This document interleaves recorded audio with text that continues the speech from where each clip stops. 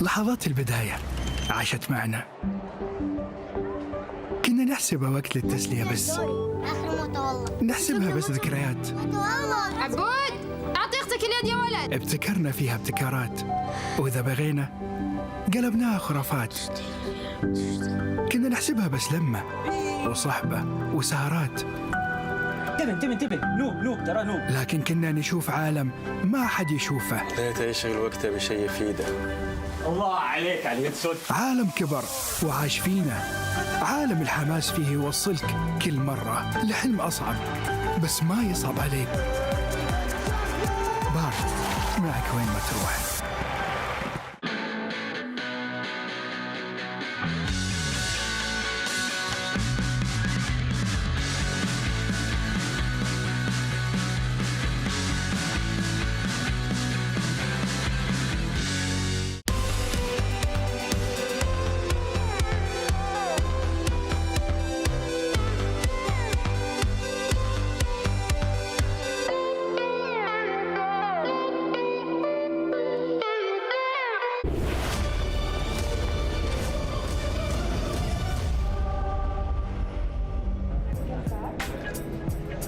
All right, guys, welcome again to the roundtable here. Today, we're joined with Liquid Echo, Team Liquid Echo from the Philippines, and from all the way from the Philippines, they just arrived yesterday. Coach TikTok and Sanji, how you guys doing? Good.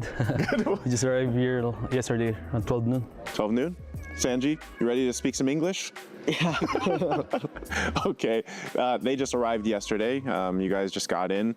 So I like to ask everybody this because this seems to be what all the locals want to know. How's the food, Coach TikTok? Have you had a chance to go to the amazing buffet? Yeah, the food is great. Do you have any delicious. favorites? The crepe. The crepe? Okay. And also the biryani. Biryani, yeah. Sanji? The salmon one. Salmon? Salmon. Okay. And Beard. what is that? Yung You can say it. I'll you say it in the Tagalog. beef, the In beef. beef, the beef Well, one. I mean, you guys just got here, so you're gonna get to experience all the different buffet that they have because it changes. I mean, actually every day, I feel like they have new things there. I always tell everybody too, the favorite among the talents is actually, it's called umali. So if you find umali, you can find it in the morning or at night.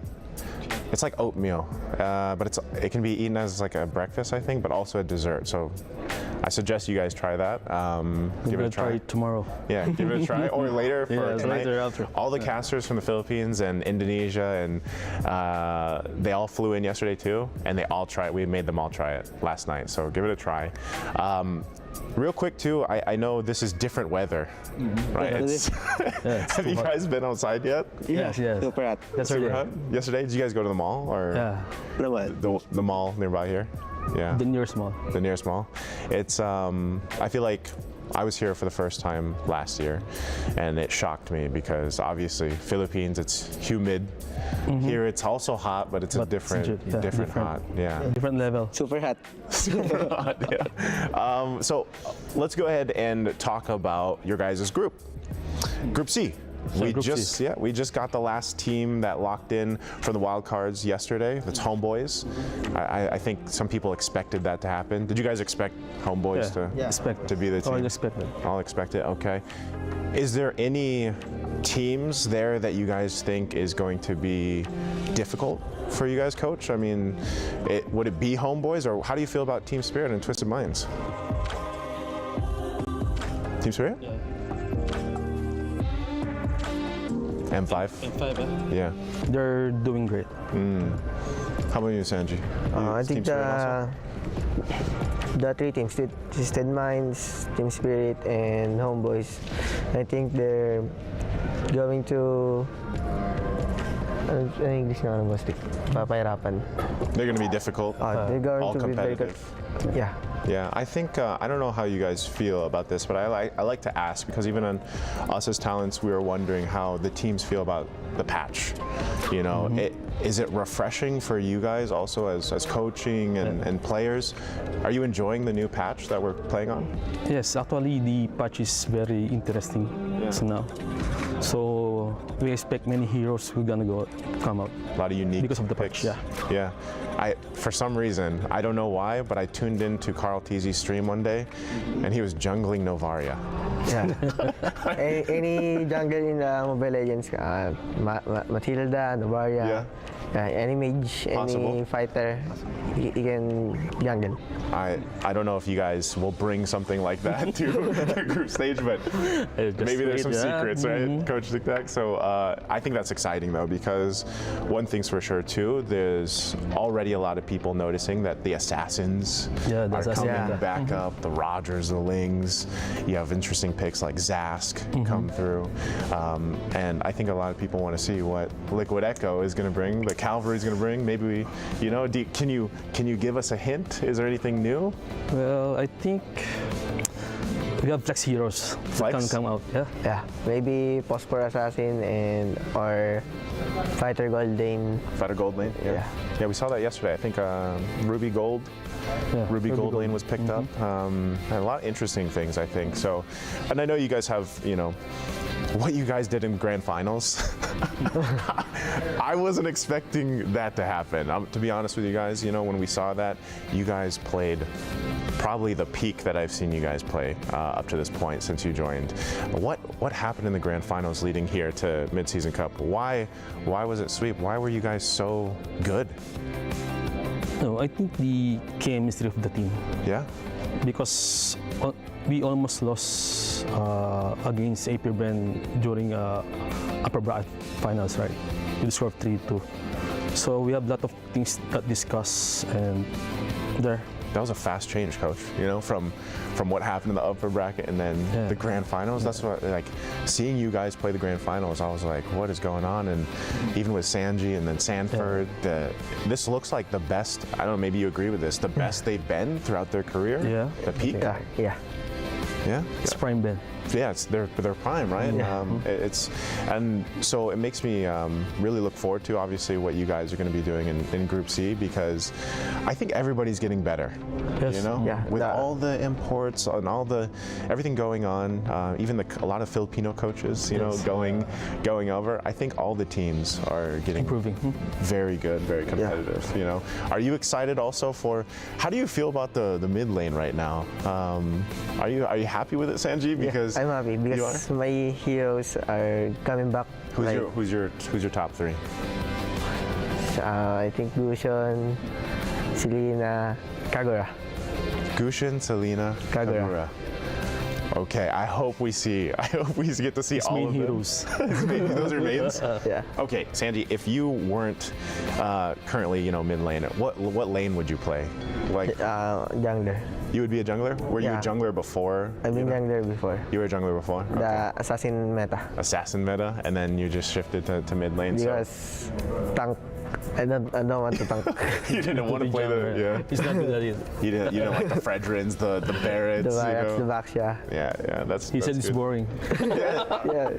Okay, we heard it here first from Sanji. It was boring before, and I think it's funny because with the new patch, a lot of people are excited about it as viewers as well, because they love to see these fights. I feel like if you've just been watching the wild card alone, it's all been fights, and you know, games haven't gone to that 30+ minute mark anymore. Maybe very rarely. Very rare. But I think even this changes the dynamic for a lot of Filipino teams. You know, later we're also going to have Falcons AP Bren here, and I know they're a team that loves that Lord dance, but now it's different because the Lord hurts. Yeah. It's got that change, that it's so penetration. difficult now, the Lord dance. No Lord dance, just burst. Just burst the Lord. Yeah. Yeah, that makes it exciting, I think, for the entire mid-season cup for us here.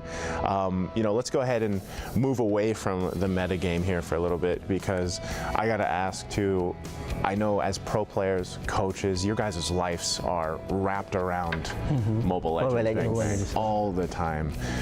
What do you guys do to kind of cool off and like rest or relax? Like, what's your stress relief, Sanji? If you're not practicing, because I know you guys practice a lot, what do you do in your downtime? Going to gym and basketball. Gym and basketball? Yeah. Okay. I feel like that's an influence from you, Yeah. Coach. Gym and basketball? Yeah, gym and basketball. Yeah. Do you yes. guys play as a team for basketball as well? Or Yes. do you guys As have a like a team. court nearby? Yes. Nearby the court? We have.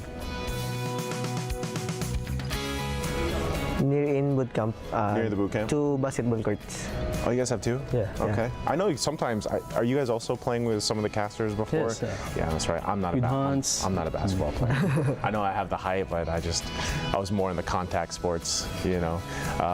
But so you after mid-season cup, you guys will have like some rest time, right? Some breaks. Yes, I think only one Only week because we 1 have week. another tournament coming up, international. That's right. Oh, that's right. You do. So when is your break? When is your guys' break? Do you have any breaks coming up? Only 2 days, 3 days. So I this think. is, Wow, that's. Have you guys had a chance to go ahead and like practice like scrim yet here in the practice rooms? Or Yes, not yet? yes, yes. You have? They're beautiful, right? Yeah, I saw Yeah. them. We're gonna wrap things up here, so I'm gonna let you guys go ahead and say any final messages you have to either the fans, if you want to say it in Tagalog as well, Filipino, feel free to, Sanji, or Nice. also if you want to have a message for any of the teams in Group C or players, feel free to. We can start with you, Sanji. At thanks sa mga fans na sumusuporta and sa mga kalaban namin sa Group C. Humanda na kayo kasi handa na kami. Awesome, Coach. Ayan. Sa mga fans, thank you support. And sa families namin, thank you sa mga suporta nyo. Sa mga Filipinos out there, maraming salamat. Gagalingan namin. Maraming salamat, guys. Coach Tic Tac, Sanji, thank you so much. Thank That's you. going to wrap it up for this portion of the round table with Liquid Echo, and we wish them the best of luck in their groups for the group stage.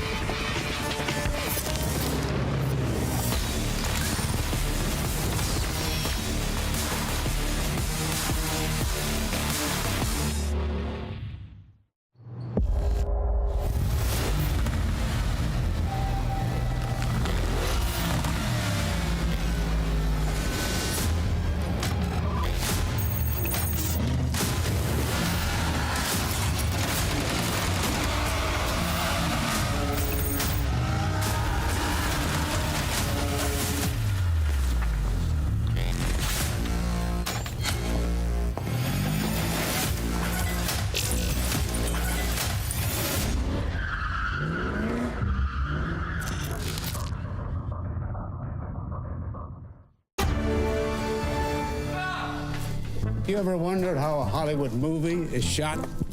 On a Sony. You review it on a Sony. And how do you make that sound epic? You record it on a Sony. Lunch break on a Sony. So why wouldn't you watch it on a Bravia by Sony? Have you got what it takes to get to the top? It doesn't matter how high you climb. To reach the top, even the biggest champ needs a break. So you can recharge, dive back in, and dominate.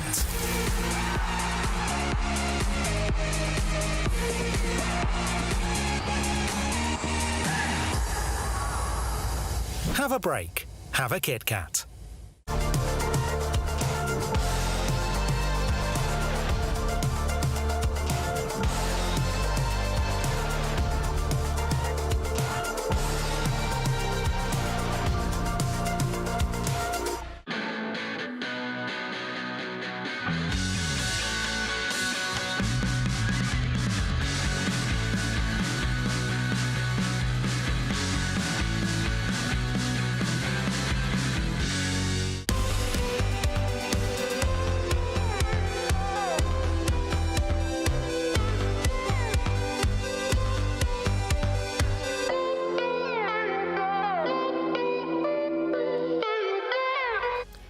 Good day, MLBB fans. My name is Rafael, and I'm here to deliver the official decision regarding See You Soon and Selangor Red Giants match at MSC 2024 group stage. See You Soon has been penalized for violations in relation to their match against Selangor Red Giants. The match has been forfeited with the points going to SRG. Furthermore, See You Soon will be fined 2,000 USD and his coaching staff will receive a 4-match suspension for MSC 2024. Now let's look at the updated standings for Group B. SRG now has 2 game wins, while See You Soon has 2 game losses. We'll be seeing you guys in a few as we continue the journey to see the world. And with that, we're passing it over to Mara Aquino and Daoud Sandstorm. Salam alaikum, Mara Aquino here. Walaikum salam, Daoud Sandstorm here. We're at the Boulevard City in Riyadh, Saudi Arabia, where MSC 2024 is being held. And aside from all the action-packed esports events that fans from all over the world can enjoy, we also have quite a lot of activities that you can take part in too. No wonder the Esports World Cup is being held right here. And when we're talking about here, we are talking about Boulevard City, a 900,000 square meter venue. 900,000 square meters. You know what? I think we should start running because we have a lot to cover. That we do. And not only do we have Group B matches lined up for today, we have 4 teams trying to continue their journey to see the world, and only 2 will make it to the knockout stage. You're right. And I think they're at the Amazon Arena right now. So let's get going. How's that? Let's go. See you at the Amazon Arena.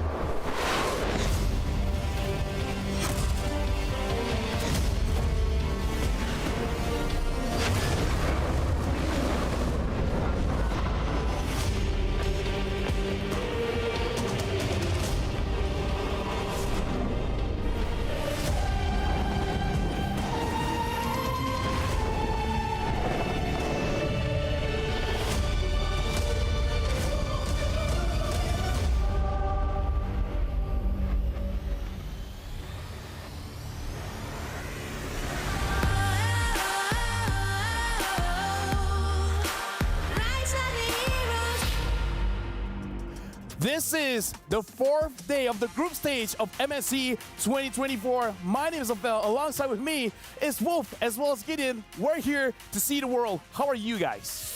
Feeling very excited because I have been waiting to see SRG. Actually, we weren't able to catch them in day 1 because we were paneling for a different stream. But very excited to see SRG. You know. Of course, I'm excited to just be on the panel finally for once in a very long time to really show off why I'm called the boy in the box. But with that being said, though, I know Lafel has forgiven you, but I haven't. We still have 1 Malaysian team, and maybe that team might make it out of groups, and then I'll call it even. Okay. Speaking of which, today is Group B, the group of death. So actually, let's check in with our casters. How do you guys feel casting for the group of death for today? Lafel, Gideon, Wolf, good morning to y'all. It's Trex and Leo here in the box. We are actually the boys in the box. I'm excited. Trex, how are you feeling? I'm excited too. I mean, even with everything that happened during the wild card stage, I think that's still a very close group. And so far what we've seen is these groups can go down to the wire with the best of 2 format. And I was actually looking back at the draft of the past few days in the groups, and woo, the metagame is developing at a rapid pace. So who knows what new picks might come out today? Yeah, definitely. A lot of things could happen today. But speaking of which, we got to look back at what happened yesterday to get a feel of what's going to happen today. So here we go. Let's look at the Day 3 recap.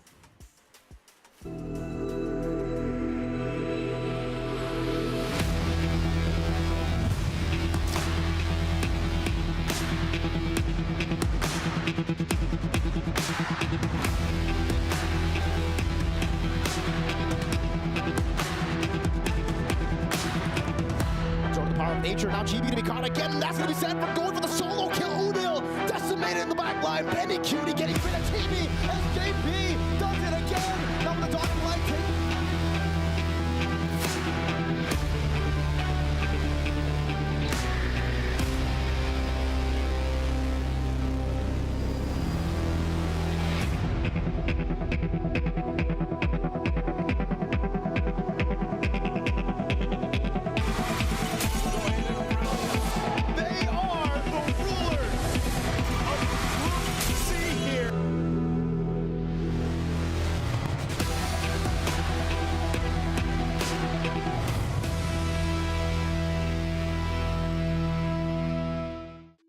I don't know about you, gentlemen, but for me, one of my favorite recaps that happened yesterday was two. Number one, the TTP, and the 5-man with the crown.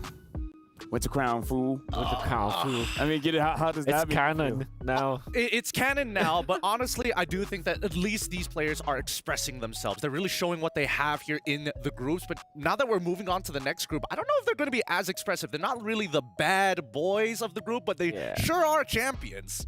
Yeah, pretty much what we saw yesterday was, you know, them feeling the vibe here in Riyadh, just showing off their skills. And I hope that even when they're really calm now, I hope that we can see some action as well. I mean, honestly, yesterday was amazing. So we're going to look back into it, and we're going to look back at the top Pepsi reactions.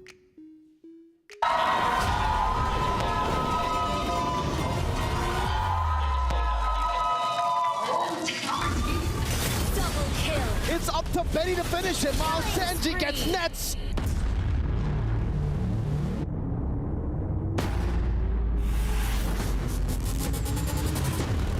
With a flicker forward, Jordan will not be able to take this damage.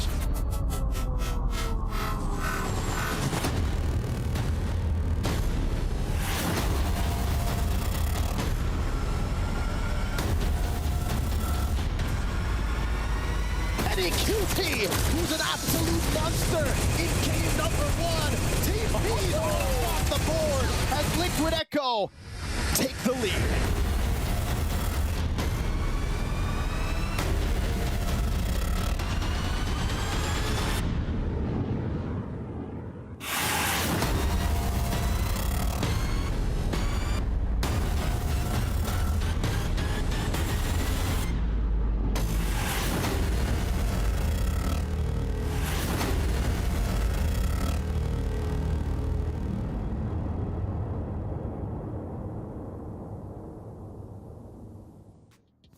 And those were the top Pepsi reactions. And woof, two things that I do want to react on. Okay. Number one, Carl Teasy's reaction. And number two, doesn't matter where it is, it always feels like the Philippines. Okay, it also doesn't matter where it is. Carl TC is gonna show off and show his emotions. I think that's granted. I think it kind of felt like he loves everyone at this point. And my God, I too am surprised that there are a lot of Filipinos. But then Saudi Arabia and UAE, it's quite almost home to a lot of Filipinos OFW. So shout out to all of the OFWs out there. I don't know about you, LaFell, but this is starting to feel like home ground advantage. Agree on that, right? Yes, sir. This is starting to make sense, right? With so much support, and not to mention the fact that they're dominating this hard thus far, it really begs the question whether the metagame is accelerating or honestly, has it already been cracked open and solved? Yeah. You know what was really cool yesterday? The fact that we have Carl Teasy here, letting him watch the other team's keys get crushed. Yep. Oh, that's an experience. What? Like you as the victor watching the losing teams getting their keys crushed, man. You did ask him if it felt good watching watching the keys being crushed, and he said, emphatic. Yes. That's why he's the GOAT. Anybody else who says, no, I feel a little bit bad, they can't take that all-time graded. Nah. Personally, for me, I do think that it's quite a nice touch here at EWC, right? I agree. To be able to kind of pick up these little keys, but more importantly so, some of these, the champion at least, will get to select the keys that they have underneath their trophy. I'm so excited to know who they're going to pick. Oh, with that being said, I'm excited to see who's going to be champions. But for now, yesterday there was a lot of plays. It was the bad boys of the group. So let's check out the Aramco top 5 plays. Over the base is getting connected on. Kid Bomba still defending. Lord finally goes down. Minion still there. Benny Cutie able to find Kid Bomba. Marl able to get some nice damage on Benny. Benny, Immortality pops. Salvo gets the knockup. Looking for more, but he finally falls. Marl falls as well. Immortality's all over the place. Hiko unable to stand against them. Sanji, Benny get the kills. And Team Spirit will go down in game number 1. GG, well played to TLP. Oh, walks into Hiko though. Does get immune, but I am you every time in the damage! On a Sunset Lover, Benny Cutie finds another Hiko with a blazing duet, looking for anything he can, but he can't get the outplay today. Sanji, Kid Bomba able to find and takes him out. Kid Bomba with a dash through, find a slash, but it's not enough. Can he? Benny trying to cut him off, and it will be JP with a flicker forward. Sword will not be able to take this damage. Sky Piercer for Benny. The TPs start counting them from Liquid Echo. in again. Yeah, with a shortcut, Sanford trying to go for it. Now it's called easy. Jumps in, knockout strike by Sanford. Then he be caught in the Mystic Field, Nets disappearing. Zorn under the turret. It won't save you, not this time. Benny again just scratches him, claws his way. This Poisson's damage reduction all across the board, but Chibi's able to take him down. JP rotating the back line now with Benny again, scratching Zorn down. It's going to be Sapot finding the penalty zone, getting rid of JP. Sanji flickering out, Nide with Chibi. Going to be taken down by Sanji as he pops into Dawning Light again. Sanford on the chase, the Mystic Field right into Sanford. The San duo again in the 11th minute, and they're looking for a Sanford with a flicker, for a knockout strike to knock him up straight into the Mystic Field.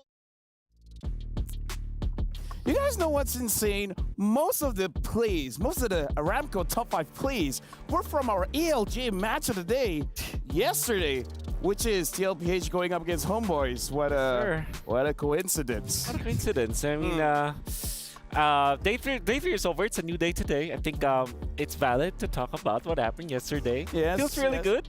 The Liam board apparently was taken out by the Lord Nat Sanji, so that's honestly, we don't see a lot of Xaviers, but Xavier, man, he's insane. He is insane. And honestly, I would have expected him to actually try and pick up like something crazy like Temporal Rain for an example. But no, honestly, sticking around with the Impure Rage, pretty good for the laning phase to get him to where he needs to. Yeah, players have found out that that the Temporal Rain might be an overkill for the Xavier. But having the Impure Rage means that you have a lot of more punch with your ultimate. I mean, 12 seconds, 11 or 12 seconds ultimate.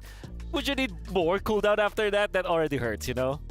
Yeah, imagine if someone goes overboard, it's like, you know what I need? Fleeting time. Yeah, if you feel you need fleeting time, that's a little bit much. But that was the ALJ match of the day for yesterday.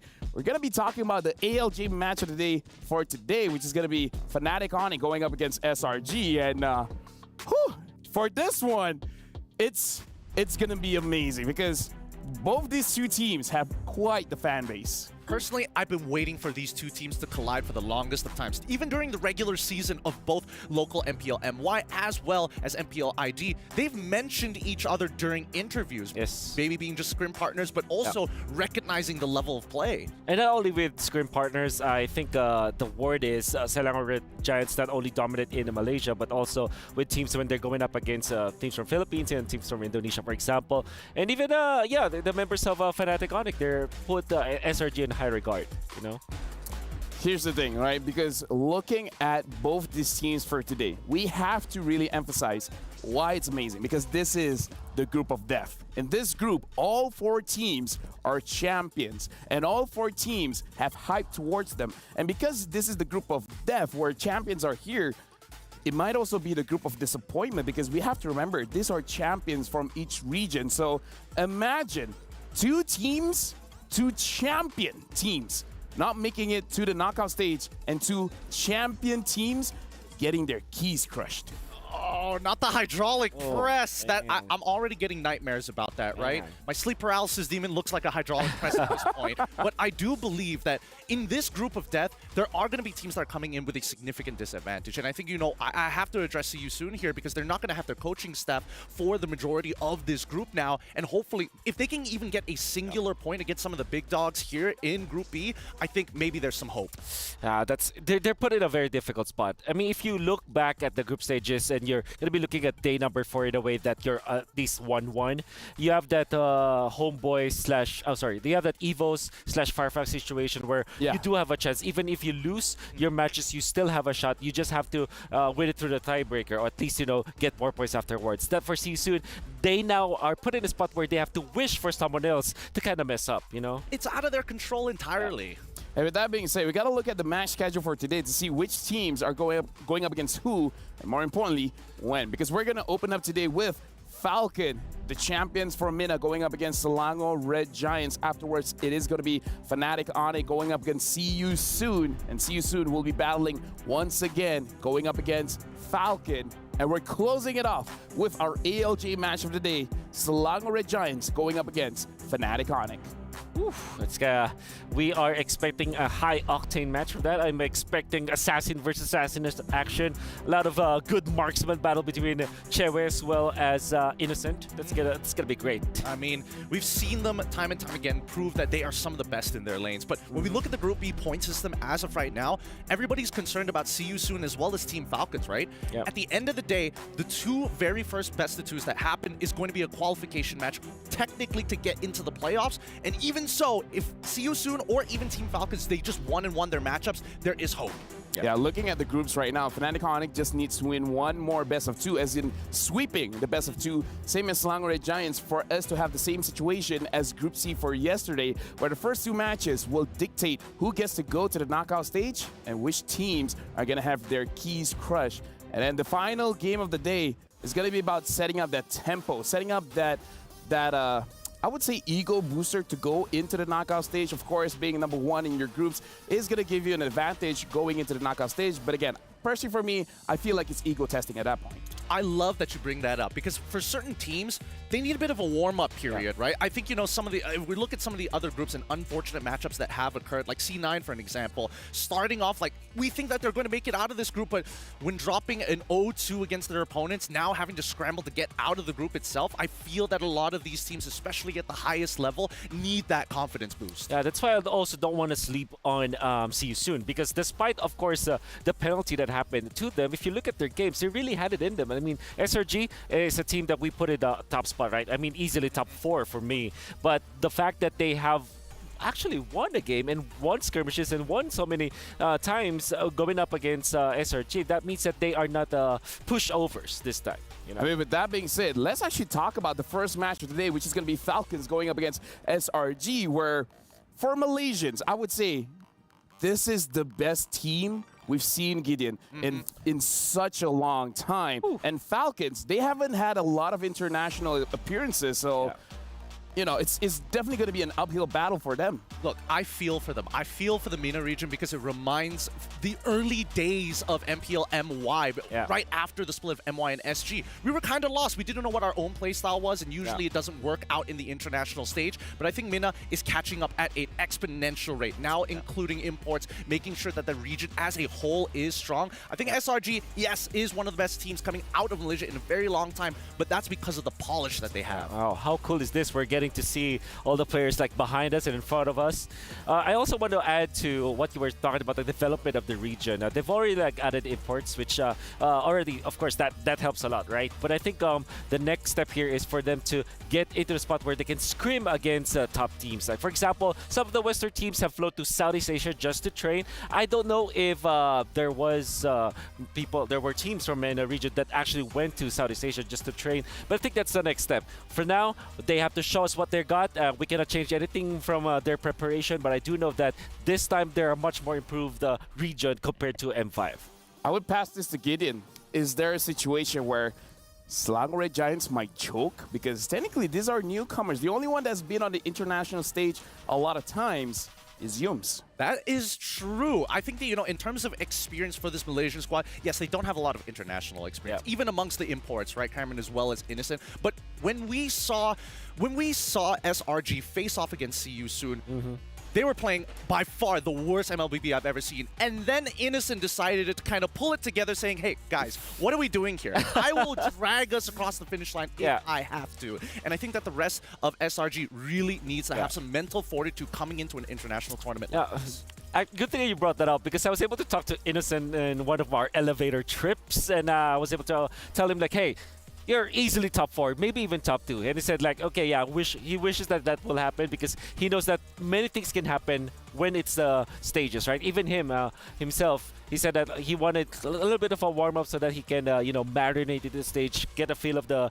actual vibes of what is happening, and then maybe the jitters come off afterwards, you know? Yeah, because we got to talk about Team Falcons as well, because the same situation is for them. They're newcomers in MSC as well. So whatever choking we're talking about that could happen for SRG, it could as well happen to Team Falcons. And Gideon, even you said it, that they're still, it looks like they're still looking for their own style. For now, they're playing based on their mechanics. When it comes to the preparation, planning of like, okay, 2 minutes we do this, 4 minutes we do that, 12 minutes we do this, perhaps that needs a little bit of polish. So will this be too high of a hill to climb for them? I think it's a little early to say, right? Anything could happen on this stage here at MSC, at EWC. I personally believe that, yes, SRG is coming in with a pretty big advantage, but it doesn't mean that Falcons are going to be completely out of it, right? At the end of the day, it's going to come down to who executes better. So we've seen what the meta has offered us so far, people who maintain control over the tempo of the game, and more importantly so, the draft is such a big part right now that most teams are really putting more priority to the draft than it is to the game most of the time. Yeah, and especially with the draft positions as well. When you're in the blue side, you're much more comfortable now. Red side, you kind of have that required mandatory bans. Force ban Louis as well as the chip. It kind of felt like if you're on the red side, you technically have only one ban now, unless you're prepared to give up the chip and the Louis, which we have seen after, what, 3 days during the group stages? Yeah. It's so difficult to deal with. Actually, let's talk about that chip for a while. You guys still remember, if you enter the opponent's jungle in the first 2 minutes, you're going to have more damage dealt to you, 20% more, in fact. Yeah. JP did it. I don't see the extra damage, man. JP was able to tank a lot of damage, and he was fine. As a Chip, dude, Chip looks tanky and deals too much damage. I think he does too much damage. I think his base damage is rather ridiculous, even after like numbers of patches where they're like, okay, let's adjust this numbers. Wouldn't it be funny if we got a bigger shield and more damage? Yeah. it's you know, I'll be honest here. The first time I saw Chip, and then I look at the description of the spells and the fact that he has the portals, I thought Chip was going to jungle, a utility jungle, you know? Maybe we can see that. Now that you said it in my mind, that doesn't sound bad. Yeah. It sounds good. You have a speed dash, so they can jump from camp to camp. You can invade the Crammer easily because you can teleport there. You're right. I mean, now that you explain it, you know, like, it makes a lot of sense. I mean, we saw the round table with Naisu just now, and you know, Coach TikTok was saying, we have a lot of picks. We just don't want to show it yet. So far, the only show when it comes to utility junglers is the Baxia. But before we actually throw it over to the host, I just want to confirm one thing from you guys listening to the conversation. I'm guessing Selangor Giant is the favorites for this matchup? Yeah. Of course, absolutely. Sorry, I had to throw it out there. It makes people really believe in it. But yeah, I do think that SRG should be able to take this 2-0. Even if it's 1-1, that's still totally fine. At least we get to see more Falcons. Yeah, I think the only time that where SRG will not be favored in this group will be when they're up against Fnatic Onyx. I think, like I said, easily top 4 for SRG all throughout the whole tournament. With that being said, if you want to take it down Selangor Giants, what is going to be the first step? Like, what do you have to do? Is it the draft? Is it shutting down the mid? Is it shutting down Innocent? Like, what's the first step?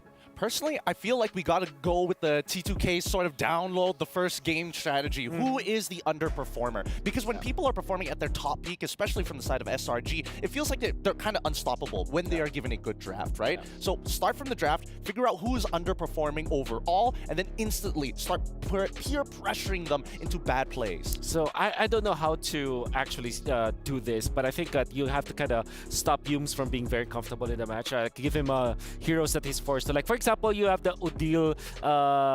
Udil example where you force him to play Angela. Oh, yeah. Kind of felt like, yeah, sure, it works draft-wise, but it doesn't feel like an Udil hero. So Yums, I know that he's found his comfort now with these aggressive kind of roamers. I feel that if you put him in like maybe Edith, for example, or Minotaur, where yeah, he can perform well for sure, but he's not the Yums that he's kind of hero. Exactly. So maybe that is one thing that Falcons can do against SRG. And with that, you guys have heard from our analysts. Looks like the favorites going for this matchup between Falcons going up against SRG. The favorites are indeed SRG. You guys can predict as well at stcplay.gg right now and lock in your predictions. Because here at the panel stand, we would like to know your predictions. So again, go to stcplay.gg right now and lock in your predictions. Is it going to be Falcon or is it going to be SRG? Now let's set this up as well. SRG wins 2-0, knockouts, easy. And then going up against Fnatic Onyx, it's all about a test of strength. But what if Falcons wins 2-0? How does that look in the group? Because then Fnatic Onyx has a 2-0 win. Technically, then SRG has 2-2, 2 wins, 2 loss, and then Falcons has 2-0, a 2-2. So it does set up a situation where there could be tiebreakers. could be. It could be. Yeah. Honestly, I'm more disappointed that if SRG does lose, I'm going to lose a lot of guest coins. Like an ungodly amount of guest coins. And I'm not okay with that. I already lost plenty because of NIP Flash. But now, with SRG, hopefully they're going to be able to bounce back from that. Yeah. And agree. I agree that the situation will be a bit difficult if Falcons do start taking these games. But it's just going to make that very final series even more exciting. Yeah, difficult for the 3 remaining teams, I would say. But I feel that in that situation, Fnatic Onyx will have a much easier time because all they need to do is win one more series and then they're gonna be okay. But yeah, definitely difficult for the remaining 3 teams that's not winning as much as Fnatic Onyx, you know. I mean, again, I'm looking at the other days, Selangor Red Giants going up against See You Soon. See You Soon brought up the Bane jungle. SRG almost lost that one. Yeah. Here's the They thing. almost lost that one. Personally, for me, I think that See You Soon is a very unique team. Nobody really wants to deal with them because they're wild, man. These guys will force fights when you don't think they're going to force it. I think that's the benefit of having MP the King, for example. I think He's amazing, by the way. It was amazing. And if you look back at MPLPH Season 9, when everybody was just picking up these Lings, these Barretts or Karina, he was picking up something along the lines of a Pakiro jungle, right? And he was very successful with it. I think MP the King can play the meta junglers, but he also can bring about these weird jungle picks, like the Bane, for example, almost winning. But I think they really could have won that. I think the team is just not that prepared, like, you know, chemistry-wise with that hero pick. But I do feel that when it comes to MP the King, he's winning battles that he's not supposed to win, and he's using the heroes that that jungles are not comfortable to play against. And most of the time, this is because, like, again, when we see Bane, we're thinking like, oh man, this is such a weird pick. But against a composition that we saw that he played against with so much dive, I think that comps that want to kind of peel backwards continuously and deny their opponents backline access is a really great way to handle it. Yeah, and honestly, with all of the discussions going on, thank you very much to our panelists, because I feel like we got a lot from this. But before we start a match between Falcons as well as SRG, we're going for a short break. But after this, we'll be catching the match. See you guys then.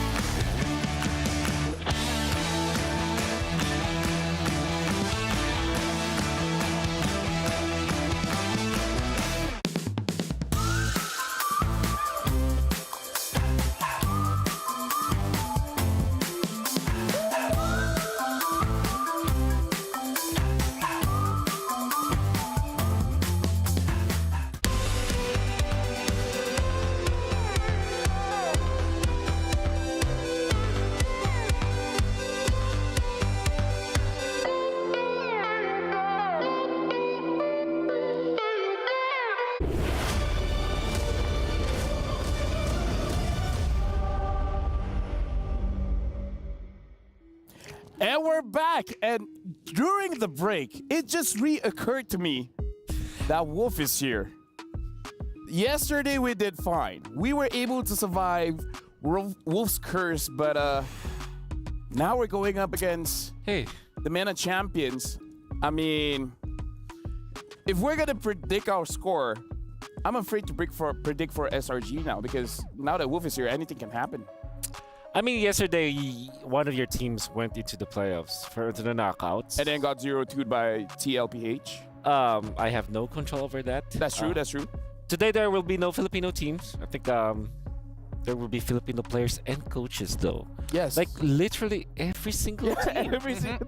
I gotta say, Filipinos are everywhere. You guys are everywhere. I mean, that's the beauty of it all. That's why technically they have the homegrown advantage here in Riyadh. But I think at the end of it all, I feel like when we start thinking about these matchups, and even if Wolf is here, that's why I was a little skeptical at the very beginning. Maybe SRG is going to be looking really polished today, and we hopefully get to see them at their peak performance. Hey, here's the thing. If we want to know a little bit about SRG, because during the break, before we started the show, we saw the roundtable with Team Liquid Echo. So now, let's actually look at the roundtable with SRG.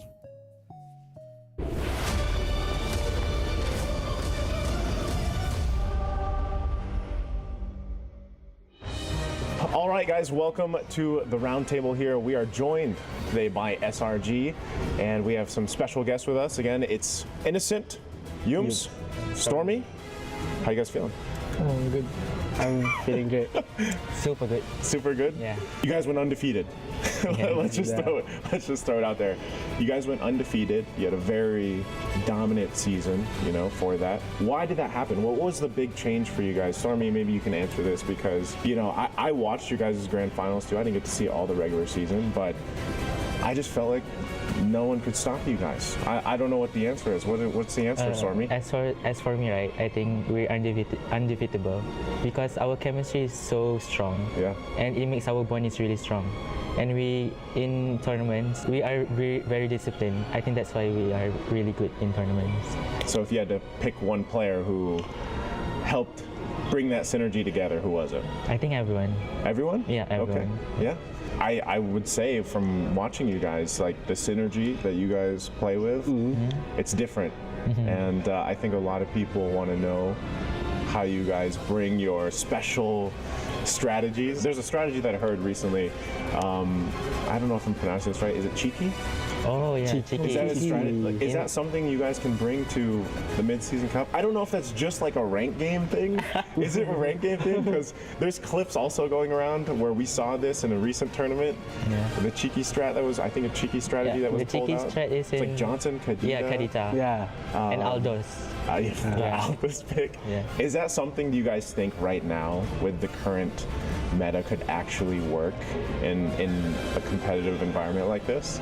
Yums, do you think that can work? I think can work. We might bring this in MSC. Johnson Kadita. so we're looking to see a Johnson and Kadita. Yeah, maybe. I'm gonna hold it to you guys. Speaking of the patch, well, I gotta ask you, do you guys collectively, are you happy about the recent patch, or do you prefer the old patch where everything was like, with lore dances and turtle dances and Fredrins and Barretts? Are you guys happy now with the patch? To be honest, I think we are happy, right? Yeah, we are happy because our jungler is a high assassin user. Yeah. So we don't mind the patch. Yeah. We can go in with the patch. Let's say from the jungle perspective, because we see a lot of Roger. Based on the wild cards now, we saw a lot of Roger, we saw a lot of Lings. I feel like this highlights your guys' playstyle too, but Innocent, your picks from the gold lane. Does this change for you? Because so far we've seen some cool things in the gold lane too. Chong. Bringing that. Yeah, I will fight this Ling. This Ling and Roger. You're gonna fight the Ling? Yeah, my Chong is not scared of Roger. Okay. Actually, you know what? I think when we got to see the Changi, what's the build? It's like is it marksman build basically? Hybrid. Yeah. I hope we see it here for the mid-season cup, man. Please bring it out. But also, we saw other things so far in the wild cards, even like a Ruby gold lane pop up. The Hariths are still there. I know you like even to play some of the Hariths. Anything else that I would say? How do you guys feel about the Sky Piercer? This is a topic of discussion for a lot of people. I think you should ask Innocent. I cannot talk a lot about Scorpius because I don't buy it. Yeah, same. You guys don't buy it. How do you feel about it? I think they already fixed it because I think they already nerfed it. Yeah, it's like it went from like 6 to 4%. Yeah, they reduced the stocks. So is that good enough? So I think it's already balanced now. It's balanced? And it's not easily to get stock because if you got shut down, it will reduce 30%. Oh. Yeah. So it's still a risky item. So it's risky, even though it's cheap. Because it's, I think other people are saying like, should it be more expensive? It's 1,500, I think, 1,500 gold. Yeah. Because if you cannot get stock, it's still useless. Okay, well now we know because a lot of the casters, and I know Mirko has mentioned this too. For a while everybody was picking up like first item even, you know, but now there's some changes here. I would say that so far though, for what you guys see, your group ahead of you. Let's talk about your group real quick. How are you guys feeling about your group? Are you guys confident going against? You know, there's some pretty good names in there, but do you guys feel like you can go ahead and top your group? Is there anyone? Let's start with this. Is there any team here in your guys' group? Are you worried about any teams, or do you think your undefeated streak will carry through the group stage? Stormy, do you want to? We're not even scared to face anyone, right? Yeah. We just don't mind anyone. Yeah. So we just go with the flow. Just go with the flow? Yeah. But we are very confident. We are very confident to beat them all. Spicy. Spicy, Yums. Who are you looking forward to play against the most, though, Yums? Is there one certain team you really want to go against? Of course, Keyboy. The champs? Yeah. The champs, MSC champs. Everyone is champs, right, in our group? Everyone, you guys have the champion group. That's right. And so far, from what we've seen from a lot of the interviews, I think most people would put Fnatic Onyx at the top of their list that they want to take down. And you guys I think you guys have a really good chance, obviously, of doing that with the current things. But obviously, too, we know Kyrie.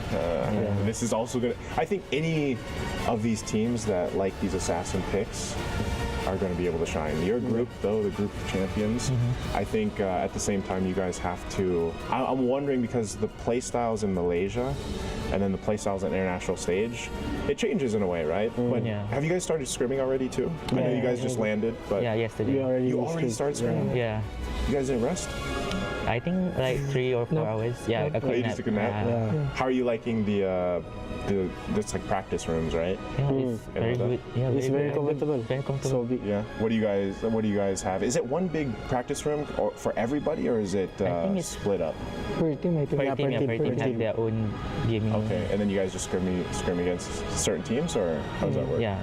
Yeah, we scrim the MSC team also. Yeah, with MSC. Other group. Oh, with other groups too. Because it's hard to find scrim because the server is different. Right? Yeah. That's right. I wish you guys the best of luck, going forward for you guys and your group, the group of champions. Real quick, I'm going to ask each one of you this, though. After MSC, what are you going to do? Because you guys, I mean, the life of pro players, you guys practice so much, you prepare so much. How are you going to have some downtime, Stormy? Let's start with you. How will you enjoy your downtime after MSC? Maybe I'll just spend with my family because I don't have that much time to spend with my family before. Yeah. Okay. Yes? I think same with Stormy because we pro player spend so much time in mobile games, right? Yeah. Sure. So we want to spend time with our family. Whole family. Innocent? Family. You want to buy a car, right? Same like my teammates. After MSC, just rest for a while, then. Are you gonna go home? You gonna go? Yeah. Philippines? Then go back to Malaysia for the Snapdragon. For the Snapdragon. So you get a little bit of time. Okay. To wrap things up, is there any final things you guys want to say? You can say it to your supporters. You guys can say it to the group, maybe a certain team. Innocent. To our fans, thank you for always supporting us, and especially to Malaysian fans. And I hope we can bring you the MSC trophy. Yeah, thank you. Okay, Yums. Okay, for Fnatic Onyx Keyboy, hopefully we have a good fight. See you in the land of down. All right, Stormy, last words, anything? I don't have much to say, but just keep supporting us till the end. We will give you guys a good result. Thank you. Awesome. Thank you guys so much for joining us for the roundtable. That's going to be it with SRG. Again, Innocent, Yums, and Stormy. And we'll see you guys in group stage.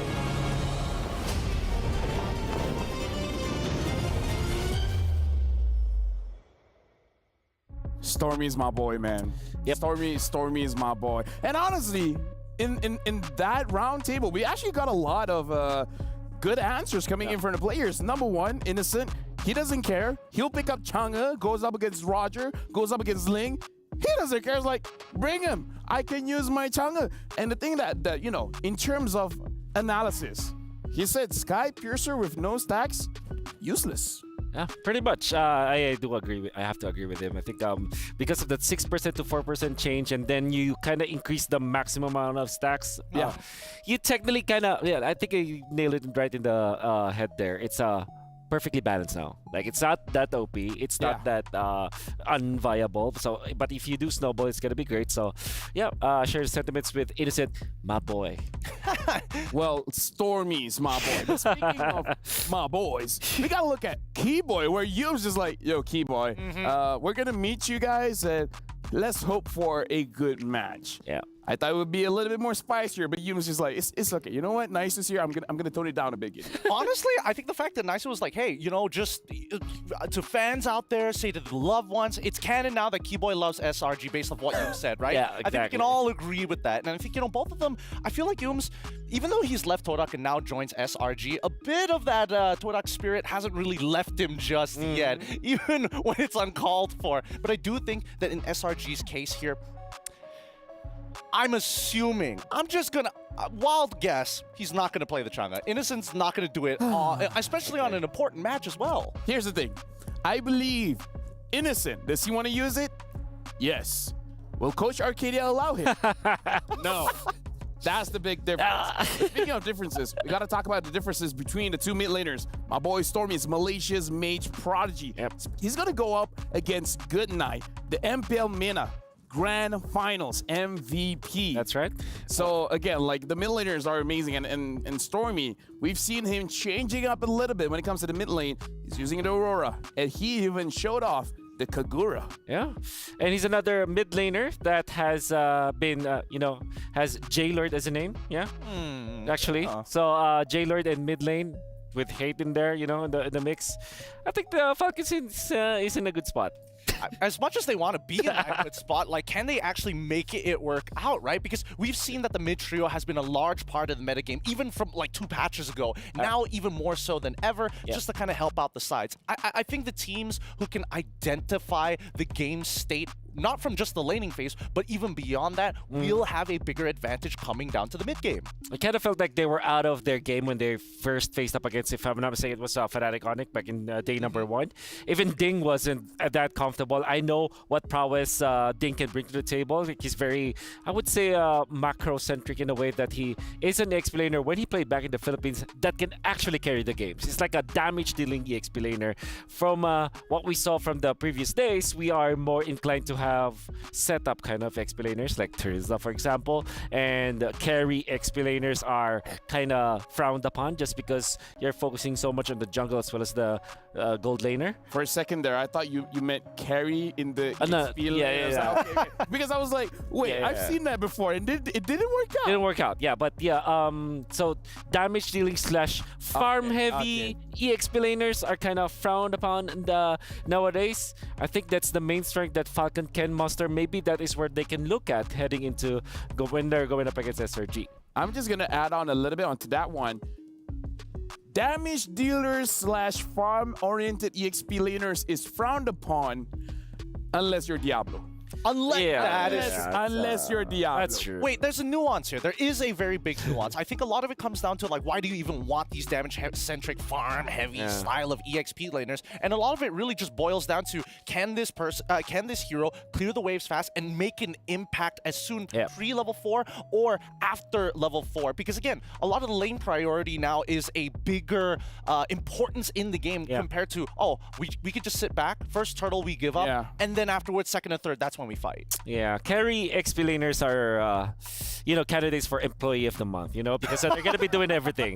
They're going to be farming their lanes, or clear their lanes, they have to go to the turtle, they have to appear in teamfights, and they have to deal the damage. It's a difficult thing to do. It's almost like what LaFell is always doing on a day-to-day basis. So essentially, those that are using the Terizlas, I'm just here to do my job, man. I'm getting paid this much. If you put it that way, yeah, I would say, I think that's a good metaphor for it, you know. That's a great metaphor. That really is a great metaphor. But again, with these high damage, there is a, well, high damage EXP laners, there is a very big risk of getting like hard shut down. And that could just be, For sure. oh no, I accidentally used my eye for an eye in lane and didn't hit anything. And instantly the lane is skewed into the enemy's favor. So why go for the high risk when you can just play Thrizzler? Exactly. Good old reliable. Yeah. Can we comment on how the teams are looking as well? They're looking pretty relaxed, even though like this is a very it's a very highly stressful match, because for both teams it's the match of survival, I would say, because again, for Selangor Red Giants, win this one, you're good. Falcons want to stay alive, you got to win this one, and we have to talk about this is their home ground. They like the pressure is on them, right? I thought it was. I thought it was a Filipino home ground. Well, I was thinking that too. Home ground advantage. Honestly, hot take here. I mentioned it in MPL MY, and I've noticed a trend among some of the champions, or at least some of the best players in the world. You ever notice that this just might be the long hair meta? The meta where whoever has the longer hair generally is the better player. Kyrie. Yeah, you're right. Already the best. Come on, think about it. Innocent. Innocent. I mean, the list goes on. Stormy grew out his hair as well. Tic-Tac grew out his hair as well. That's actually very true. That's so true. Yeah. So yeah, it's a long hair meta apparently.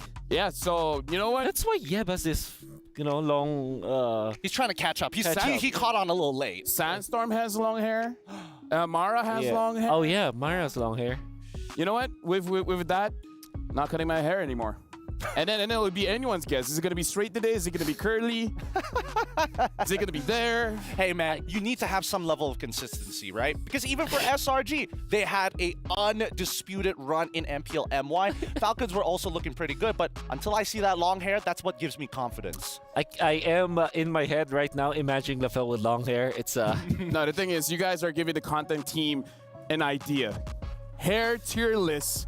Oh, the MSC player. Dude, that's great. No. That's great. Better yet, show the hair and then guess who's the player. Okay, top one for me is Innocent already, Oh, that's good. Oh, you love Innocent's hair? Yeah. I don't know. I cannot. I'm more of a Yums boy. I'll say that right here. Oh. Yums has got great long hair, and he's had it for a while. You're right. That was a player before come. Either ways. Hair, long hair, good. Means good performance. But either ways, thank you very much to our analysts. Now, when we're coming, this game is about to start. Team Falcons will be going up against Selangor Red Giants. But before we continue, we're going to be handing it over to our hosts on stage. We're going to give it over to Mara Aquino as well as the Woods Sandstorm to start off for today. So you know what, guys? It's your turn.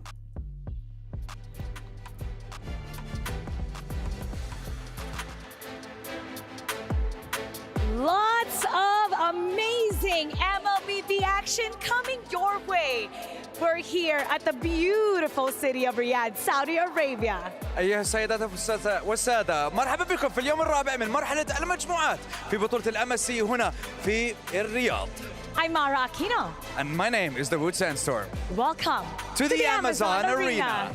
Ladies and gentlemen, today we continue day 4 of the groups, and we're going to be starting with the champion of MENA as they make their return to this wonderful stage and continue their MSC 2024 campaign here at the Esports World Cup.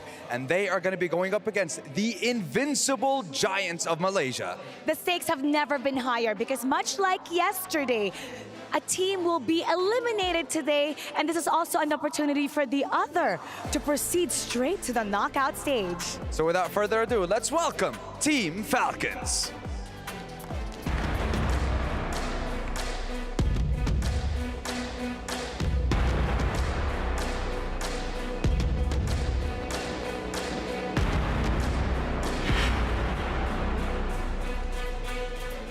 Team Falcons MSC 2024 campaign, well, it started in an uphill battle as they went up against the defending champion, Fnatic Onyx. That they did, and they need to force at least one win if they want to keep their hopes and dreams alive and continue their journey to see the world. Now presenting their opponent. They're looking to remain undefeated. Let's welcome Selangor Red Giants.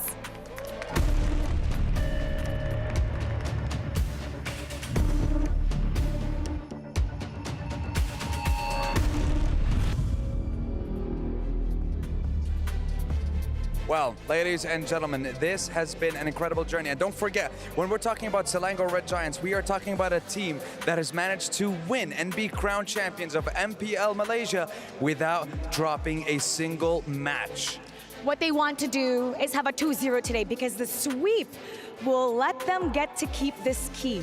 Now, in partnership with the Esports World Cup, each team has been given a personalized key with their name on it.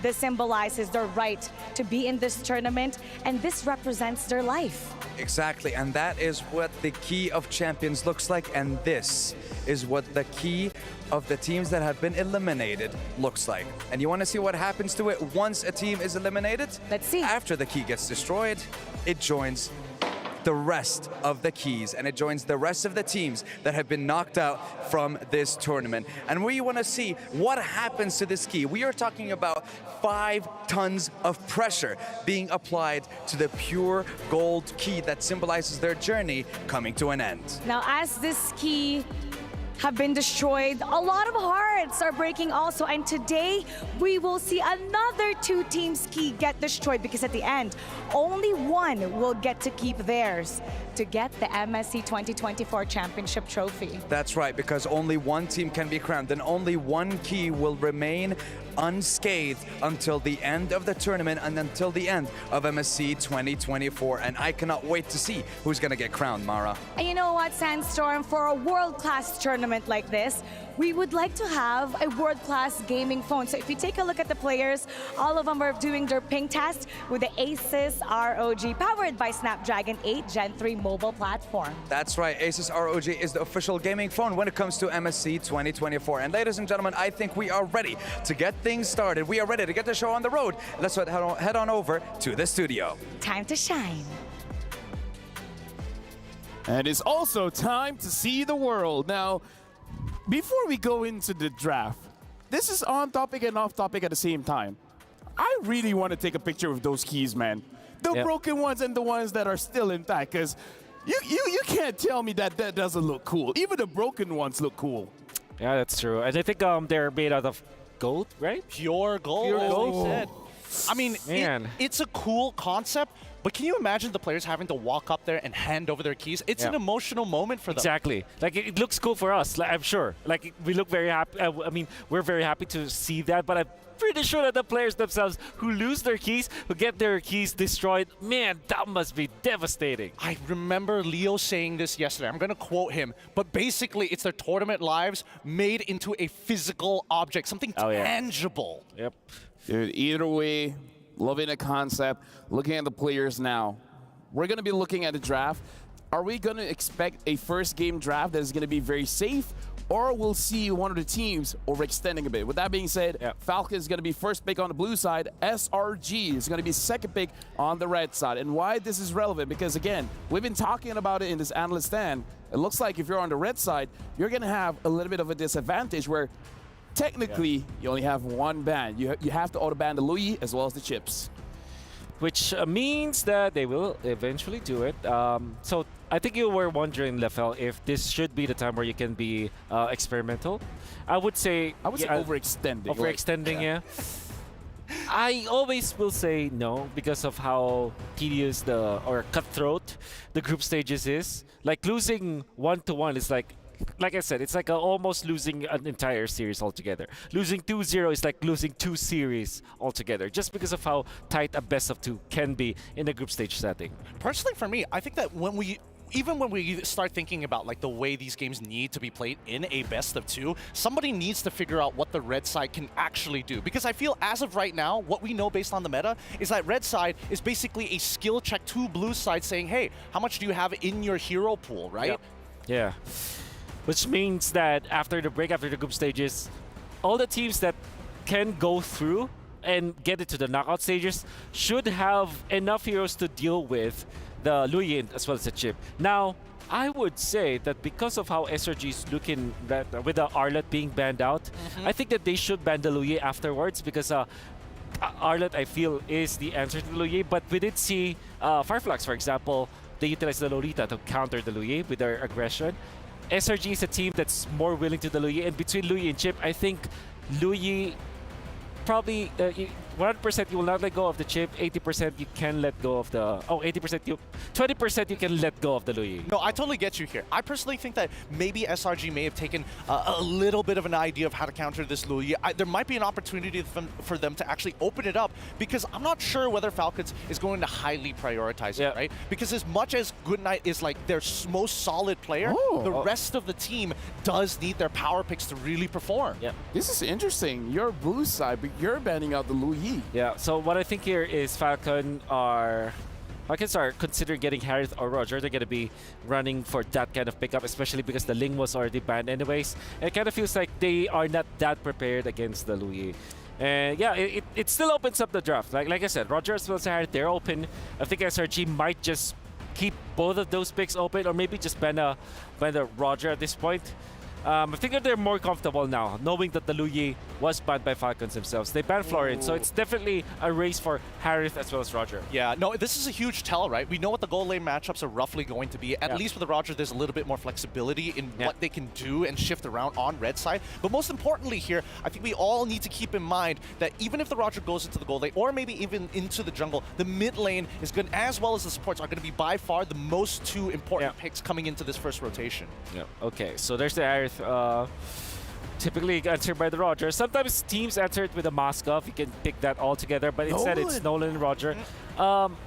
If there is a team that I expect to prioritize assassin junglers, should be SRG. They're very comfortable with that. The way that they play it is that they create a lot of chaos around the map, that it's up to Innocent to kind of make the most out of the space that they were getting. So having this Nolan as well makes you react if you're Falcon. You pick up the Cho, for example, maybe get the Tigreal eventually.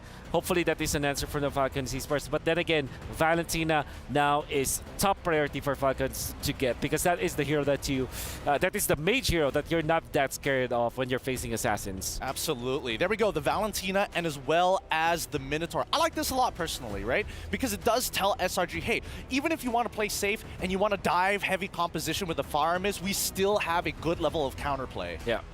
So you answer this with Edith typically. Not sure if Terizla should be the case, but I think because of the fact that you already have two farm-dependent junglers, now you go back to your typical Terizlas, your Barats in the XP lane. Even Ruby is a good option so that you'll have a little bit of frontline. Edith as well, it's a good opener here for SRG because it can be picked up in the mid lane as well as in the the XP lane as well as the roam.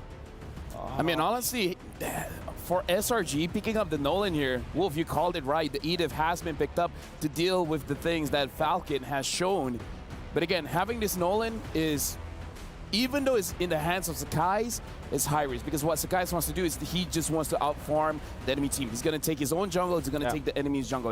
And for you to do that, your mid duo has to be amazing. And that mid duo has to deal with Minotaur and Valentina. That's right. I think worse yet, we need to also include into the argument EXP laners, right? Because they're going to be the big driving force into invading your jungle, securing neutral objectives, having priority on that side of the map. I don't know if SRG or even Falcons are considering that option, or whether or not they're going to play on the opposite side by saying, hey, we don't want these utility style of junglers. That's right. I think it's worth it for Falcon to ban the Kedira, although I think the normal bans here will be Farsa as well as Novaria, two heroes that are decent versus Falcon, but let's see this. But the Kedira is interesting because SRG, you have that hero that can actually burst the Harith. You just need another combo for it, maybe get the Kaj afterwards. Or what they said during the round table, Kedira Johnson. But then there's still one component missing. I mean, they only have the last two picks, but it would be nice to have the Alex just for that global vision to know exactly where they are to make that hit and run work. Yeah. One thing that we do have to say is that Stormy really likes picking up the Aurora, especially when it looks like he's going up against a mid trio that has at least two frontliners. So if they see, say, a Baxia, Fredrin, something that's going to be in their faces, he might pick up the Aurora. I love that you brought that up because it's a great hero versus the Harith in a way, because you have a lot of sources of mini crowd controls and a big one with your ultimate, which means that Harith can only purify one of those. You don't want to be frozen in that part, and I do like it. Next best option there is the Nana, which also, you know, has this instant hex or transformation we can expect. So yeah, Aurora, Nana are valid pickups here. It's they're both decent against the Valentina. Another option is this Odette that some teams are thinking that it's great versus the Harith, you know? But I doubt that will be the case for SRG, especially with the Minotaur up, as well as the Valentina. You don't want to give a big ultimate to the Valentina like that. So. True. Yeah, that is very scary. Yeah, no, I agree with that entirely, right? Yeah. I think Aurora probably would be a little bit better in this situation, but what I'm noticing here is that maybe with the bans, well, dedicated towards Ding's side, the Benedetto as well as the Yuzong, there could be an opportunity for Edith to actually get thrown into the EXP and then open things up, maybe with a Grok even, just to walk into the enemy jungle to start scouting early on. That's why I like the fourth pick mid laner here for SRG, because that keeps the Edith flexible at this point. And you're not revealing that much for your composition. With this, Aurora looks really good. So is the Kadira for SRG. I wonder what they will pick up with that. They also have Xavier, which apparently is it's a decent laner because you just go back. Wow. Oh, there you go. Okay. Wolf called it. Well.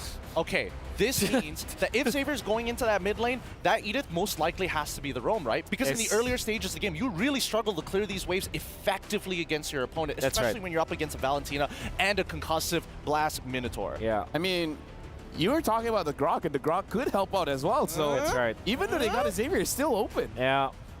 Do you want an assassin now if you're Falcon to match up with this Nola? Maybe a Hayabusa eventually. Really? I was thinking more just go straight into the box here, right? There's just a lot of I agree. ways of damage, a lot of layers of damage that you could be mitigating. Yeah, I do agree with you. I think that's a much better pickup, honestly. Baksha, you have a lot of frontline. Xavier will not necessarily be able to stop that, and you have access to the backlines with this Baksha. Then go to Terizla. Paquito. Okay. Okay, they generally fit the same build that you were talking about. You were hyping Ding up to be the guy who plays damage style of EXP. I love it. And that's why SRG are like, no Benedetta, no Swiss Army knife for you, no Yuzong, we'll let you have a Paquito. That's right. How about the Esmeralda? This is perfect time, dude. Harith and Paquito is there. I mean, of course, the backshot is going to be a little bit of a problem, but there's no actual one-hit delete hero that can actually stop the Esmeralda this time for SRG. Yeah, another option is the Grok, though. But yeah, I think Esmeralda is great. Gonna take a bit because it looks like player quote coming in from Zorn. He's saying to SRG, do the best for Malaysia. Even though Homeboy's still here, they're like, you know what, you guys are our hope. No, that's just, I mean, it's just facts, right? It's been a while since Malaysia has been put on the map, and better yet, done well during an international. So we have high hopes, and Terizla finally gets locked in for the side of SRG. What are you thinking about this, Wolf? Pretty standard. I think, they can. They really knew how to make this double Roger plus Nolan work. And with that being said, we see an EXP player that does the damage, and we see another Xavier. And with that, the draft has been completed. And when it's completed, now it's time for the casters to shine. It's your turn. Thanks, Lafel, Gideon, and Wolf. Dan Leo Kubangay and Herbert Trex Wagner at your service for this best of two between the champions of MENA and Malaysia. Ain't no unique picks just yet, but it was well written. I like what both teams brought out here. I think both teams brought a very solid in their own right. You got SRG with some heavy artillery in the back and some heavy dive in the front. And then taking a look at Falcons, it's solid. I can see them all grouping up, a little bit of Paquito jabs here and there, but overall just they want to kind of stick together, look for those big Minnow and Fury knockups. Despite this meta being very assassin heavy, I actually appreciate how so many things are valid. Both teams were able to draft a lineup that is favorable for them that go on different axes of aggression. Here we go. Early game up, the first 30 seconds. That's a mirrored rotation for both junglers, orange on each side. Yeah, it looks like they're both going to be kind of hitting opposite sides around the same time. Hopefully, Basha is one of the few utility junglers left that can kind of keep up a little bit with some of these fast-moving assassins. And even now, we're seeing they're both going to be hitting those opposite buffs, but Basha actually gets to his purple a little quicker. Yep, looking at the emblem set, a lot of impure rage for the Falcons. All this while, SRG keeping it sustainable. Again, the front line of Cram and Humes with the Brave Smites. And then you got the burst from Stormy and Sekai's. Now check this out, Sekai's trying to get a little cheeky, stealing away the small buff spotted out by Super. Yeah, but Super's doing a good job. He's keeping eyes, he's keeping vision. I'm wondering, we've been seeing a lot of switch-ups from a lot of teams. Sometimes it's a heavy focus on the EXP lane. Sometimes it's a heavy focus on the gold. I'm wondering what these two teams want to try to go for. This is as 50-50 as it gets. Neither as aggressive unless Kenji coming in. A little bit of damage on to Cram there. Cram should be okay unless Goodnight gets something crazy off. 20 seconds till Turtle coming up. Falcons actually taking the aggressive route. That's one more wave Goodnight's looking for to get that level 4. IMU still not online. Humes and the rest of them pushing him out of that long bush. All right, here comes the Turtle, 5 seconds in. I mean, and I like the way the SRG, they're really kind of, you know, we're seeing mid, we're seeing the roam, we're seeing everyone kind of stick together, getting ready for this Turtle. I got a feeling we might see a big 4v4 as this Turtle comes up. Sekai's keeping vision, and when you have this assassin on the jungle, you don't have to try to force the Turtle, right? You can dive in any moment you want. Yep, and it's Kenji who's incentivized to go a little harder on it. There's the Unite. All right, Ding trying to make his way around the back. Sekai's able to take the Turtle, though. Yums not forcing anything, able to step back. A lot of damage on a Ding, though, but Owen's Fury misses everyone. And members of Team Falcon going down. Stunning light, just for good measure, why not? And the Mystic Field, oh wow. Impressive how the top teams in MLBB Esports now are able to make the Savior feel like an early game hero. Now the Purple in jeopardy. Kenji can't even contest, man. Early on, Grand Theft Purple, look at this, Goodnight, can try to keep it. Ooh, Goodnight. Not able to save it. Sekai's does take it, and not only the Purple was in jeopardy, but Kenji as well. He had to leave. He had to just go over to the orange buff, and now a little bit of damage on a Super. Forced to flicker back, and SRG bringing some aggression in the mid side. Team Falcons, despite being the hometown heroes, are put on the back foot. Very difficult going up against Selangor Red Giants. Again, 4 months and counting, undefeated. Cram jumping in the Ding. Ooh! Snipe from long range, again, just for good measure. Sekai's probably would have been able to do it himself, but SRG are wasting no time to kick things off. Humes here, one-man enforcer, keeping in check not just the roamer, not just the gold laner, but even the jungler. Again, Kenji has been having a hard time ever since minute 1. He's been behind EXP as soon as the Turtle started. And now looking at the gold lead, we're approaching 2K. Man, Super and Goodnight are just having trouble even stepping out to that river right now. There is fear in the air. They smell it. They know it's there. Hume's just always waiting. Great positioning. They want Super to come out. They want Goodnight to come out. Luckily, they're not taking the bait right now, but what does that mean for their rotations? I mean, it means Team Falcons can only really do so much that Selangor Red Giants allow for it. And you mentioned now, it's the fear of crossing over too much. Kenji forced to use the Ignite. See, usually when you play a Baksha in this current metagame, you want to use it aggressively, the way Carl Teasy uses it, right? Getting in your face, forcing fights when the enemy's not ready. But now SRG, they're the ones who are saying, hey, you dare cross the line, you get punished. Yeah, look at Ding, though. Getting some nice locks on to Sekai's. Might be able to get the kill here. Can he find him? Flickers in. One more hit, but Sekai's gets away. Turtle does go over to Team Falcons. Well played by Ding, zoning them away. They lose Super for it. What do we think about the trade? That's good. I'd like to think that the way that fight went, it's Team Falcons showing, hey, Trex, it's not the fear. It's just the timing. We're waiting for a good engagement. Now Lark in the back line. Oh, just can't fully follow up. Stormy showing up now. Lark comfortable in the Zman's force, but we're seeing the pressure be returned. We're seeing some shots coming back from Team Falcons. All right, took a while until some backup came in to help Innocent. But again, that's what SRG is made of. They're so good at synchronizing across the map, of making these plays count, not just 1 for 1, but add up into an eventual conversion. And I think that's one thing that Selangor Giants are lacking just yet. Since a lot of the early game was 50-50, like man-to-man defense and lane-for-lane advantage, they really didn't get to bear down on one, meaning no real hard pushes yet. If anything, it's Falcon who made up for that. Look at Lark. He put the turret down bottom almost at half health. So that means if the same turret, if the same turtle engagement happens again in the upper corner now for the third turtle, I think Team Falcons might be onto something. We'll see what happens here. Falcons want to try to get in position for this turtle. You were talking about Xavier being a late game hero and showing some good strength this early on. I would say the same for Lark here. I mean, Harith Hereth does well against the Roger early on, but still, he's already chunking. We're only 6 minutes in, and we're seeing those 900 damage marks come up on the minions. We're seeing him just start to, he brought that tower already down a bit. He could be a threat very soon if he's able to get in the midst of things here. Kenji gonna take a little bit of damage. That guy's able to get involved as well. Cram might be able to get away from this, should be okay. Cram is forcing things from Team Falcons. Again, I think it's clear now that SRG, they can't let the fear ruin Team Falcons, because Team Falcons, they are champions of MPL MENA. They are champions of the golden season. And I guess that makes sense why Lark is now putting the team on his back. They're trying to fight back. Yums here, get knocked up, dashing away. Turtle still standing. Both teams now taking this one slow. I think SRG are now showing some respect because Ding keeps coming from the back, but this time he's found out. All right, Ding's been trying that for the better part of the past 2 minutes. And again, it worked out. That's how Kenji was able to steal away that second turtle. And now Selangor Red Giants, although more smarter, Turtle still up, just barely. He's getting the knock-up. Sekai's able to take it. Dawning Light does come down. Kenji goes down. It's looking rough for Team Falcons. SRG 5-0. The Giants are forcing Team Falcons to pull out another trick. What else you got in your arsenal? We can't keep up this whole Ding. Goes in the back line, responding to Cram's forced engagements. All right, we're over that. What's next? Team Falcons says, you know what?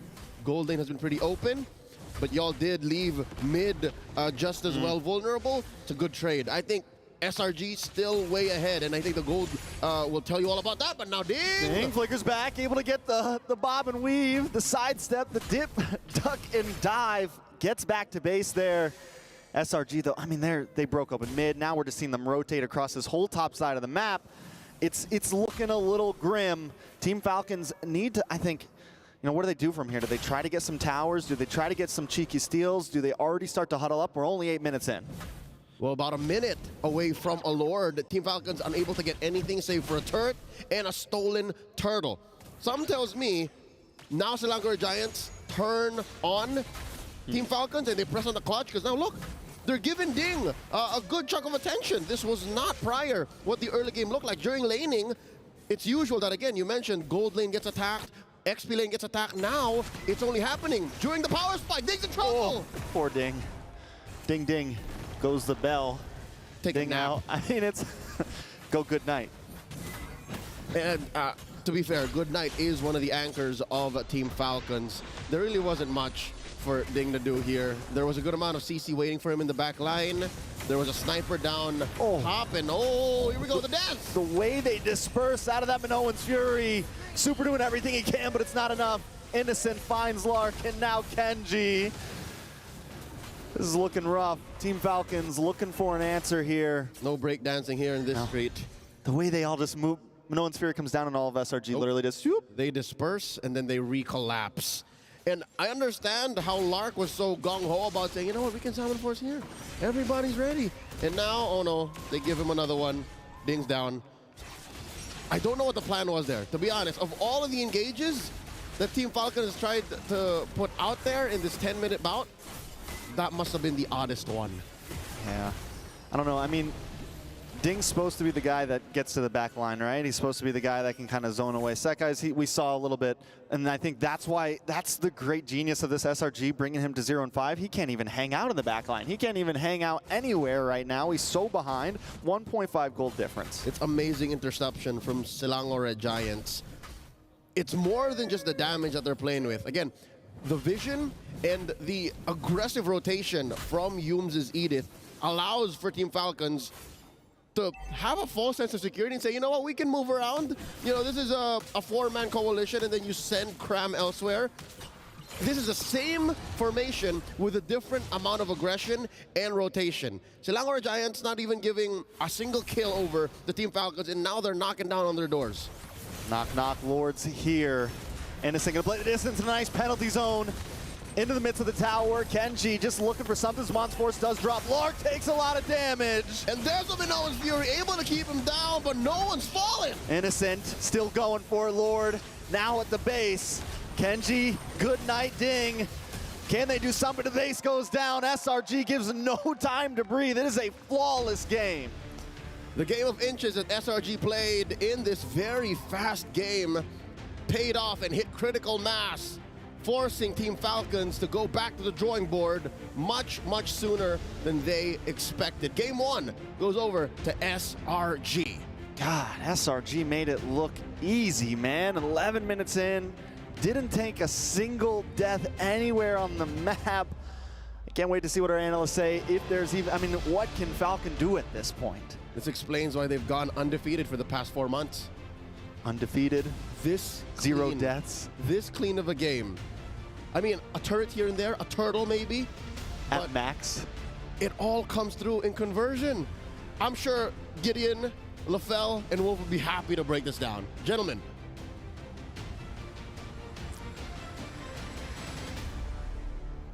Thank you very much to both our casters. And yeah, that was an 11-0 game. Like, it's about how you start the day, and it's about giving a statement. Yep. And Selangor Giants just did both.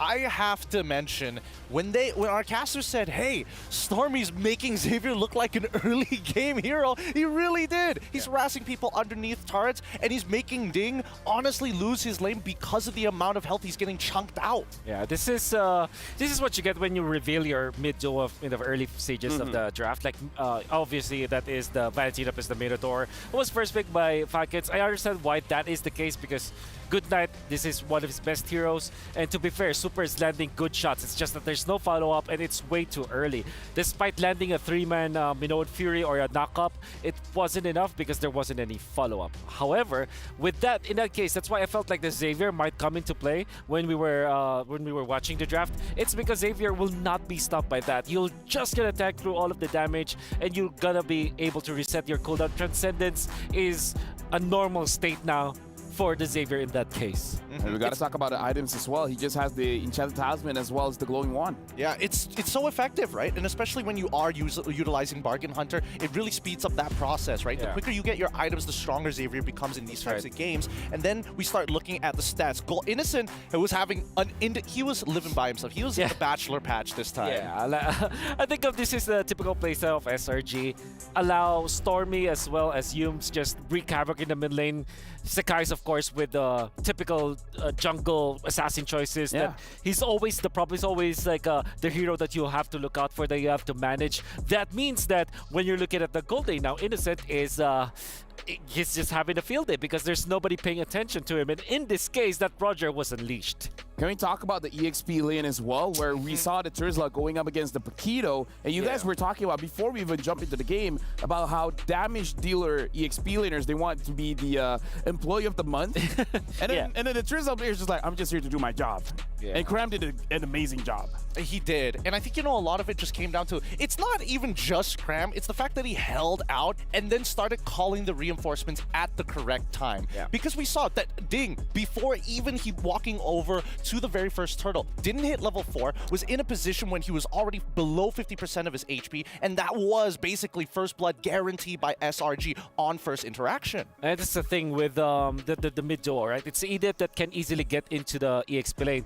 In the middle, if you're the Minotaur, just gonna be walking very, very slowly, right? And because of the first game of this match, right now, Selangor Giants, they are at match point where they need one more point to qualify to the knockout stage. And Team Falcons, after the game finished, we saw the reactions of the players. They understand the predicament they are in now. Now it's all about life and death. Like, they have to win this one, because the moment they lose, then by the end of today, they will have to give their key to get crushed. And unfortunately, even if they do win the next match, it's going to be 1-1. They have to wish for the other teams to kind of mess up across the exactly. So that is definitely a difficult spot to be in. It's a reality check, honestly. It's a reality check when you come to these international tournaments and you haven't been here before. It's a game of inches, as Leo like to mention, right? Every small mistake you make, honestly, in a local region, that's totally fine. Small mistakes, you can bounce back from it. But here, every mistake is being exploited. I mean, looking at them, because again, it was 11-0. What do you think is going to be the discussion? Because if we're talking about the draft, like, who do you pinpoint to ban out? I don't think that there's ever a world where you have to target ban. I think you really have to just adjust it. I mean, Zico is part of this team that has to fight it out. I think what you need to do is to not reveal so much of your hand and maybe just settle on the meta picks. For example, the Valentino plus the Minotaur, although that works a lot, that's a very strong mid duo. It's a very strong mid duo, yeah. But you reveal it, and now you expose its weaknesses, that it's not that aggressive. You think about it. Valentino can be aggressive, but the Minotaur has to wait for the second item. That's the thing with the Minotaur actually after the Flask updates. Yeah. Before, you're very tanky, you're just going to pick up dominant size, you're good. But in this meta game that we have right now, where you have to prioritize the Flask, it means that in the first, 8 minutes of the game, that Minotaur is actually very squishy if you think about it. It is. You don't have a tanky item. No, I can't confirm. Yeah, he is equivalent to your mage essentially, right? Yeah, and that's the biggest problem. I think even when we're not talking about just the draft and revealing that mid duo, obviously, I think even on a micro level, Falcons need to be more decisive on these calls. That first interaction already costed them so much and ended up bleeding into the jungle way too early in that game. Yeah. I think Ding should have said, hey, I'm not level 4. There's no point for us to actually go into these types of fights unless we guarantee a positional advantage. And continuing that conversation, we got to see how this became an 11-0 match. Let's check out the Sony MVP of the game, and it's going to be Yumes as the roamer for Selangor Red Giants. We're going to look at the highlights here to see he's everywhere around the map. Oh, he doesn't make too many mistakes here, and I think that Yumes being this aggressive is always great, right? Because as we heard from the roundtable, their chemistry is really good. I can almost imagine what Yumes is communicating to the rest of the team. And sometimes it's not even him talking. It could just be Cram saying, hey, I got an angle here. Anybody can follow up, and Yumes just goes. Yeah. Good first turtle take coming out from the entirety of Falcons. But then again, second turtle, that really went badly in their favor. Look at Cram. He's facing up against 2 of the members of Falcons. Really not going to have any problem. But what really happens here is that your mid duo is kind of locked into the center, literally the center of the map, where everybody else is making the plays. Yumes going for the flicker play out there with the suplex. Honestly, looking at Yumes, he reminds me of how Sanford was using Edith yesterday, where he basically just chain CCs a bunch of opponents, making them not be able to move. And let's talk about how beautiful this is. This is a team that compromises of Malaysian players and Filipino players, and they're talking about their synergy. The thing that I love, they don't talk about their synergy in game. They're talking about their synergy out of game, and that's lovely. Yumes now are a Sony game MVP, 7 KDA, 64% kill participation. You know what, you asked me who teams should target when they're facing up against SRG, and said Yumes, like limit him to heroes that kind of, they're not active. And I thought that Edith is actually gonna fall into that spot. Well, Yumes just proved to me today that that's not the case. He's Edith, the way that he plays it, he can play it as well as his Cho can be. So in a way, you've already suggested what should be done. They did it. Yeah. It still didn't work. Still didn't work. Yeah, I really think that it's tough to really target them in the draft, and it's really just a skill check at this point for Falcons. I think that, man, I don't want to say that like maybe they'll have a better advantage going on to the red side, because the red side is already so difficult to deal with. I'm guessing that Falcons is going to stay on blue side, but as you mentioned, don't reveal that mid duel first. But somebody has to be the sacrificial lamb. And I'm thinking that it just might be the gold lane.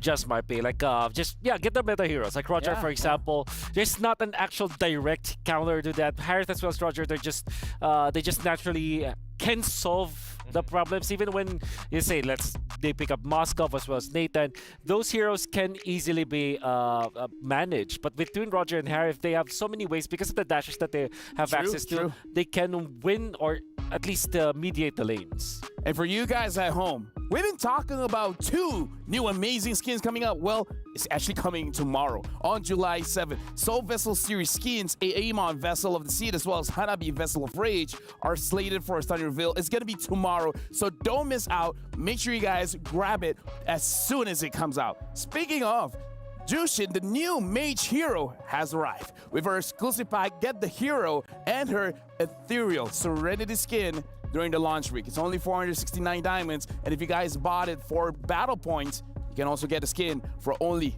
51 diamonds during the first 14 days. It's running out soon, so make sure you guys grab it while you still can. Talk about game number 2.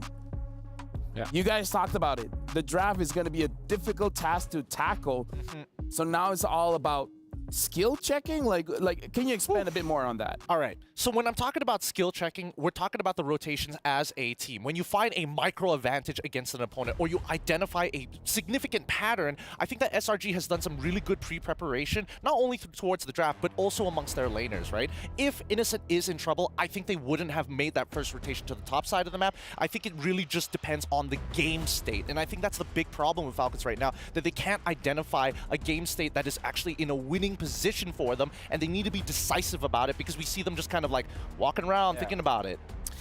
That's very difficult. That's a very difficult situation, which I agree, unfortunately, that Falcons has been put in. Although we can say many things about the draft, it still is a skill issue for this team. Like, for example, the Paquito versus Terizla problem, right? Although that is technically Terizla sided because you're not gonna die, Paquito has some ways to solve it. Maybe you can proxy, maybe you can get a little bit of help. It comes down to emblem setup, honestly. Yeah, I do agree with that too.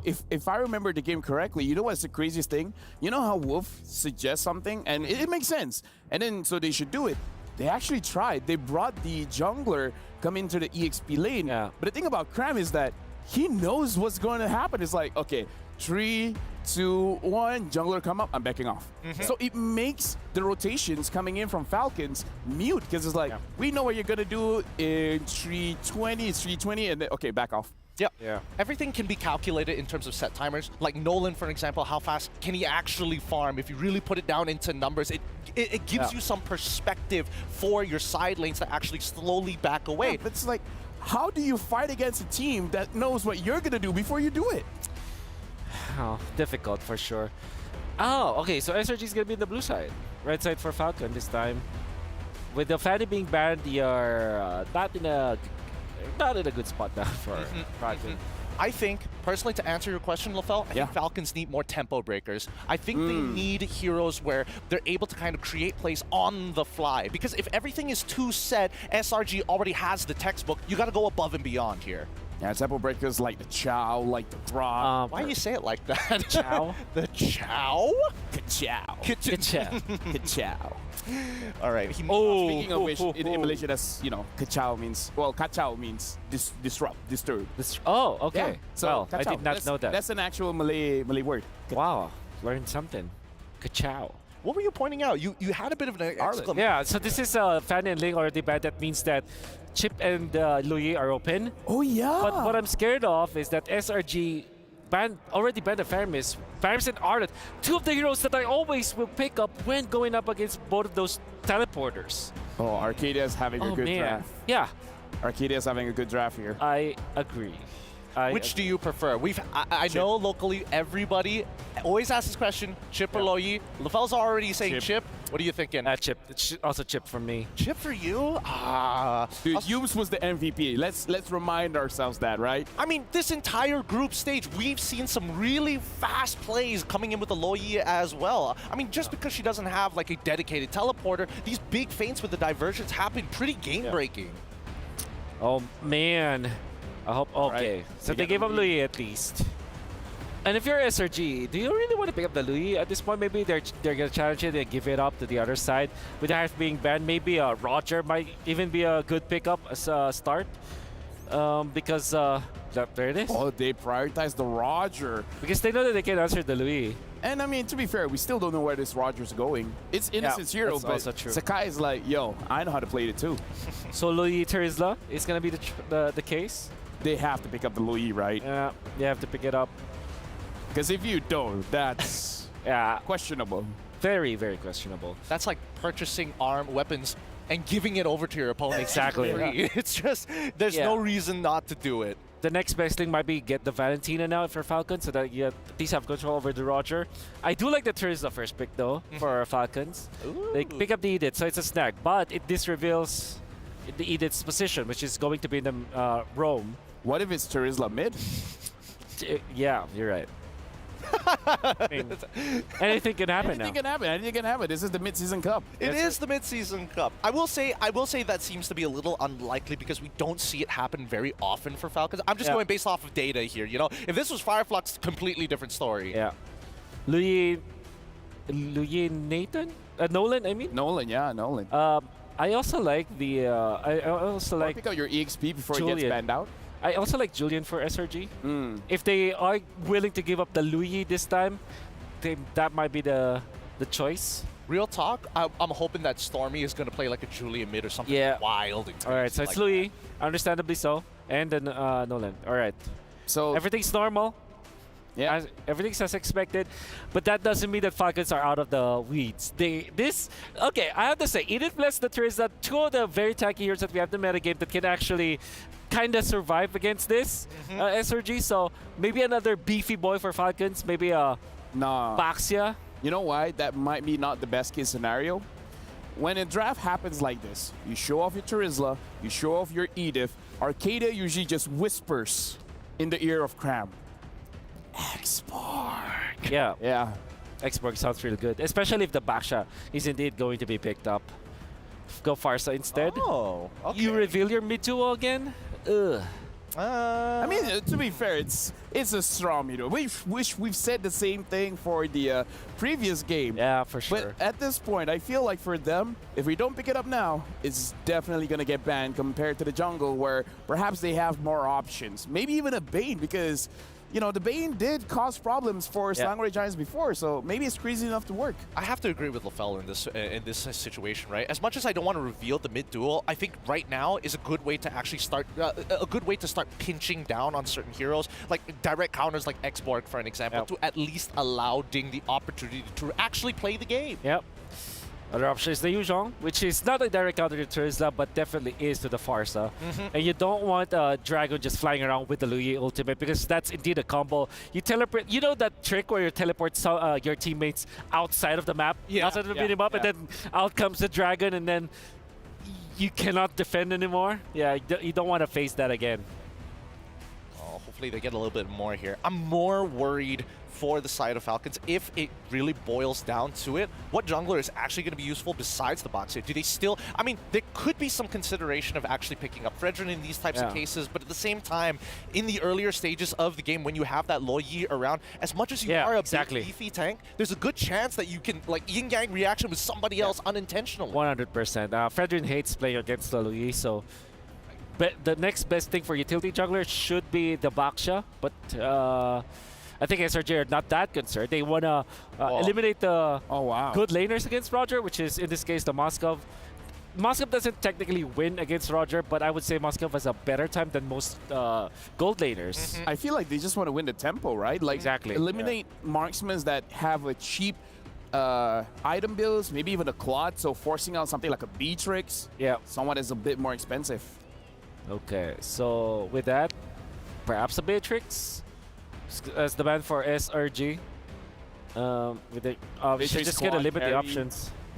Honestly, like I feel like slippery heroes that maybe the Nolan doesn't have a good time bursting down because looking at the composition from SRG, Louis is good front to back, and the Nolan can flank. So it's kind of like covering all the different angles of a potential team fight, making it so that they have answers no matter what Falcon has. But it just feels like they're attuned to Falcons more of being self-sufficient, right? It's not like, oh, I'm going to go look for the counter draft. It's more so I'm going to limit your options and really make sure that you don't have any answers. That's practically checkmate from Coach Arcadia deciding to go for the Baxia, which we did prescribe is going to be the ban. Now you're pretty much limited now if you are Falcons. But I do like the odds for the Beatrix. Another hero could be the carry. So at least you have that lockdown, and then even when there's a teleportation that's gonna happen, hold your ground, get the flicker, maybe outplay them with your burst through the ultimate. Maybe that's the choice for Falcon. I would say that they have to pick their marksman now so that they can flex their last pick jungler, which could be somewhere around there's a Hayabusa, which I was getting into that. No, I was thinking I was literally getting into that, but I wanted to have it on the last pick so that it will not be answered. Hey man, man. I was thinking about Hayabusa, but I was thinking the response from SRG. This could be like a Cho pick, honestly, right? Cho, it's great. They need some way to not only cancel out the feathered airstrike, but to be a legitimate threat, a single target lockdown towards this assassin. Yeah. Now that SRG is more comfortable, what if they pick up maybe the Exborg actually? Or maybe somewhere along the lines of a glue, which is... okay, Hilda. They go Hilda. Oh my word. I mean, it's not a cho, but it's definitely kachao. Oh, dude. Man. I don't How know. do you answer this? I don't know. I don't know about this one. It's been a while since we've seen the Hilda, and with the 2-minute like extra damage, like, is this actually gonna work, or are they gonna wait after two? No, they just have to invade. They just have to invade Hayabusa. Yeah, Yums he said that, oh, I don't care about Sky Piercer, I don't build it. Yeah. What if he's lying? What if he's lying? What if he's gonna be first item Sky Piercer on the Hilda? Yeah, this is my moment. I think for Falcons, you're now left with carry. Actually, you have no choice. Carry. If they're bold enough, you go for the gold lane Clint. Okay. Okay, Clint has range. Clint can win against Roger. Okay, casters, settle up. Because this is going to be the match decider for SRG going up against Falcon. We're seeing a Clint. We're seeing a Hilda. The analysts have said what they think. So casters, what do you think? Welcome back to the Casters desk here with Trex and Leo. And yes, confirmed, we do have a debut pick in the Claude. And if I'm not mistaken, that's also a debut Hilda. I think we saw one in wildcard. In the groups then. In groups. Either way, we have a lot to unpack here with these two drafts. A lot to look at. We have the Hayabusa. He's been kind of, tiptoeing along the lines of will this work or not. And I think right now it has to do a lot with mechanics if the jungler can really pull it off. And the question is, can Falcons pull this off, Leo? That and the fact that maybe, just maybe, Coach Arcadia, Coach Vecchi, they may have just cornered Zico into finally just picking the Hayabusa, the only one left after that last phase ban. Here we go, game number 2. Can the champions of MENA make the invulnerable giants, the titans of MPL MY bleed? I'm worried about this Clint. Yes, it does have the range, but also when it gets down to it, oh no, Yums taking a lot of damage. Kenji goes back. I feel like he should have committed on that. They should just lean hard on it. Yeah. At worst case, again, they don't have the vision. They don't know if Stormy or if Sekais was going to double down on it too, so I understand. I don't know, man. Sometimes you just got to take the 50-50. You got to go for it. I think a lot of this game is going to come down to how Kenji plays this. A nice knock-up. Sekais goes down. Team Falcons getting first blood in this. All right. Good start here for Team Falcons. Eventually, they do fix that little boo-boo, and it helps that they put the kill on to one of their early game cores. I don't expect Kenji to go as fast yet, so invest in their anchor. Put it in to the hands of Good Night. Get him a solid first item. Hold the flicker by Super! Another jump up. Down goes Stormy. Good Night get a pocket to kill. That's 2-0 for Good Night right now. All right, starting off strong for one of the pioneers of the import game in MPL MENA. Talking about what SRG should be doing right about now. Another one! They're just walking into it, Yums. On the run, but no, the Wings by Wings comes in. Good Night said not today, but wait. He still goes down the trade up. Sekais finds a response. Super gonna hightail it out. It's a 1-for-1. That's a shutdown. So whatever Good Night was working towards, it's gotta stop, says Sekais. You were saying prior to this fight. Yeah, I mean, he gets something. Sekais gonna get involved, 1-1. Good Night, though. It would have been nice if he got a 3-0. I think that would have really tilted the scales, but now SRG gonna even things out. Super taking a lot of damage from the duality, getting proc there. Stormy brought down to about half health. Kenji, Cram looking for something here. Sekai still able to get the turtle. Super now very low. Kenji goes down. Super forces back off, gets a knock up, the flip up, the takedown. Good Night finds the kill. Feels good saying Good Night's name. Good on the exit there, Team Falcons, but I hate to mention this, but another bout of doubt for Kenji. You see how he hesitated on the retribution? I don't know exactly where the line is when you're this far. Look, see? It still went to Sekais. And it's not like he's down on EXP, though. They were both level 5. And the burst was coming through, so yeah. Massive objective going over to Team Falcons, but now Super in trouble. Oh, Super taken off the map. Kenji gonna get involved here, though. Quad Shadow's back in. Able to get the kill on Yums with the Oogie Shadow kill. But now Innocence here, gets a Lycan pounce. Kenji's gotta try to hightail it. But the Divergent gonna be coming soon, and Kenji goes down. Stormy picks up the kill. All right. So now, for once, Kenji's the one putting his foot forward. Even used that final quad shadow to get in, get a kill, shadow kill through, but did not have an exit plan. Okay, Team Falcons showing us that, hey, we do not have what Mr. Fear looks like. It's not that. It's just that maybe Selangor Giants are playing a little bit off kilter and are changing the way the game is. What? Ooh. Oh, they didn't get to do this early.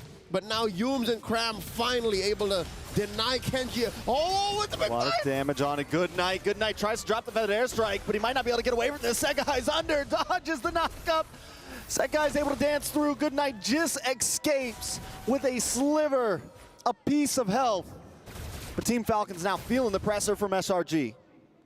Goodnight knows exactly how Nolan works. Oh, the diversion right in your face! Kenji! Kenji was trying to get some bread, man! He was just trying to get his purple ball! And now Stormy punished here by Goodnight. Goodnight is carrying a good amount of this game, man. 80, 90% after this quick diversion play that came out of nowhere. Goodnight says, you know what, we gotta punish these guys. This can't happen. Super with the amazing onward too. That was overnight delivery right there. That was an instant airdrop. Amazon Arena Prime. Amazon Arena, instant delivery, baby. Via drone. Right to your purple buff, right to your house. And you see in Goodnight's face like, I'm just taking what I can. Oh, we're just waiting for all of this to come through. Cram in trouble. Ding trying to dance around. Segai's does get the turtle off screen a little bit there. But still, SRG, they might have fumbled the ball for just a minute or two, but now they're back in it with the 500 gold lead. Sekai is just going to play ever so aggressive right now. They're trying to deny Kenji everything. And because of how Kenji is being bullied out of his resources, Lark is also second guessing. Lark is also wondering, hey, can we fight this? Should we come in? I don't think there's a cleanup crew. And that's what's so difficult about Hayabusa right now. Ooh, Innocent coming in. A lot of damage on to Kenji. Kenji with the shadow kill, trying to dance around, doesn't have the quad, able to just get away there. Ooh. Well played. Because of all this pressure Selangor Giants putting up top, there was a push down bottom by Cram and Stormy. You know, they didn't leave here. They didn't leave this this quarter of the map for the past minute. And because they can just leave just as quickly. You see that? Diversion. Team Falcons don't know that Cram and Stormy are on their way up. And Yums is still cutting the way from the back. Yeah, the diversion just turns Mobile Legends into a very disgusting game. It is tough to deal with. Super. Gonna get a little bit of damage on a Cram there. Nice, I'm offended. Cram dancing around, finally does go down. Super able to pick up the kill. Innocent. Dancing around, Yums gets punished. That's tough. That's tough. I think Selangor Giants has a solid plan. It's just they didn't expect him to answer back as quickly. Ooh. Another one. The back and forth right now. SRG takes a loss, though. 3 members down. Team Falcons not giving up at all. I think they got to try to translate this into some towers, though. Yep, this has got to be it. I don't know if Innocent can defend this. The Earth Shatter up. Team Falcons scoring their first major objective. Top lane tier 1 goes. A quarter of a minute before the third turtle of the game spawns. And I don't know if Kenji is where he needs to be right now. He needs some backup. And Team Falcons, they can't fold the map the way Selangor Giants can. All right, so Divergent. Oh, no, there it is, see? Here comes the movement. Kenji can't even hang out in the bush, man. He can't even just camp somewhere. Nothing comes from free. Though, taking a bit of damage. SRG left him, and now he's alone. Goes down. Super able to get the kill. And now the turtle getting worked on here. 3 members of SRG. Super gets the conceal. Can they do it? Oh, they don't get there in time. Penalty zone does land on top of Sekai. He's able to back up. Duality procs. Ding. Super. Both taking a lot of damage. Can they do something, Kenji? Cram bursting down by Kenji. All right, he walks in. Oh, G Shadow kill. A lot of damage on the Sekai's. Gonna try to pop back. Team Falcons, they lose the turtle, but they get another kill on the board. Respect for Ding. Again, it's been a tough 8 minutes for the jungler of Team Falcons. Yet, still, he keeps up. He keeps up the work. You know, he shows face. He tries to check in bushes, even though he knows that there can always be a couple of members of SRG there. And looking at his item game, he is down by about 2,000. All right, you know what? My optimism might be misplaced, but I like how Team Falcons is making it work. Yeah, I'm taking a look at Goodnight. At least we're making it up somewhere. 1,000 gold lead there you over go. Stormy right now, which that Fars is just going to hit harder and harder and harder. The problem has been, though, is the positioning. And every time Goodnight drops down the feathered airstrike, here comes Stormy, here comes Cram, here comes Yooms or Sekai's. Everybody's on Goodnight right now. It's very clear when it's a go for SRG. As soon as the Goodnight feathered airstrike is done, then they can go for the re-engage. And again, let's not even consider the repositioning potential. Right? Oh my God, this is 5 members of SRG. What are they waiting to do here? They're waiting for Kenji, but Kenji knows they're there right they now. They know Kenji's there too. Kenji with the quad. Able to get the shadow kill on the Sekai's, but now he's between 5 members and instantly annihilated off the map. Gone, and here comes the divergent right back to mid. Now, let's push somewhere else. And that cost them very little on the map. Usually when you try and camp up, they spot Ding. Ding, ding. Gonna get pulled back. I'm offended. Not gonna be able to walk. Oh, wait a second. Penalty zone, still unable to walk away. And all too super. Maybe next on the block. The Primal Wrath trying to get some nice damage on a Sekai's. The 1v1 comes out on top with a shutdown too. Big trade for Sekai's. He was sitting on a kill streak, but just the same, Team Falcons are on the back foot. It took, again, very little, a split second for them to have gone from top lane, smothered Kenji, down bottom, taking down Goodnight, taking down Ding, and Super didn't see that coming. Yeah, it's at a point now where Team Falcons playing this very split up comp, and SRG is taking advantage of it. They're finding a member here, they're finding a member there. I think it's time for Team Falcons to, 4-1. Let Kenji maybe do his thing, but the rest of the team needs to stay together. Yooms taking a bit of damage. Lord does go to the side of SRG. Ding knows it's gone. They know there's no chance. They got to back off. Quick diversion out of there. Take care of business, clean up house in the jungle, and wait until Lord spawns in about 5 seconds. Interesting how the Clint has been working out. Lark hasn't died, by the way. Lark hasn't died, so that's good, right? That's good. But how do you make it great? How do you make sure that this Clint is where he needs to be, even when there's like a Hilda on the run, when there's a possible diversion right behind you? I don't think the range is as important now in the mid game and in the late game as it was in the laning phase. Very fair. I think Team Falcons, where they could really shine here, is actually when SRG is pushing to them with this Lord. When they try to come into that bottleneck, because you got the Feathered Airstrike, you got the Clint who wants to just kind of sit back, fire shots, get some free damage off. And if SRG makes even a small mistake, since they're not super far ahead, it's only 3K gold. It's tight. It's very tight. And we're at the 10-minute mark. We're closing into 11 minutes. Team Falcon lasts out this Lord. We could really see them come online. All right, Lord wailing away here. Tier 2 gone, and that's it. All that's left for Team Falcons is their base turrets. How can they defend? Feathered Airstrike coming in from Goodnight. Penalty zone as well on top of Innocent. Cram gonna go night. Goodnight able to get the kill.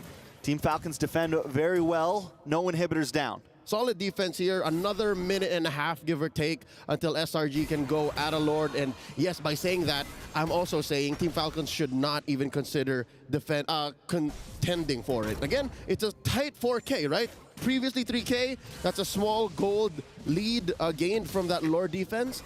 But yeah, no, still, Team Falcons, one of their ways to defend is to punish from underneath the base. That's what they just did to Cram. And they did it very well. Taking a look at some of these items, Clint has closed the distance a little bit. It's only a 1,000 gold lead now, or 1,000 gold deficit. My eyes are still on Kenji and Sekai's, man. That's where the difference is for me. Oh my God, is that 5? Close, 5,000? Approaching? Yeah, because again, Kenji can't do anything. Kenji can't get in there, and I don't blame him.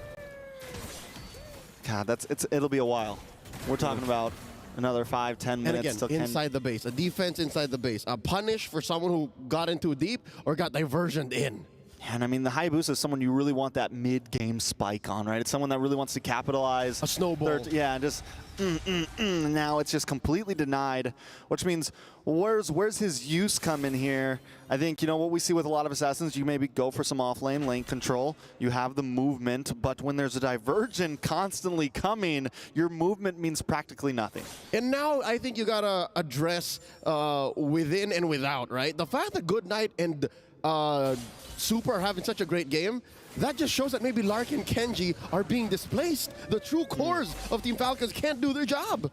Yeah, let's see if they can do something here. Penalty zone does land on top, and the dive comes in from Team Falcons. The shadow kill gets a little bit of something. Kenji comes back, super pulled in. Oh no! They punish him. The rope-a-dope forcing an engage from the roamer of Team Falcons, but it was all for Nai. They just wanted to get a pick off, and now Yums checking on Kenji while the rest of SRG go for the Lord. At least he gets his purple. At least he gets his purple. His Kenji. first in a while. His first in a while. It's feeling personal for Team Falcons. SRG closing down the grass. I like the lane. Closing down the grasp. I like the lane freeze right now. Back to these items, though. Anything major, anything crazy? I'd like to note the fact that Innocent, despite not having many kills, again, 2-0-2. Oh, wait! The person ding! That happened so fast, there was nothing to even talk about. Kenji still trying to see if he can get something, able to at least get his orange there. He's scrounging, man. He's digging in the dirt for the buffs right now. Lord coming. I mean, lore-wise, that is accurate for a shinobi, for a ninja. They weren't really the most well-equipped warriors in medieval Japan, in feudal Japan. Oh, but no! I'm offended on a super. Might not be able to get away with this. Forced to use the Primal Wrath before the Lord. Even connects an Innocent. Gets that kill. And now the base is exposed. Top lane down, mid lane up next. 2-lane penetration. Selangor Giants can feel it. This might be it, Trex. This might be it.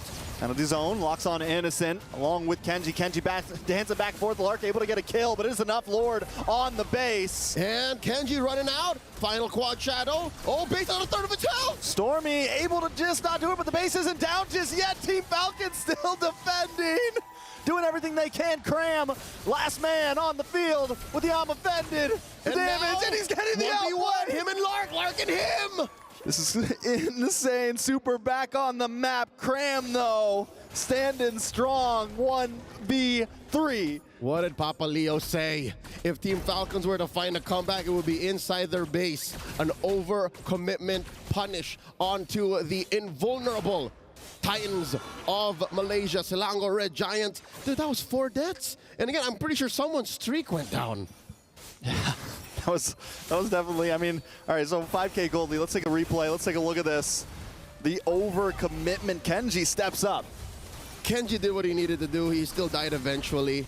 But still, I think the fact that Team Falcons played a good man-to-man defense and forced it to come down to a 1v1, and then eventually a 2v1, made this game last a little longer for them.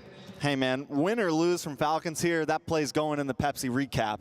That play's going in the reaction right there. For sure, even SRG understood. Even SRG said, hey, yo, that was pretty good defense. Good D from Team Falcons.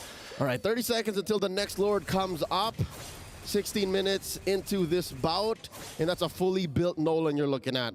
Still so far the largest gold gap between anyone from SRG and Team Falcons. Yeah, it's completely bonkers. Not down to 4K. Kenji about to get his BOD in. Looks like he's about to get a BOD in. A little more damage. Might be able to actually, you know, take down Innocent if he can get the lock on. Might be able to take down Stormy if he gets the lock on. Innocent did just pick up that gold, the gold meteor though, so yep, that's gonna kind of protect him there in a sense of things. Yep, help him last a little longer against Good Night. Maybe get the last 2 swipes for him to survive. Ooh. And now look at this Kenji, looking for the hero play, looking for the steal. He's looking for the steal, right? He does quad shadow back. Hung out a little bit too long, decided not to fully commit, and now he's going to get caught off anyway. Stormy, but here comes the penalty zone. Able to use his shadow kill. Should be able to get out of this safely.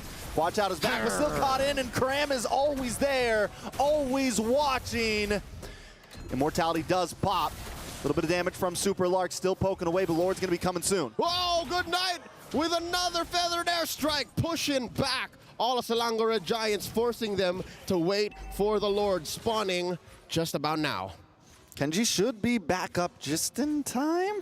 20 seconds. I reckon it's a little too close. Look at this. Cram double timing on the wave clear. Perfectly synced, all waves in. Enhanced waves at that. SRG looking for the finish right here. Team Falcons trying to do what they did last time. Nice, I'm offended to pull Lark out of position. Sekai's into the backside. Winter Truncheon does come out. Lord able to connect onto the base, and there's going to be no escape this time. SRG with a clean 2-0 sweep. A valiant effort for Team Falcons to defend. Took them 3 Lords to get there. But SRG says no, the battle stays on the ground. No one's soaring high. Not here, not tonight. The home team heroes try their best, right? And they performed well, but today they're cut short. by the Giants, man. And this team is living up to the hype so far. They got a couple more games to go, and I'm excited to see how they continue to perform in this group stage. They remain undefeated, Trent. Undefeated. Again, I'm 4 months and counting. What does this mean? I'm not saying anything. I'm just saying that they got some big opponents coming up soon. That's just facts, bro. Can they keep the streak? That's the question. I mean, the way that they played against the Falcons, even in the face of, you know, a possible comeback, they kept their composure and they drafted very well. They forced the Louis through. I love the love between these two teams, though. Good night, played an amazing game. No tears to be shed, all smiles, all esports in the Amazon Arena. That's what we love to see. Takes a champ to know a champ. Amazing.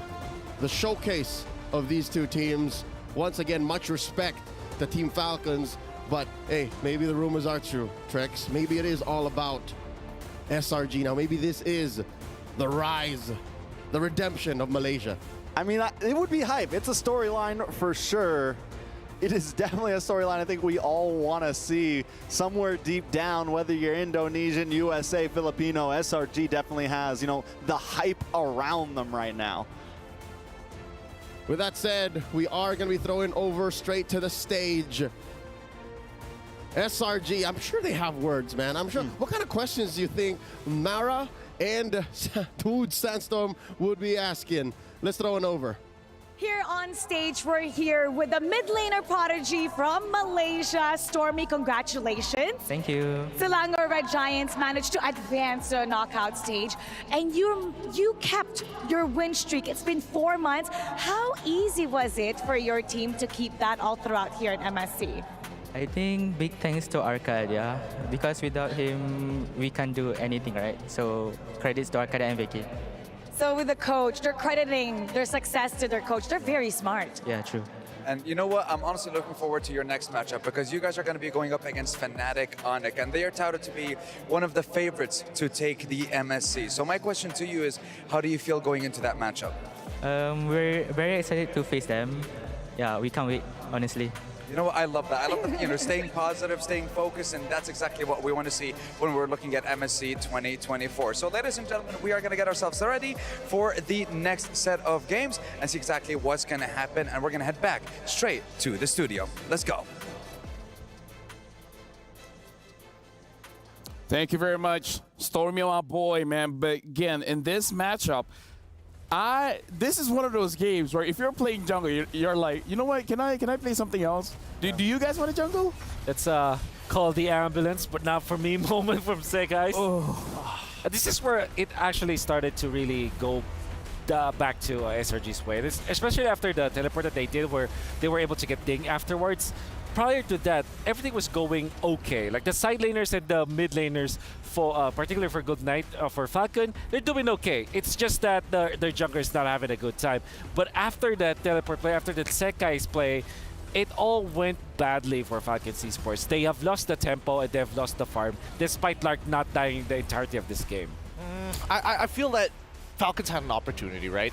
In terms of just raw scaling, bar for bar, hero for hero, I think that overall Falcons would have been able, at max items, deal with the majority of the roster of SRG. And obviously, you can see how happy everybody here is because of Cram's play, except Arcadia. Yeah, we were talking about it. Plus, we were watching, like, Arcadia's like, what the hell are you doing? You're supposed to end this quickly, right? And everybody was celebrating. Arcadia was not, and you understand why. Because it kind of feels like there is a way for Falcons to eventually win the game, and that's what he kind of is concerned about. But apparently, the SRG players aren't. Let's talk about itemization here, because we got to talk about Innocent on that Roger. First item, Thunderbell. What do you guys think about this? Honestly, this was rather interesting for me, right? Because this is like an old traditional build when Roger first came out. Well, sorry, not when he first came out, but when he was introduced into the gold lane, where people were trying to figure out the best itemization possible. Yeah. Personally, for me, I think the new Thunderbelt definitely helps when you're up against these high, these assassin types, these big artillery players like Good Night. And even in these moments, you could see that he could stack up pretty quickly, but he's the big finisher, not the starter. Yeah, I think it also helped him a lot when it comes to like dueling in the early stages. Not against the Clint. I think that he did not itemize that specifically for the Clint. He wanted to be active in the team fights, especially because they're playing the Louis. So teleport plays will eventually happen afterwards. So having that extra damage from the passive of the Thunderbolt, as well as some hybrid defense, kind of goes a long way. Let's not forget that he, again, in terms of backline divers, he had to deal with both Terizla and as well as the Edith, right? And as soon as that Primordial Form comes out, I think that this Thunderbolt really made a difference. Like, in 12 minutes into the game, he is just face tanking it. Yeah. Let me ask you guys a question, because we saw in this matchup where in the early stages of the game, they're willing, Slangoray Giants, they're willing to trade their lives just to slow down the jungler, right? It made it look messy, but let me ask you this. Do you guys think this kind of strategy will work against Fnatic Onyx, trading lives just to make sure Kyrie doesn't get online? There were so many videos that you can watch where Kyrie had 0 and 3 on the Assassins, on the Hayabusa, on the Hayabusa, Lancelot, Korea. You can date back up to 2019, 2021. Oh, sorry, not 2019. That was way too early. But yeah, 2021 during MPLI, and then the transfer eventually. In all the M series. All the M series. The answer is no. No, that cannot work. Yeah, I completely agree with that, right? Because again, we still need reliable players in the other areas of the game, right? I think that if we're talking about like Lark compared to Chewe, for an example, I don't think Chewe would have picked up the Clint, but I do think that he would have been able to make some kind of impact later down the line, especially with the help of Keyboy. That's right.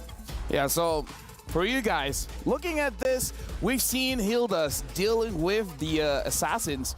Personally, for me, I don't know about you guys, but I feel if you do want to pick up the Hilda, even though, again, Slangoray Giants win and all, but maybe you gotta wait after 2 minutes, because in the early first 2 minutes, it does look like Humes is a bit feeding there. Yeah. Worst yet, Hayabusa did have the war cry on top of it. So it's like, oh yeah, you have extra damage on top of extra damage. And as soon as he hits level 2, it's like, I'm just going to run you down. To be fair, I think that's the only reason why you pick up the Hilda. You're not going to be sitting down and just wait for your level 4, just so you can really contest the jungle. When you are doing this Hilda, you're kind of all in. You're committed to the jungle invade. I die or you die. Exactly. One of us has to get taken down. Then again, this is Farsa Edith, which is, yeah, sure, I understand the Hilda can kind of manage the Hayabusa, but Farsa Edith, that's a completely different case. Yeah. Good for him, though. Stormy was there to kind of help him out for quite some time, but after the duality is over, you're kind of on your own if you're the Hilda. Well, I gotta say, honestly, Stormy did an amazing job on that Louis, but now we gotta look at our Sony game MVP. And it could go on to anyone, because against Slangoray Giants, it was an amazing game. We're going to look at our Sony match MVP. And it looks like it's Cram, and you know what? He deserves it. I mean, he clutched up. He definitely clutched up when it mattered. There were a couple of times where he did kind of blunder. He kind of like whiffed a couple of times to try and stop the Feather Airstrike. But at the end of it, he's doing his job to be a constant threat. There was a time where, because of Cram's being active from the XP to the jungle, Kenji was left around like only earning about what 700 gold in a span of 2 minutes because of how much emphasis they're putting into that purple buff. And that is also started by Cram, and he understood the situation. Terizla, you can never win against a Terizla, but if you're fast clear against a Terizla, that means that you can be active around the map, which Cram was overly active in the early stages to the point where he's throwing, but this was definitely the Cram moment where he gets a double with Queen swings up. I feel like Queen swings enables you to make those kind of plays. Exactly. We're seeing a lot more EXP laners actually pick it up as a second item most of the time, right? Because they are heavy engagers. They want to be able to get in the middle of that fight. And if they can clutch up and survive and sustain the raw damage, usually the team fight will fall in their favor. So I think that Cram in these types of situations is good, but at what cost, right? Because the entirety of the team, they're playing based off of tempo, and if they don't have the timings correctly, they sacrifice more than they should. We saw Cram. He sacrificed, what, 2-3 waves even? Even mid lane, Stormy was sacrificing more waves than he should just to be there on time. There was an old adage in the Philippines, but this is not in the MPL, but there was a big tournament before MPL started when Cram was still a rookie. It's called the Cram Time, where he's just tanked up. He's got 3 items, defensive items. It was Uranus and Tams before, but now it felt like Ruby. You did say that he needed to be on time, and we waited for that critical mass. And when it's Cram time, it's go time for SRG. Cram time, it's go time. Our analyst did say the favorite coming up into this match is going to be Slangoray Giants. Now we got to check whether you guys were correct or not on your STC predictions, because we're about to see, it looks like a 58% went for Selangor Giants. Oh, it's pretty close. It's pretty close. So for you guys at home, thank you again for predicting. And it looks like 58% of you guys are correct. And make sure you guys keep on voting who you guys think is going to win for the upcoming matches. And again, let us know how we can improve, because as you guys can see, day by day, we're putting new things in the broadcast. So make sure you guys scan the QR code and give us your feedback on how we can improve. With that being said, thank you very much, gentlemen, to our analysts. That was an amazing game, but we're going to go for a short break before we continue our second match of the day.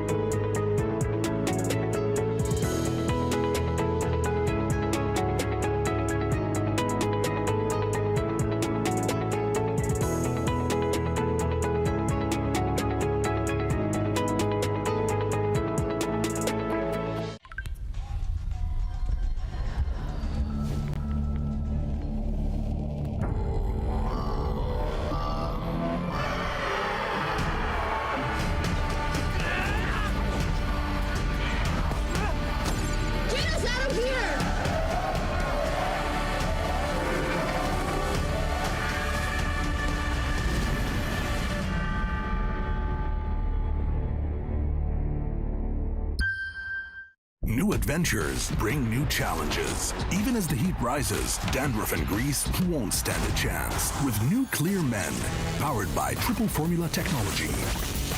To eliminate dandruff, itch, and grease, gives you 8 hours of freshness and 100% dandruff-free hair. New Clear Men, 0% dandruff, 100% confidence.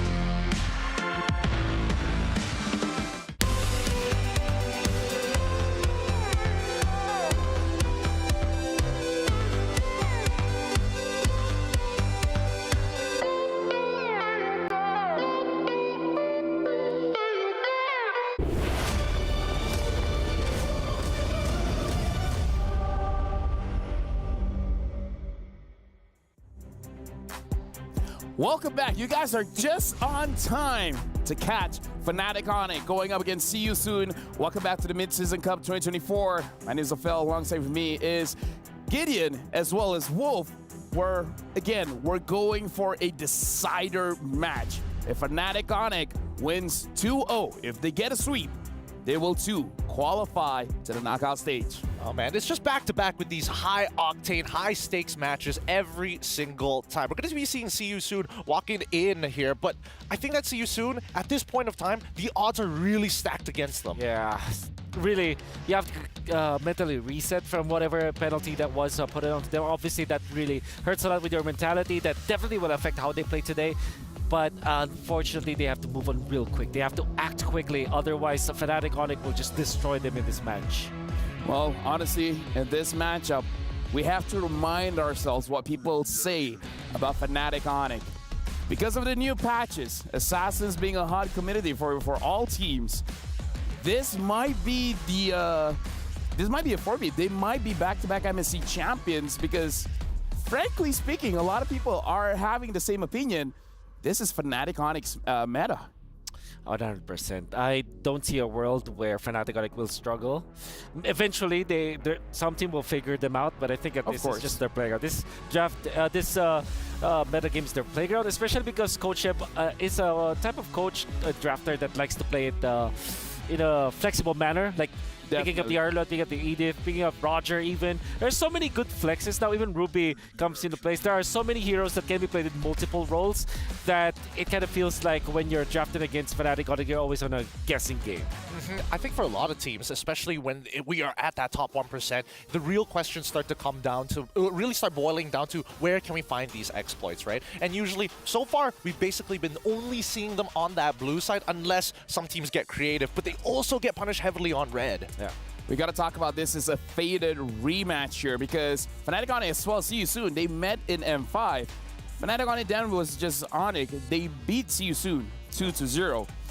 So See You Soon, this is their revenge match. But again, going up against Fnatic Onyx, it's one of those teams that, you know, you want to defeat them, but it's easier said than done. Wouldn't it be the ultimate story here without any support, no background support? It's just See You Soon raw, and they take this game 2-0 against Fnatic Onyx. How much of a statement would that be? That's a massive statement. I think it could happen. It's very difficult. I'm not saying that it will happen. It could happen.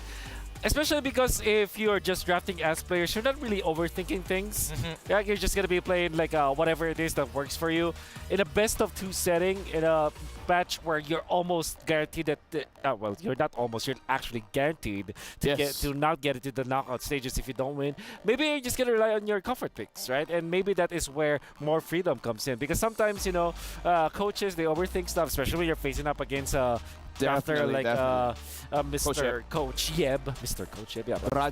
Raja Yeba. Maybe that is a little bit of advantage. I wouldn't say that it is an advantage though. I still would prefer them for them to have their coaching staff. But at the same time, they can get something out of this. So let me just say, here, me and Wolf, we've had experiences drafting on stage, and trust me when I say you can definitely get inside your own head, and that can eat you out. It's like, oh, this, and it's like, oh, it's the obvious answer, and then we just get caught in our own trap. I mean, the best answers are always the simplest of answers, right? There's no point going above and beyond unnecessarily, especially when you only have so many limited bans in the drafting phase anyways. I think for me, right now, I'm paying a close attention to whether or not See You Soon, their jungler, is going to be able to pop off this time around, right? Because usually when you get an assassin, you need a support system around it. Yeah. There is this argument that can be made that maybe you can counter the assassins, not by utility junglers, but actually fighters, which is kind of, it's like a trinity, right? It's like fighters, assassins, and the utility junglers, right? Honestly, I made that whole circle with tanks and marksmen as well. Yeah. Like, tanks, good against... He's not complicating things, right? We were just talking about how you should simplify things, and now you're overcomplicating it again. Yeah, but you know, like, you gotta always prepare, because in your mind, it's always like, what if it's a Yeast Chin? Yeah. What if it's a Granger? And trust me, it's happened to me before. Yeah, for sure. But nevertheless, I think you have to really just, you know, zoom out and just look at it in a perspective where it's just a utility jungler, quote-unquote fighters, and then assassins. Maybe the fighters are the answers to the assassins. Like, but what actually falls into that fighter category, right? I'm thinking Argus. Like, okay. Never, but I'm thinking like Cho, jungle, Julian, I think, kind of falls into the assassins, right? Well, but it's more of a sustain, mage right? assassin. Mage assassin to agree. I think I'm going to agree with Will. I think it's closer to like a mage fighter more than anything else, right? Because a lot of it just comes down to like, hey, even if you don't one-shot the person, you're going to use your enhanced auto attacks to make something happen or make something of yourself at that point. And that's where a good chunk is going to help. Warcry especially. Yeah, that's right. And then you have Bane, which I would say will be put in that spot where... No, no, I like Bane. Immediately shakes his head. Hold on, Bane, War Axe, and then Thunderbolt. I believe that was MP the King's first 2 items. Yeah, that's right. And then just with those 2 items, he could 1v4. There was one time where MP the King likes the Paquito jungle. Maybe that's No, that's exactly what I was about to bring up, right? Paquito has been the usual answer to be like, oh, you want to play a squishy assassin like Ling or Hayabusa, and you get hit by 2 knockup strikes. You don't have the frames to get out of there with your quad shadow or even with the Blade of Tempest. You just die. You just explode. Oh. Is there a fighter with iframes? Benedetta. I think that's like the closest, but that's built into the kit more than anything else. Benedetta is, yeah. Oh wait, technically Julian. Now that we categorize him in hand swords. If I believe they're in the category of assassins, Benedetta plays in the EXP, but isn't it shit? Either way, it's for you guys at home. Who are you guys looking for this match? Is it gonna be Fnatic Onyx? Is it gonna be See You Soon? Head on to stcplay.gg right now and lock in your predictions. We saw before 58% went for Long Range Giants, ended up being correct, and the 42% said it was going to Falcons. It's gonna be very interesting to see how you guys are gonna vote for this one. How much is going for Fnatic Onyx and how much is going to be for See You Soon. With that, we gotta ask, what is the favorites? Who is the favorites coming in? Oh, definitely Fnatic Onyx. I think it goes without question. They're the defending champions. They were the M5 finalists that went 7 games against the eventual champions. Yeah. They dominated again in the playoffs of MPL ID Season 12. And day 1, you saw how comfortable they are. So yeah, I think it goes without question. Fnatic Onyx are favorites. Personally, for me, I'm going to say Fnatic Onyx as well, right? Usually early in the year, especially with the current meta, the way that it is as of right now, really benefits them. I mean, last year they tried to go for the Golden Road. This time around, they might be able to complete it. By the way, fun fact. I'm Sure. sorry about this. This will be very quick. 2 days ago was the anniversary of when Kyrie and Coach were announced to be part of Onyx. Oh, really? 2 years ago. Okay, you know what? I actually legit didn't know that. But with that being said, the stakes are here. Fnatic Onyx, they win, sweep 2-0. They go on to the knockout stage.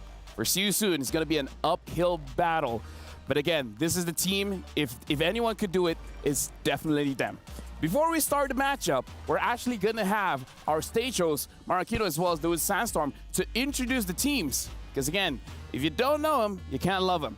And with that being said, thank you very much, gentlemen, because you guys got to prepare. Once we see the draft, there is a lot of theory crafting that we have to see, especially for the side of See You Soon and for Fnatic Onyx. We got to see if there's any new interesting jungler picks coming in from Kyrie. We saw him debuting the Julian. Is there going to be another spicy pick that he is going to be picking up to go up against See You Soon, especially if See You Soon does end up picking up the bait? With that being said, we're throwing over to the stage. So you know what? The Wood Sandstorm, as well as Marquino, it's your time to shine.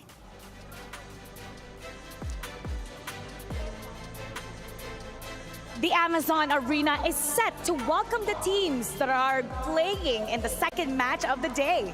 That is true. We have the reigning MSC champions here with us in Riyadh in the Amazon stage, going up against the Cambodian Owls. The Sky Kings are in great shape to defend their title as they dominated their last match. Now introducing Fnatic Onyx.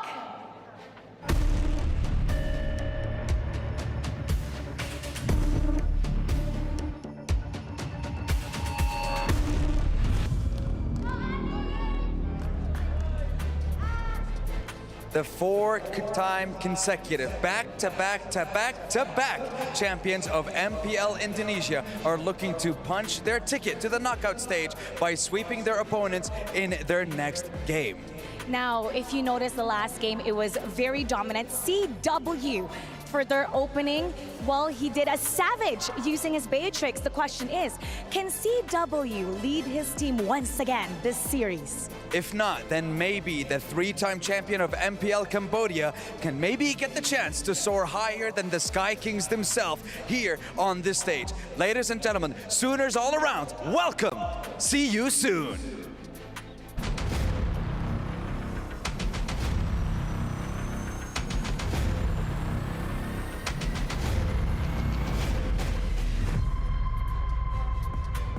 See You Soon just needs to get even one win. They just need to get a victory to continue their journey to see the world. And the thing is, when we're looking at this matchup, it is quite an interesting matchup when we look at the gold lane. We're talking about Seoul, the MVP, finals MVP of MPL Cambodia, going up against CW, the finals MVP of MPL Indonesia. This is going to be one heck of a game. Ladies and gentlemen, we are ready to start the second series of the day, so let's head on over to the studio. Take it away, boys. Thank you very much. And now, we heard the host talking about the goal lane matchup here. Seoul going up against CW. CW, it's unfortunate. He never makes the first team. But the thing is, he's the finals MVP, man. He got a savage on the Beatrix. It's going to be very interesting looking at both goal laners for this matchup. Yeah, I think he got angry for not being part of the first team. I agree. Because when he performed during the playoffs of during the finals, as well as the entirety playoffs of MPL ID, was spectacular. And I think he's going to pick up where he left off, going up against Seoul. And this time, I think you have to not play with pressure if you're Seoul going up against CW, because the CW and the entirety of Onyx, they can smell fear, you know? They smell fear. Yeah. That's some nose they got. I mean, it's not even just smelling, it's just having that game sense to know that somebody is underperforming, right? And I think the worst part about it, I think that Seoul can actually deal with JOSCW in lane. But the question is, are the outer factors, right? Who's going to be rotating over to that side of the map? Or are they going to just leave him on an island like we saw with the SRG match? Yeah. And now we're jumping straight into the draft. See You Soon is going to be first pick blue side, Fnatic Onyx. Second pick red side, Lu Yi. See You Soon already batted out for Fnatic Onyx. So now Fnatic Onyx has a free ban. And they use it to ban out the Bane. Okay. Well, sorry, not sorry. Sorry, not Fnatic Onyx. I mean, like, with the Lu Yi being banned, I think we are eyeing for a Harith here for See You Soon.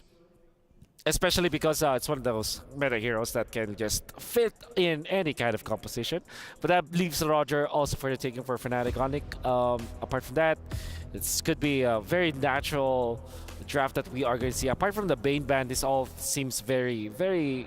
Oh, by the way, Ling is available? See You Soon.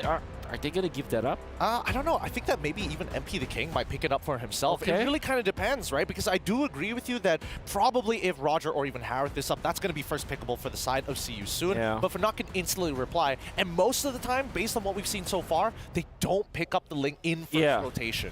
I don't want this to be like Harith and then Ling.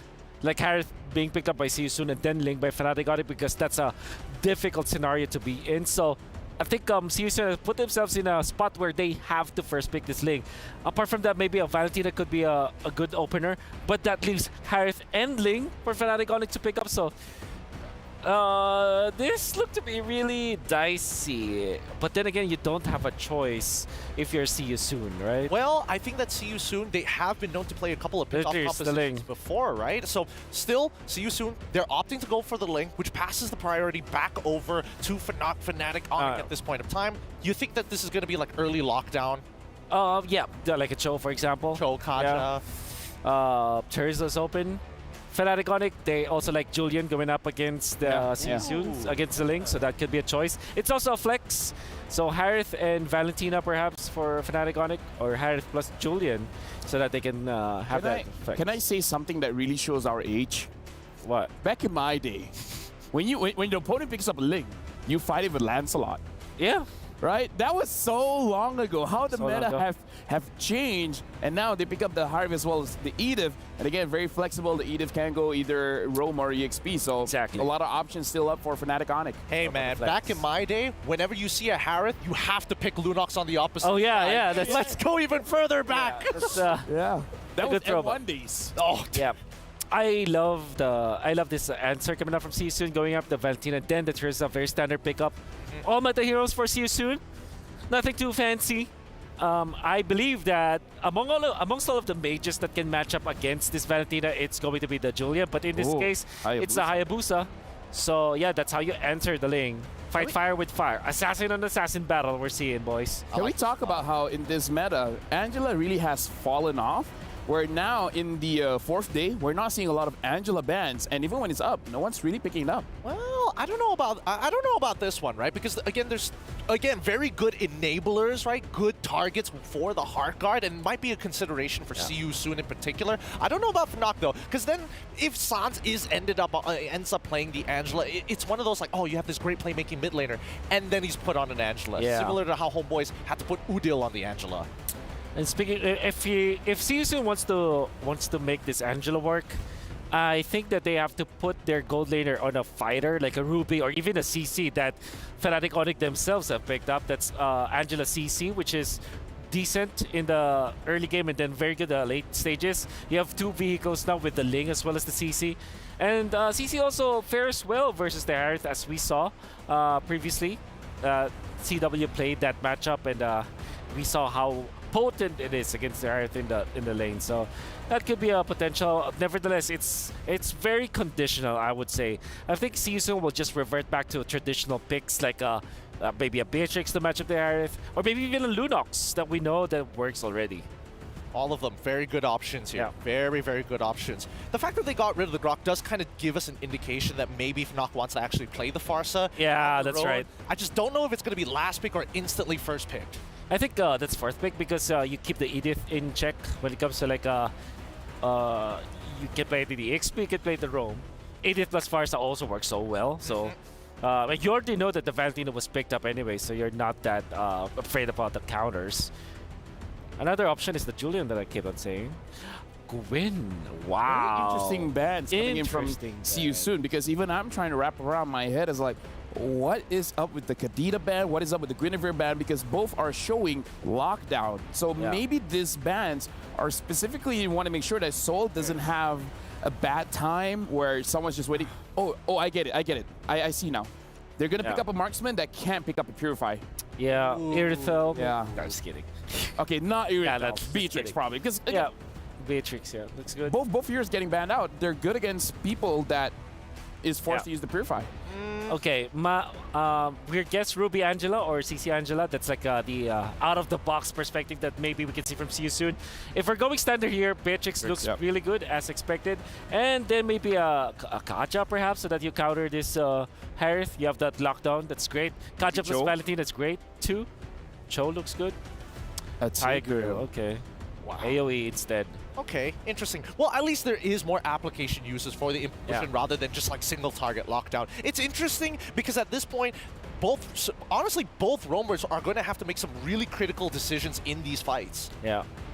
So you're going up against the Xborg, looks good. It's Arlott instead. They're going standard.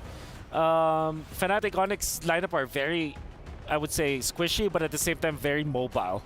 So it's going to be all about damage. It's going to be all about damage. Now that we've seen the draft is completed by CU Soon, as well as Fnatic Onyx, here on the panel, Stan, we've done our job. And now, hopefully the casters, the hands are open because we're throwing it over to you. Off cam as we may be, can confirm, LaFell, our hands are indeed open. Let's get into the game. It's Trex and Leo at your service for Fnatic Onyx versus CU Soon.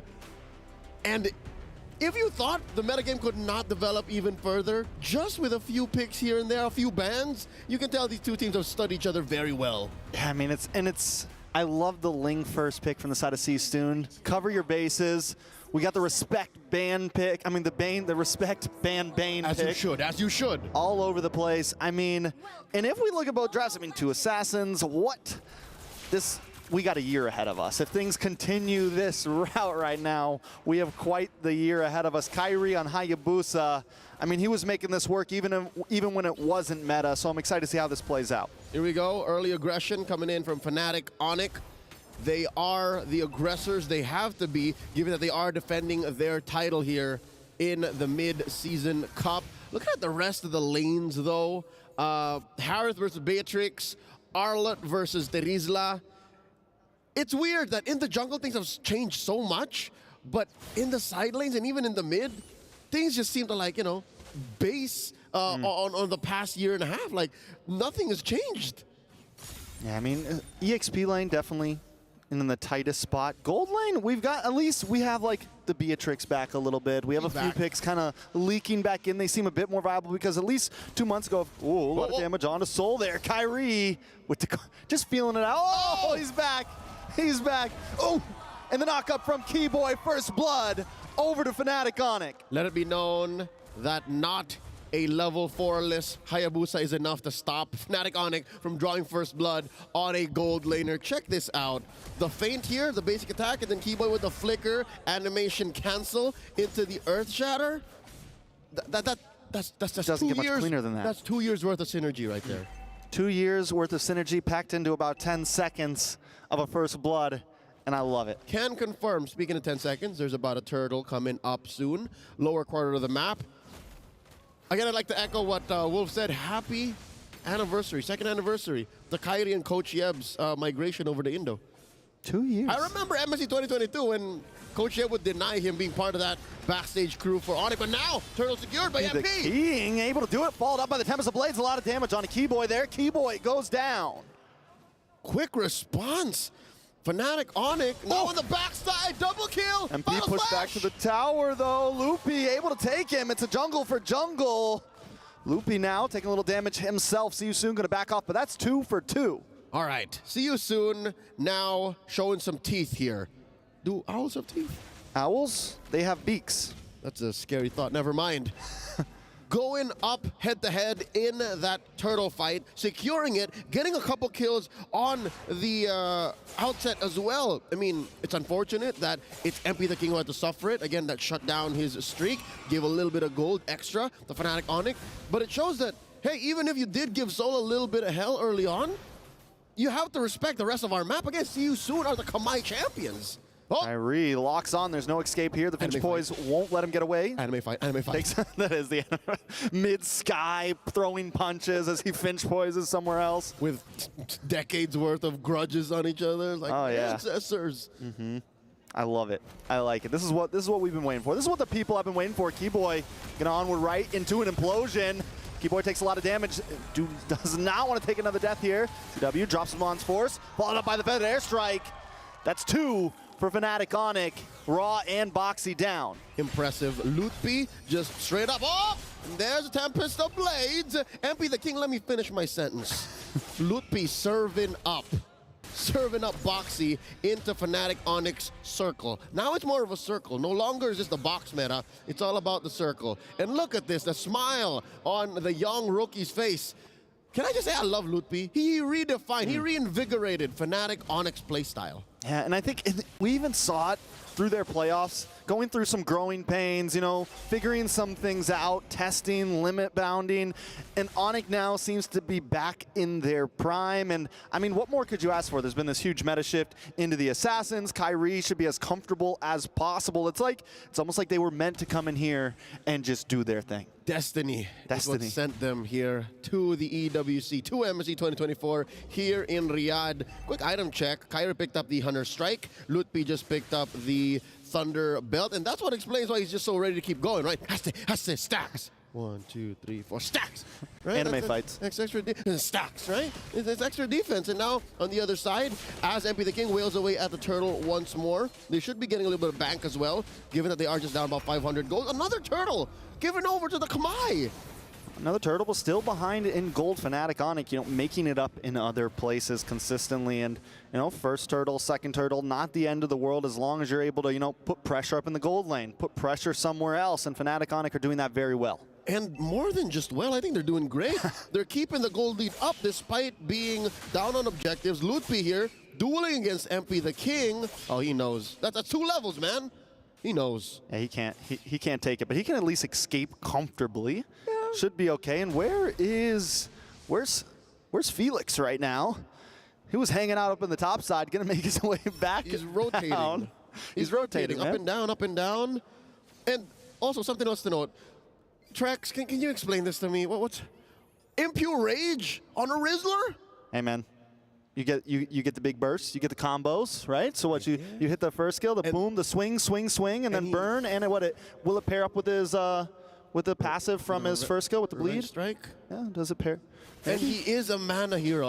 I keep forgetting that for such a chunky boy, Terizla has mana.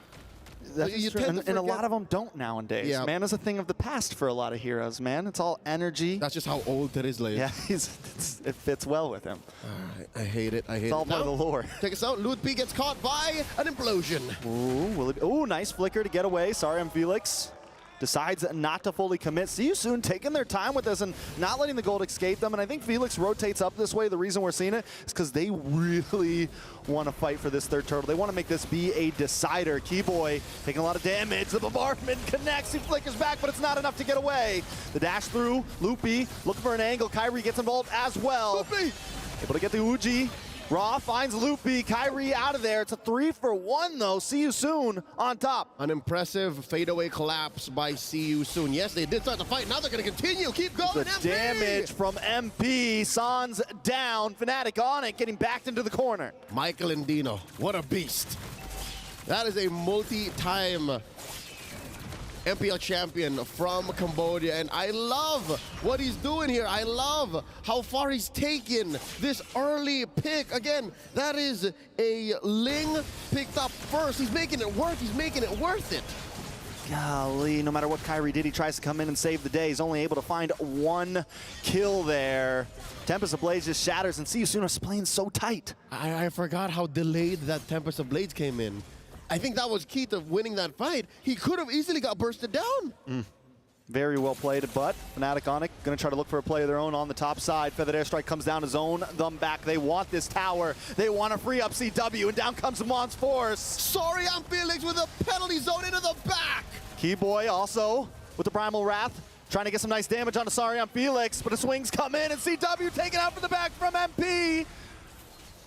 Soaring in like a lethal owl, the Kamai cheer from across the world. MP the King turns that into a 2-for-4. Kyrie, the only one to get away. What does this mean, Leo? What does this mean? I don't know what's going on, man. I thought we were in agreement that Fnatic Onyx draft was so comfortable, that they had such a great ramp up from early, mid to late. And here you See You Soon just flips it on a dime. I've always been told that when you're comfortable, you're not growing, and MP takes the uncomfortable, they hit the growth, and right now they're on the rise, man. It's 26-24. That's Steve Harvey. Steve Harvey. You gotta be comfortable with being uncomfortable. And I think See You Soon, man, they don't have a coach. So you gotta make sense of that. Make sense of the fact that when they're done with this game, they have to regroup. All they have are themselves, so now I guess that's why they're putting their best foot forward. Fnatic Onyx down about 2,000 gold, 11-7. The map is blue. Again, when you're looking at the Hayabusa and the Ling, you agree that both of them have good mobility. They have map rotational speed. But when it comes to fighting, I think it's more all in on the Ling, and that's what makes it better for See You Soon. And we've been seeing the way the MP has been moving around the map, the way he caught CW earlier. He just has a little more of a door into that backside, but wait a second. Boxy taking a lot of damage, catches the final slash to the face. Feathered Airstrike does come down, CW dancing around, but MP's gonna find him every time. Raw finding the kill himself. With CW down, Keyboy will be the next fall. Loopy next on the chopping block. Raw finds another, that's a double kill. 3 people down, See You Soon are taken off. I thought it was always going to come down to MP the King's Ling with a delayed response. I thought he would always have to be fashionably late to make a difference, but no, that was a fight that they took head on with a Lord take eminent. Fnatic Onyx said, you know what, let's force the fight. Let's see if they're ready to respond. And yeah, CW got the drop in Zaman Force, but he got bursted down immediately. You know what? I think what's coming into play here as well is damage coverage. Trax, look. You have magic damage coming in from Ra, and then you have all of the physical burst coming in from MP and Soul. I think that's enough already, especially since you're looking. What was? That's all that's on Ra. That's all Ra needs. Just the Enchanted Talisman and the Glowing Wand. What? Another fight? Kyrie. Empty zone. Kyrie forced to dash away here, forced to use a shadow kill a little bit early. Sans unable to even hang out with the Feathered Airstrike. Got a wings by wings back to base. See you soon. I mean, not very often do you see Onyx pushed into a corner like this. I mean, you watch the middle of FPL Indo Season 13. That's true. And then that's when this would look familiar. But no, we are in the mid-season cup. This is a major international event, the peak of MLBB Esports. And you're looking at the defending champions up against the corner. CW in trouble. With the defensive Zaman's force, it's not enough to get away. A nice final slash on MP the King, but MP the King is dancing. But he's not going to be able to dance back to life. Going to be taken out raw with a lot of damage. The Nabir's passing. Oh! Huge turnaround despite their assassin going down. 4 for 2. 4 for 2. Gila Suns not going to be able to get away from this. The implosion comes in and the snipe shot. Double kill. And the base will fall next. See you soon. Will take game number 1. What an upset. No one expected this much, at least not this quick, not this fast, not this decisive. The first 5 minutes, I'll tell you here now, Trex, I'll tell y'all folks, looked pretty down the wire, but as soon as they figured out the tempo, as soon as they figured out how MP the King should be coming in, Fnatic Onyx never got to come back anymore.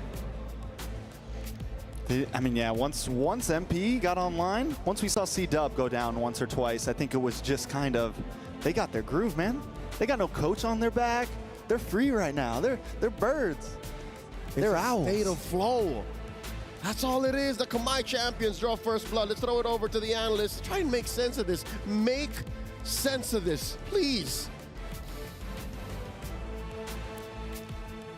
Trust me, folks, if you want me to make sense of this, I might say, maybe we thought the coach is better or not. Like, maybe you don't overthink it, but we got to talk about how in this game, MP the King, what an absolute beast. I'm telling you, this is See You Soon Unchained, right? Yeah. They're not held back by absolutely anything anymore. They're allowed to make crazy plays, and so far, they look, I wouldn't even say the most polished in the world, but their mechanics are top-notch, and I think that's where Fnatic really started to drop off here, because a lot of these abilities are starting on the whiff. We saw a failed flicker from Keyboy. We've seen 2 failed final slashes coming in from Lupti as well, and forced quad shadows out of Kyrie. Oh man, you can make a soul mixtape out of this. The way that he escapes Kyrie and death so many times with just a pixel. I mean, he will miss the shot, but Kyrie wasn't able to find the proper runway to eventually pop the ultimate onto Soul. And not only that, Solo has been outplaying CW, outranging him, just making sure the dash was so on point.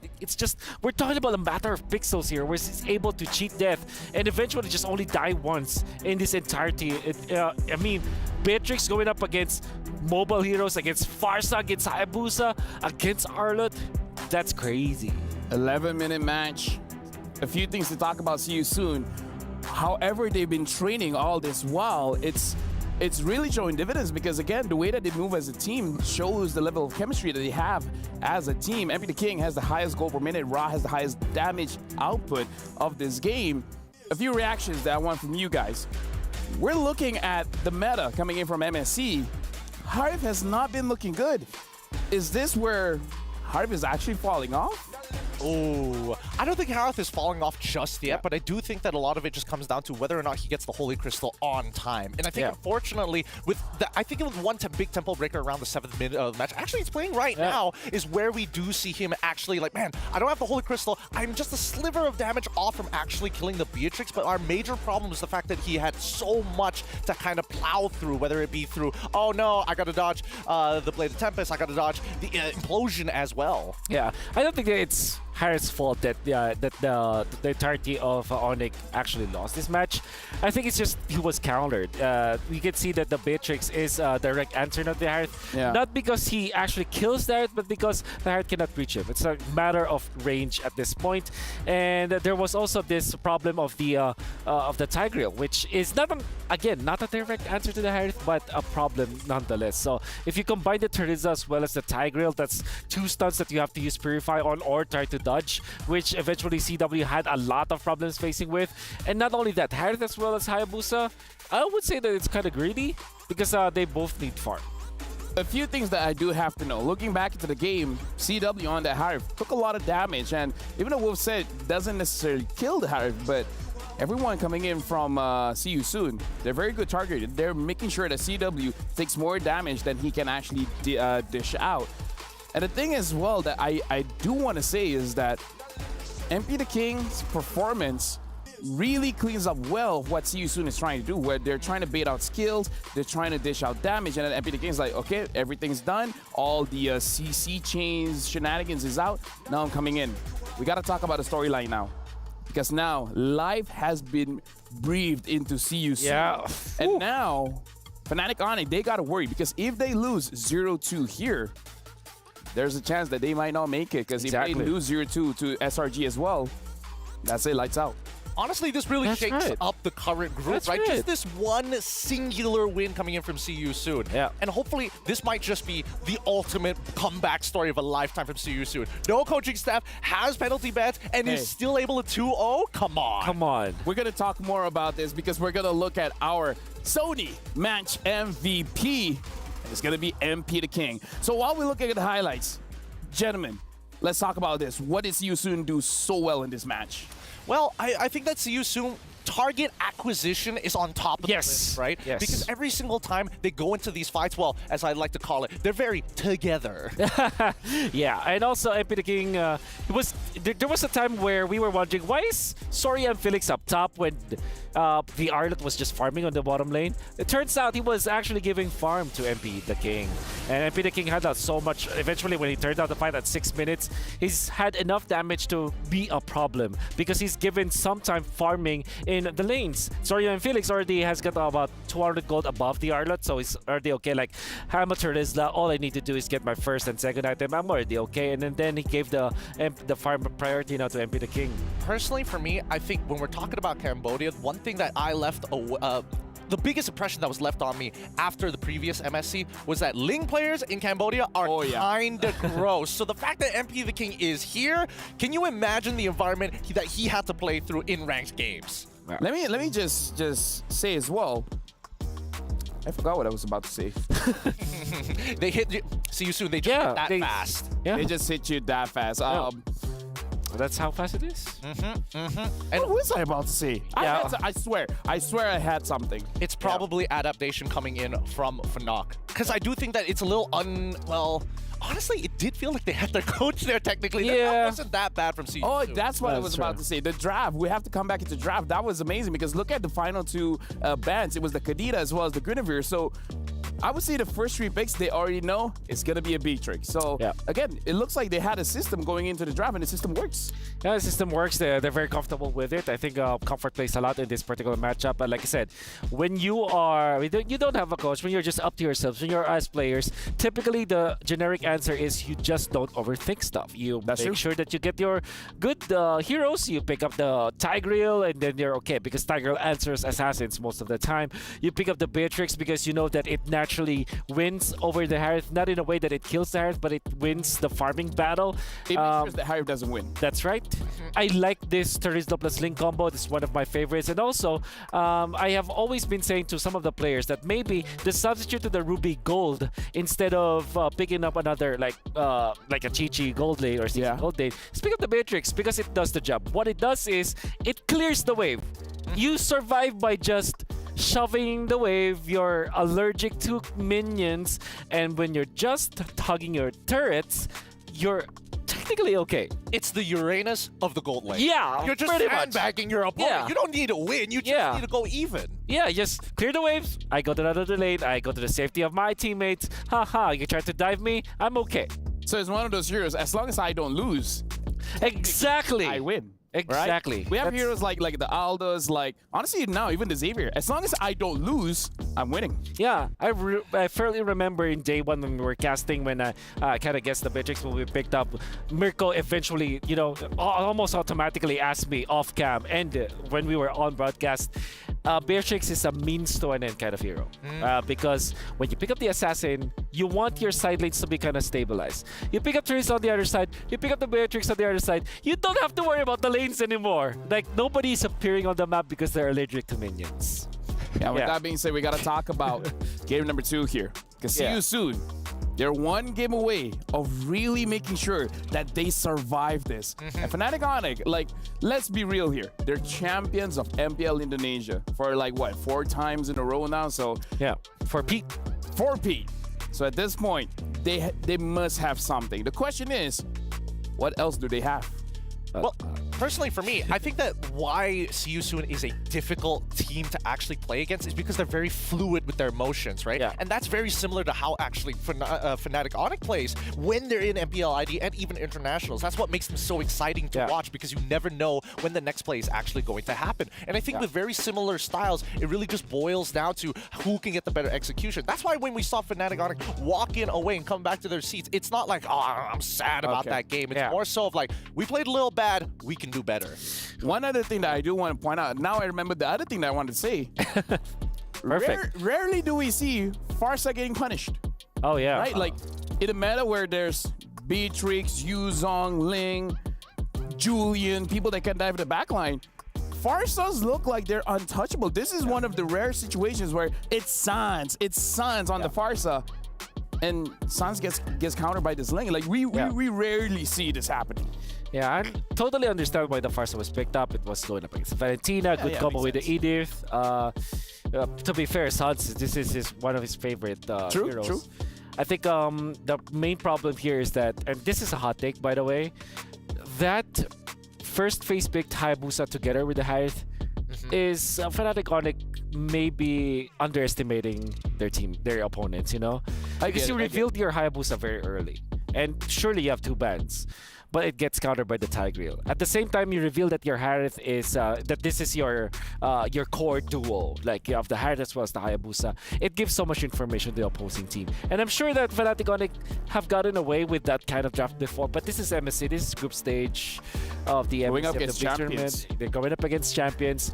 The hot take is I think they have underestimated the prowess of their opponents. I think personally that Coach Yeb is going to revoke Kyrie's assassin card this time around. They're not.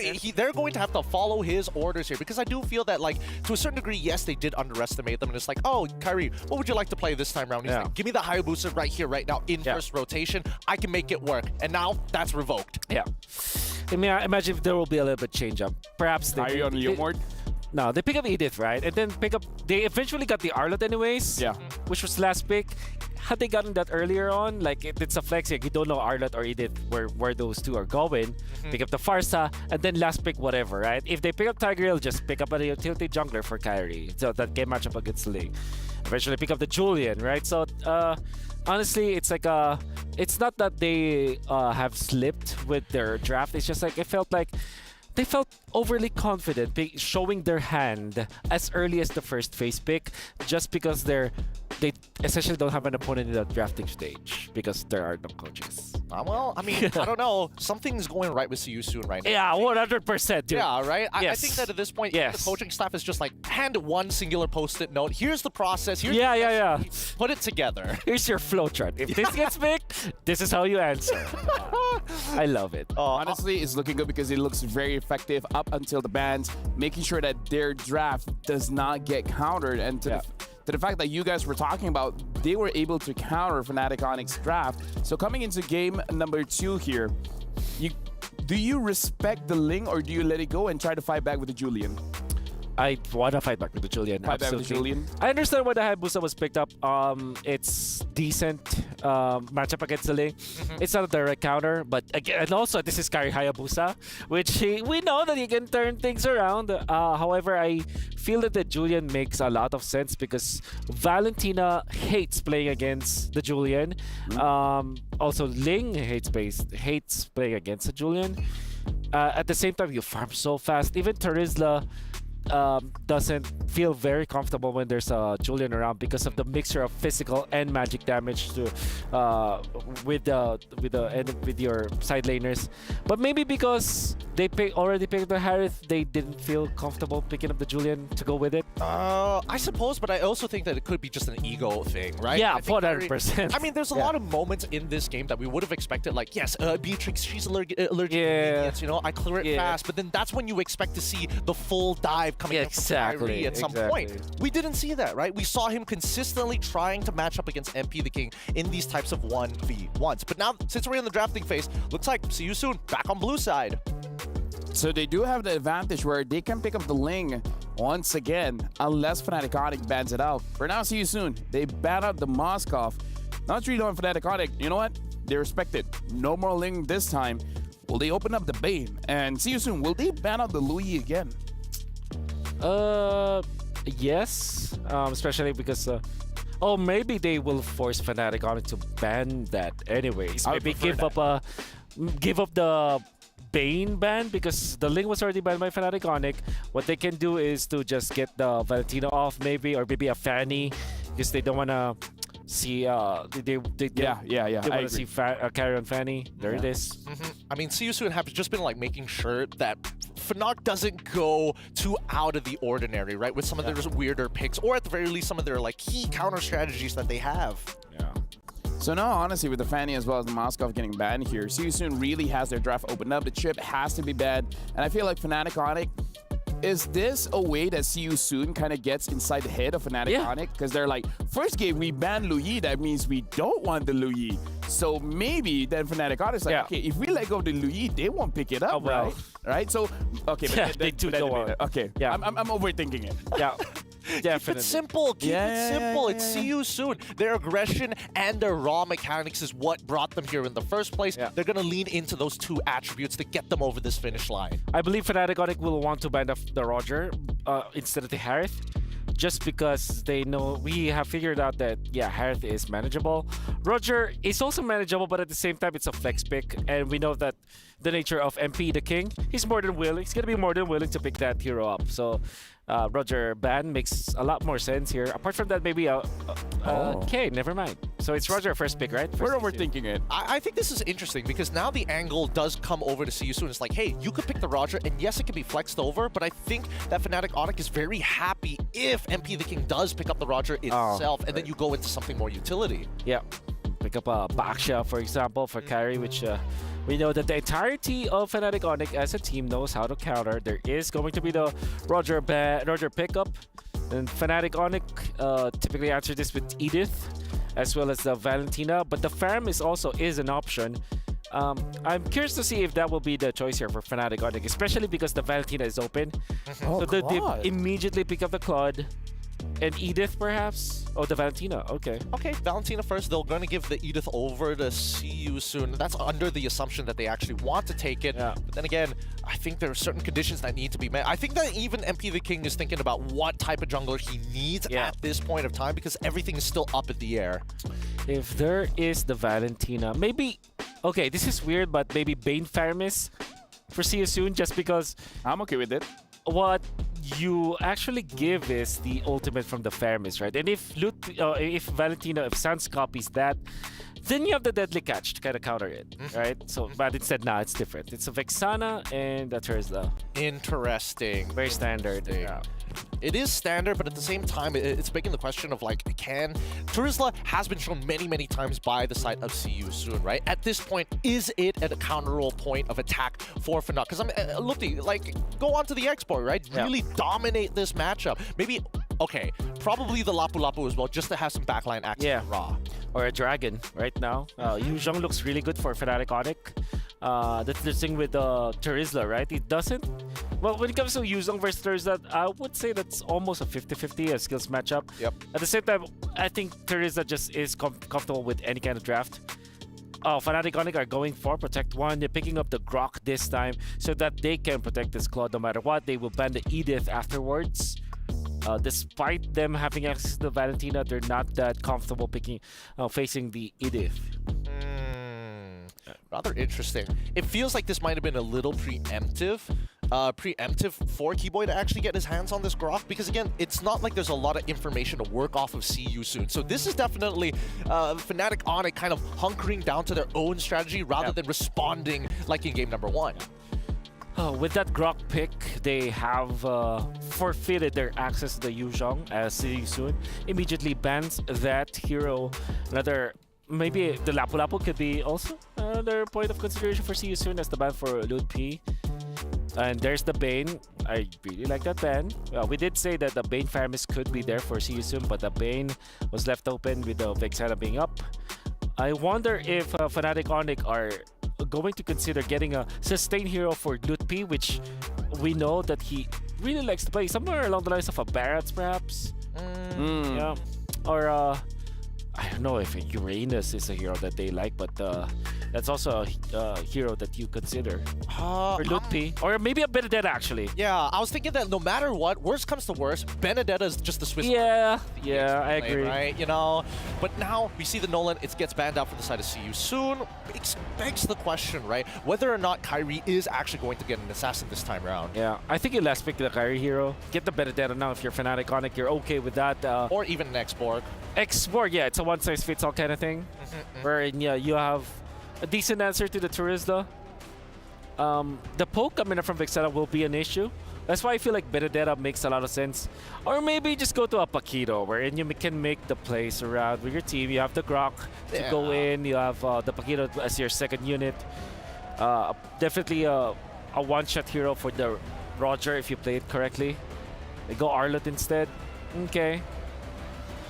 Oh man, Carissa was known to be the traditional answer to the Arlott. Yeah, that's true. So, yeah. Because it used to be just too thick to deal with, right? You don't have that raw level of damage unless you like commit to something crazy like a lethal ignition, for an example. But I don't know. I think this one it's starting to look very similar to game number one. It's kind of dependent on what the jungle pick here is for Kyrie, but we'll see once See You Soon complete their composition, and I'm liking it, right? The carry, making sure that their frontliners don't get that much space. But more importantly, I think that even Keyboy sees the opportunity. This might be his moment. Yeah. Kyrie Ruby looks good for See You Soon. Another hero. You kind of need a knock-up. Edith is already banned, so they go Kaja. They're very brave because there's a Valentino on the opposite side. Yeah. Okay, so you Assassins are kind of iffy now for the side of Fnatic Onyx. But you don't want to go Fredrin going up against the... Right, with the carry. The carry is such a big deterrent. I think as long as it has iframes, I suppose. I think you're left with Alpha or Julian, I would say, for Fnatic Onyx. Alpha is decent. A little bit of a fighter in there. Yeah, you don't want to go Barretts against Gary Roger. That's dead sentence for you. I think you're left with Julian, honestly, for Fnatic Onyx. Or, come on, let's pick up the Lancelot for all time's sake. For all time's sake. Gotta go Baksha. Okay. Well, looking at the drafts here, all 10 heroes have been picked up. I gotta say, See You Soon. I feel like this is a very comfortable draft for I agree. them. For Fnatic Onyx, this is more of a draft that we've seen in previous patches. Now, I'm gonna say, I'm pretty sure the casters didn't expect what happened in game number one. But casters, prepare to be surprised, because I'm gonna throw it over to you guys again. Here you go. No matter how prepared we are, given what happened in game one, there really is no precedent. There really is no way to say we're ready for what comes. But then again, here's game two. Fnatic Onyx versus See You Soon. Trex and Leo at your service. 11 minutes and a half. That's all it took for game one to happen. What do you expect here? I mean, just like wild card, it's still continuing in group stage. You have to expect the unexpected. And right now, that's exactly where we're at. 11 minutes. We just saw Falcon get beat in 11 minutes. What does this mean? What alternate dimension, what multiverse have we dropped into? But right now, See You Soon is sitting at the top of that multiverse. Fnatic Onyx, they pick up the Basha on Kyrie. A savory pick for them. Don't remind everybody. Up against the Kaja. It's barely been 6 months, man. Too early? Too soon even. Too soon, even after another championship. Here we go, one more look at the emblems. Again, folks, do note the Impure Rage on Sorian Felix, which did so well for him in game number one. I respect it now. I actually like it. Yeah, I mean, it's definitely spicy. It's definitely something that they showed worked before. How do we feel about this gold lane? We have the carry. How do we think it's going to man up? Is it going to be able to play the distance? Is it going to scale? You know, what are our thoughts? That's a classic KK combo, man. Carry and Kaja. Mid-game, you just pull on someone, burst them down with true damage. It makes sense, and what I love about it so much is the fact that it's a mobile fighting unit. Like, that's what CU Soon is. Like, they just pick off one, da-da-da-da-da-da, jump in, kill another, da-da-da-da-da-da, and then you have the Teresa to cut right through. As for the other hand, Fnatic Onyx, yeah, it's very reminiscent of the kind of lineups they played in M5, but just the same, I think it's a safer box for them. That's one thing I can say. Oh, here we go, up top. A little bit of damage onto Felix. Felix gets terrified, might not be able to get away from this one, tries to use the flicker, but still brought down. MP the King, though, with the Lycan Pounce, able to pick up Luffy. It's a 1-for-1 EXP for EXP. Yep, in the purest form. Down bottom, though, CW asserting dominance against Soul. Oh. Now Soul throwing out the light wheel. Lets it go, turtle spawned, upper quarter. Soul's got soul, man. He's willing to get in the box with CW, willing to get in the ring right now. Ding, ding. And it's going back and forth. I feel like this matchup here is definitely, it's a lot of mechanics. It's not, no one just completely dominates the other. But if you ask me, I'd say Soul is a lightweight in the early. Oh no, Kyrie secures the turtle. Fight's already begun. Flicker out by Boxy. Purple secured by MP. They disengage. I was saying, Soul is a lightweight, while CW on the Claude is a featherweight. Because again, like you have the basics on carry dealing more damage the more you do it with it, right? But you do have the mobility advantage on CW. That's one thing he has. So a lot of things to say. I love how Onyx, they were ready to kind of go for that purple after the turtle. Instinct told them, but then they saw it got taken. They decided to back off. Now Boxy takes a lot of damage to responded with the Eternal Guardian and MP the King trying to lock down onto Kyrie. Kyrie might not be able to get away with this. All it takes is one Lycan Pounce. And Kyrie down, man down. Up at the top side.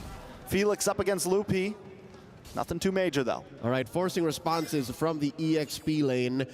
I love that engagement, that counter engage by CU Soon down bottom. It was a perfectly placed Eternal Guard by Ra, by the way, which we did not talk about much. We did not talk about this. Come on. Oh, Boxy!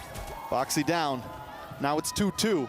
9.4 to 9.4. Back to what you were saying. Yeah, no, Ra has such great game sense, and we didn't really talk about it. Final slash by Lupi! They don't want to let you talk, man. Sans now trying to get engaged as well. Sorry, I'm Felix. Trying to kind of kite back a little bit, taking a little bit too much damage. Should be okay. Kyrie playing the distance, looking for the engage. I'd rather have it this way. Them keeping going, keeping fighting, because this is how Fnatic On It gets ahead, right? They're about 400, 300 gold up, and a game of inches is what you gotta do against a team like CU Soon, because the Kamai, they're so good at forcing fights, maybe only second to how then their prime in M5 ECA does so. Divide Gaming, I don't know what the equivalent is in the Kamai language, but maybe their local Homoy Mao, you know, like they just cheer on, fighting, forward, CW, dueling against Soul, the flicker! The flicker, and he gets it! Soul, the lightweight, up against the feather with a knockout punch, but now Soul in a little bit of trouble. Kibo able to find him. The power of nature. Eternal Guardian lands on top of Sans. Sans taken out from MP the King. Now it's Kyrie up against 4. Lupi with his back tries to dash in, tries to do something. Is it going to be enough? MP the King still chasing down Kyrie. Can he get the final hit? One more to do with the mega kill, and now Lupi on the run as well. Boxy versus Lupi. 1v1, MP on top, looking for Keyboy as well. See you soon. Bouncing back, Fnatic Onyx still holding.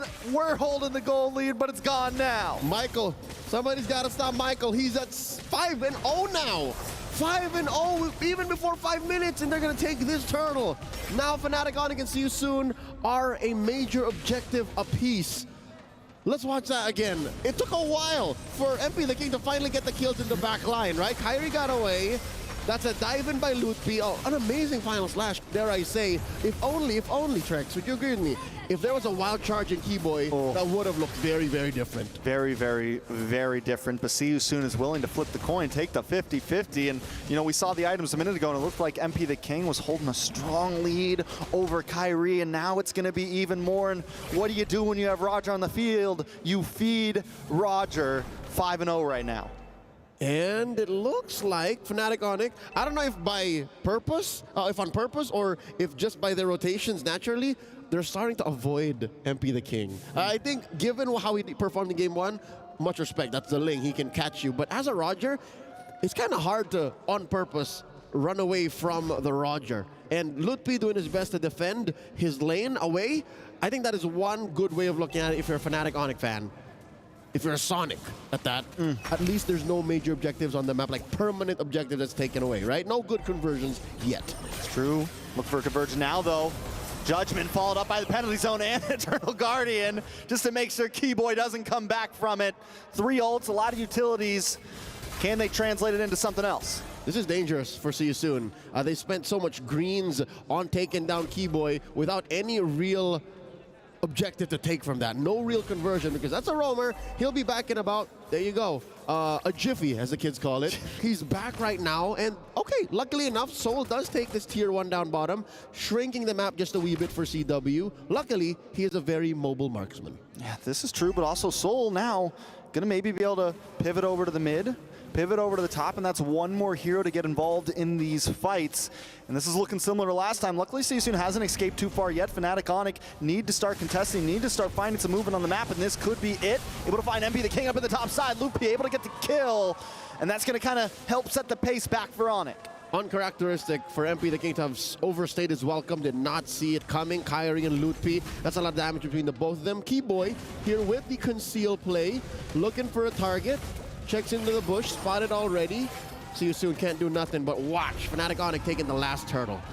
All right, 3 turtles down. Next up, gonna be Lord. Fnatic Onyx back in the lead with gold, and they're looking for this mid-tier 3.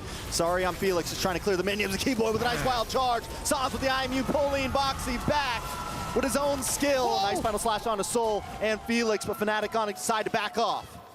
Amazing how the champions of MPL Indo for 2 years now, back to back, did I say that enough times?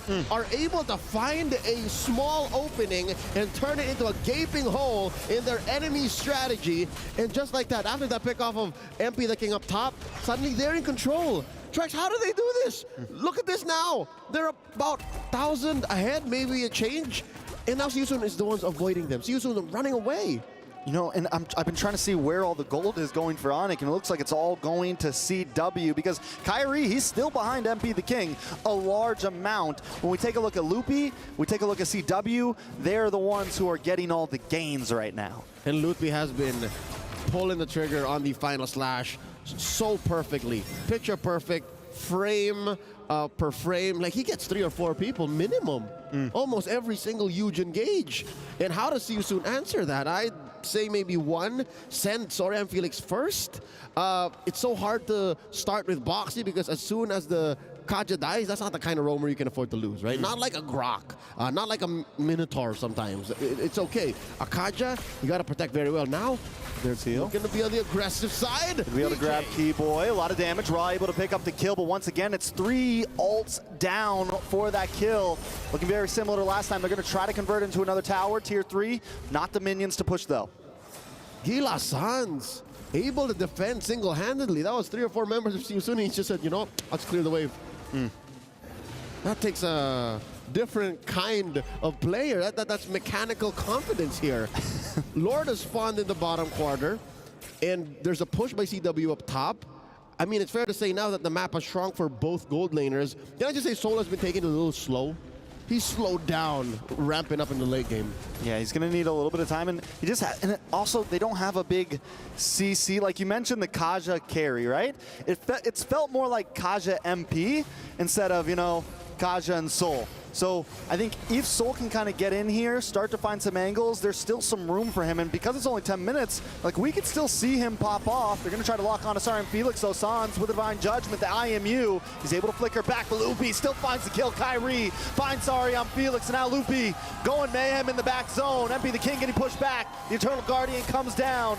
But it's more as a mover to keep Onyx at bay, and Sans falls. MP the King picks up the kill. Now it's on to the Lord, conceal play, Raw, looking for something. Blaze Duet comes in, pushing Boxy back at the final slash. Members of See You Soon are falling. MP the King will be the next 3 members down. It's a 3-for-1, and a Lord over to Onyx. And just as quickly as See You Soon calls the play, Boxy comes in with the conceal. Fnatic Onyx make him regret that. Starting with a Blazing Duet, eventually into the collapse, and Kyrie keeping his finger just a nano inch away from the Retribution, a clean take, a Lord secured here for Fnatic Onyx, which allows them to maintain this. I didn't expect it to be this wide, honestly. We expect 5 or 6K, you know, but 3K now between two very closely equal opponents is, might as well be a light year. Yeah, and so here's the thing though, with Onyx having this lead, see you soon. What is the answer, right? We talked about Soul not being as involved. Why do we think that is? Has he just not been able to get up close and personal? Sans has been doing a great job with the Divine Judgment. What's the deal?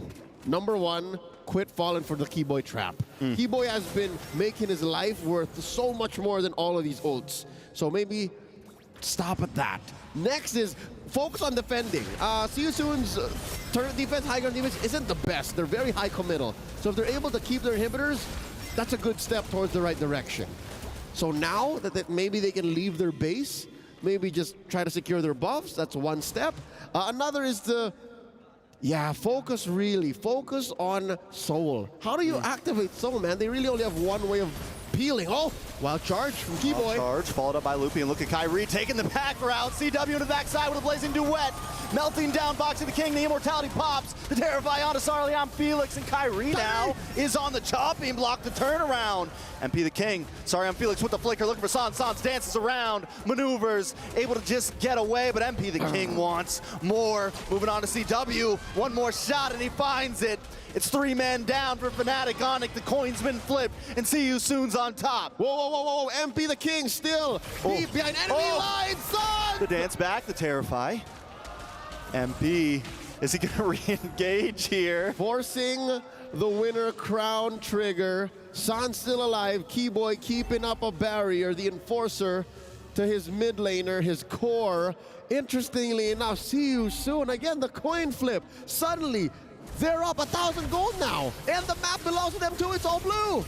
What happened here? Boxy the King immortality pops. Look at MP reverting back. Gets a couple free shots onto Kyrie, and then he knows it's on. Once he gets one, it's back to back. I see now. Eventually, what would be MP the King cleaning up the jungle, forcing the response from Keyboy and Sans to play defensively.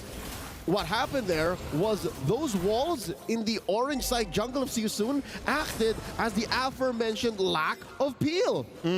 Fnatic Onyx can't just get a beeline towards Ra, towards Soul, even towards MP the King, who had to, double back and then consider the re-engage.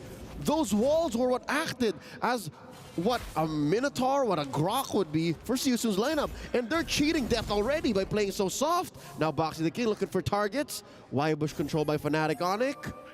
All right. I thought he was about to use it on Keyboy again. I was like, don't do it, bro. Again, right? He's learning. Okay, so far so good here. Again, barely 1,000 between these two teams. I wonder how far that last engage, that team fight win for See You Soon went for Soul. Because again, eyes are on Soul, man. Eyes are on this import from the Philippines that really didn't get much play in MPL PH, but won a championship in his debut in MPL KH.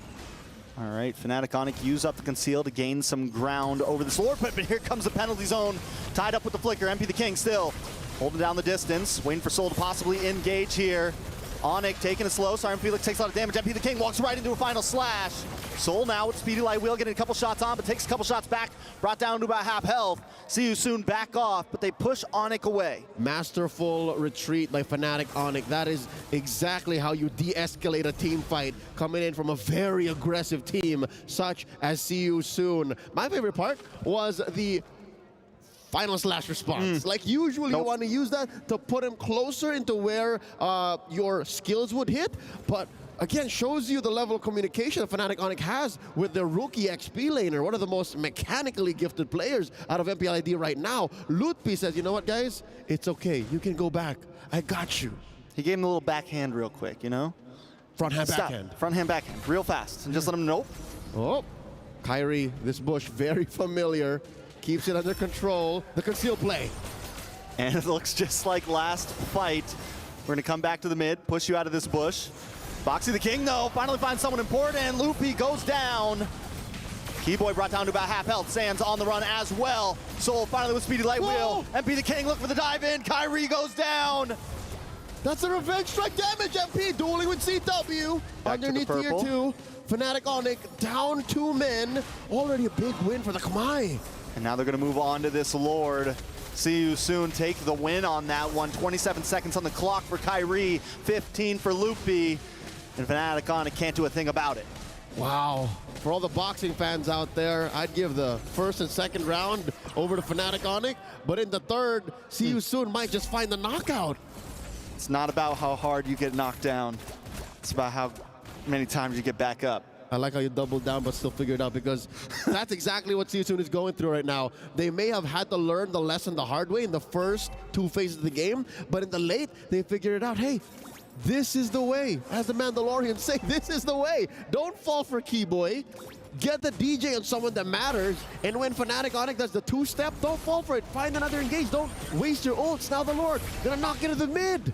All right, watch for Felix. He's got the penalty zone ready to go. Conceal play comes in as well. Felix able to jump in, get a nice penalty zone on a C-dub. Sans, along with the rest of the team. Kyrie taking way too much damage, and MP finds the kill. Loopy's next on the block. The base is at 20%. Bring it down more. CW trying to clear things up with a blazing duet draw. Brought down low, but the base drops. And Onic drop with it. See you soon with the biggest upset in Group B. We are but at the halfway point of today's broadcast, and already a huge upset. The tournament favorites, the defending champions, Fnatic Onic, suffer a loss at a team without a coach. The Kamai champions hold their heads up high. Where did this come from? And the group has been equalized. See you soon. Feeling confident, coming in strong. It's all love on the stage, but in the land of Dawn, See You Soon reigns supreme right now. Again, the sportsmanship between these two teams, much respect. Playing for the mecca of MPL, MPL ID, going up against a developing region in MPL KH. This is, I'm not gonna say it's unheard of, but I definitely wasn't expecting to see this. At least a 1-1, at least call it down the middle, but See You Soon came to play today. Yeah, I felt like once they came online there, and it was the same thing kind of in game 1. They were falling behind a little bit. Once they came online, MP the king, man. He's always had his reins on his team. Look at that, from mid-game shot calls to understanding how to get to the dub, and even towards the end. He only really celebrates when it matters. Michael Andino, remember his name. MP the King leading his team to a win, a sweep against MPL ID's champion, Fnatic Onic. He's on stage right now with Mara and Dawood Sandstorm. From See You Soon, we're here with MP the King. All smiles from MP the King. Congratulations. You've upset the defending MSC champions. You gave them a sweep. Now, before coming in here, how were you feeling? Were you guys feeling nervous? Because it's no secret that Fnatic Onic is one of the favorites. They have a great coach. You guys don't have a coach. So how were you feeling coming in here? Were you a little bit scared, nervous? What was it? Para sa akin po, parang gusto lang namin patunayan sa mga tao na nagsasabi na Remake Esports po kami, na kahit walang coach, na kahit maraming problema, kayang-kaya namin gapangin yung bracket namin. Wow. He's saying for him, he wants to prove that even though you guys, people are saying what? Remake Esports. Remake Esports. Even though they don't have a coach, the people are calling them Remake Esports. They want to show the world that they can handle their group.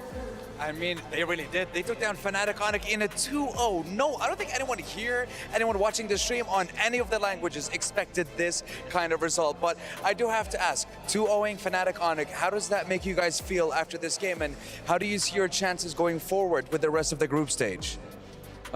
Regardless of the result, we are already happy of what we can achieve right now. So we're just happy of it. Honestly, you deserve to be. Yeah, that's a massive statement to make, and I'm very excited to see what these guys are going to do with the next game. So let's head on over to the analyst list, because you guys got to break it down. How did this happen? Please, explain. And we'll see you soon. First of all, Mara, nice. I get it. But we have a lot to talk about. We have to talk about the technical side, the draft side, the playstyle side, even the story side. But let's talk about the game first. Yeah, I am still in disbelief, especially because it kind of feels like it is See You Soon's day today in a way that losing their drafters kind of made it so that they are now drafting so well. We said that Team Onyx, or I mean, I did say that Fnatic Onyx doesn't have a choice to go for Assassin Juggler as well as a Utility Juggler. They were first to last pick this Baksha. And it felt like there was a big difference between the damage dealers of Fnatic Onyx and See You Soon in the end. Look, many people have made this reference. This is like that Rock Lee moment. Yeah, exactly, exactly. Honestly, when we talk about this reference, Rock Lee is the strongest when Guy Sensei isn't there. Yeah. And this is a new unlocked version of See You Soon, right? They had some really good target acquisitions. Look at that. They saw the bigger picture in these fights, right? They were able to peel backwards. They knew that they could apply pressure to Fnatic Onyx and push them back into these choke points. But MP the King really stands above the rest in this match. I mean, look at how far ahead he is in this game. Man, Teresa is a problem. And back-to-back games, we saw the Lutpi Arlot going up against the Felix Terizla, which we did say that is always Terizla's sided no matter what stage of the game. Even patches ago, it looked really difficult for Fnatic Onyx to win this game because they've already revealed their Grok plus the Vanity in the first phase. Then eventually they already know the squad. It's like, for some reason, we were hyping Coach Yeb to be that guy that flexes everything, but back-to-back games, they were just so honest with the heroes that they're picking up. Yeah, look at this. MP the King. What a carry, man. 862 gold per minute, 74,000 damage dealt to heroes. I have a lot that I wanted to discuss with our analysts here. And let me say this to all the audience watching, to all the Fnatic Onyx fans, the See You Soon fans. When we're talking about the absence of coaches here, it's like we're not saying anything bad about the coaches. It's more about how right now the players, with the circumstances that they're in, they're fully focused. And that's the sign of a champion where despite everything going on, you know what's important. The important thing is you gotta win. How do you win? Draft good, play good, destroy the base. And that's what they did. They checked all the boxes, honestly. They really did check all the boxes, and I think, you know, this is an impressive team, and that's why I said from the very beginning that any teams that are coming out of specifically MPLKH are honestly really difficult to prepare against. And this is carry Kaja that usually is not going to be used when there's a Vanity on the opposite end. That's true. That's true. You don't really pick it up. But I think what See You Soon did was to overload the Suns with a lot of options. It's like options paralysis. I forgot what that term was called. But basically, you're looking at Terizla Ultimate. You're looking at the Kaja Ultimate. You're looking at Vexana as the potential heroes that you kind of want to copy with the Ultimate with. And unfortunately, we wasn't given enough choice. In fact, in this game, there was only one good Divine Judgment copy that we saw, but the entirety of the match, it was just the Kaja, just whatever he sees, whoever sees first, be it Keyboy, be it Lutpi, he's gonna pop the Divine Judgment and they're gonna burst him down. MP the King was very impressive, but we got to talk about Rod, the mid laner coming in from See You Soon, because we saw, like you said, Divine Judgments pulling anyone in, but the Eternal Guard, any engages coming in from Fnatic Onyx, with one ult coming from one mid laner, disengages everything. Yeah. He's a door stopper is what I like to call him. He literally just puts it under the door and it's like, you stay right there. You don't need to move any further. And that Eternal Guard is so effective as well because it takes quite some time to really start chunking it down. The initiators coming out from Fnatic Onyx were dependent on their flickers and dependent on the dive, technically speaking, although there could be a box that could be done. If you look at conceptually what Fnatic Onyx wants to do is that they want to jump in with Claude, with the Grok flicker, with the Arlot going in flicker as well. Valentino wants to get up close and personal. So is the Arlot. So everybody from Fnatic Onyx wants to dive. Guess what? The lineup of See You Soon is just a box composition, right? They want to go in, whoever goes into their box of or circle of influence, whoever goes in, gets gun up on one combo from the carry, can eliminate anyone, literally anyone from Fnatic Onyx. And when the ultimate is done for the carry, guess what? There is the Roger to clean things up. Again, the Vexana pick is absolutely genius. It really shut down what Fnatic Onyx wants to do. And now we got to look at our Sony match MVP, and it's going to be MP the King. And while we're looking at him, let's talk about the plays that he made. Like, he made it possible, not just in this game, but again, people say remake esports and everything, but we have to remember them going up against Slangore Giants. Slangore Giants legitimately almost lost the second game because of MP the King's Bane. MP the King has used what? Bane, Ling, now Roger. Any damage dealer, he's amazing at it. If it's carry-oriented, I think MP the King is going to be top of the charts all the time because he really accelerated this game, right? At a certain level of cost. Like, Felix was taking good brunt of the punishment, but that was actually good because then it allows MP the King to be like 4-0 by around 3 to 4 minutes into the game. And even now, you can see 7-2 by 12. Yeah, you can see this good exchange, good sequence of events for MP the King. CW is full HP but no stacks, and MP the King just literally, you know, scratched it. Scratched that card, literally. He's buying lottery, he's buying scratch cards and winning every single one of them. Oh, dude. 7 KDA, 862 gold per minute, 88% of the kills. I gotta say, MP the King is a good acquisition by See You Soon. He's definitely carrying the brand really, really well. We're gonna talk about technical stuff as well, but I do want to say, let's talk about the storyline. Yeah. The day is wide open now. Now there's no, I mean, I would say I think that SRG is still confirmed going to the knockout stage, but now. Are you sure? But now the one that I can say, Fnatic Onyx, they're the defending champions of MSC.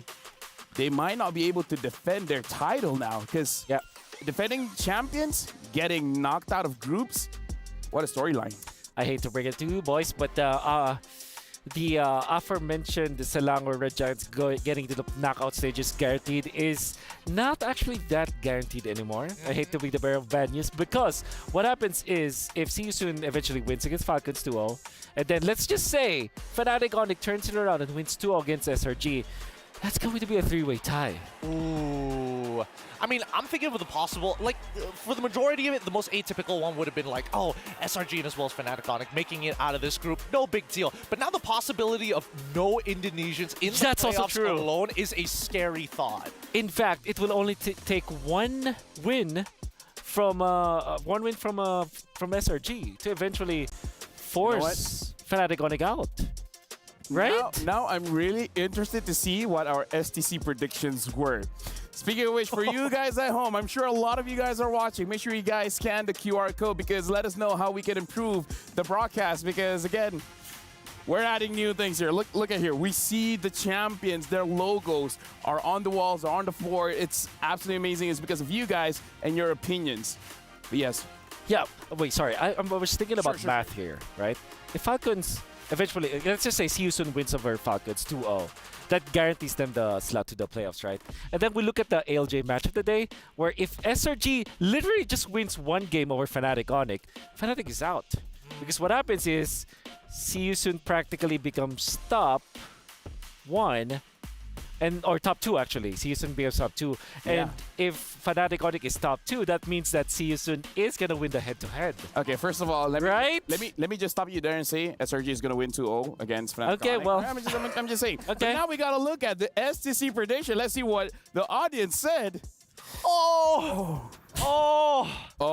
Dude. Yo, the guest coins. The guest coins, the amount of loss. Give it to them. Give it to them. Give it to them. They need that energy, man. For the 16% of you. For the 16%, you know what? Hats off. Hats off. You guys knew it was going to happen. You guys called it. And when we said, oh, the favorite is Fnatic Onyx, like, you guys called it. Hats off. Hats off. Well done. Well done, man. I mean, the Cambodians are definitely going to be like screaming for joy here because that is such a big win. And that momentum, hopefully, I mean, you saw the player reactions, right? They've got a lot of energy pent up inside, and a lot of pressure has been relieved because of that 2-0. Here's the thing. See you soon. You're not done yet because we're going for a break. But after the break, it's going to be See You Soon going up against Falcons. So we'll see you guys then.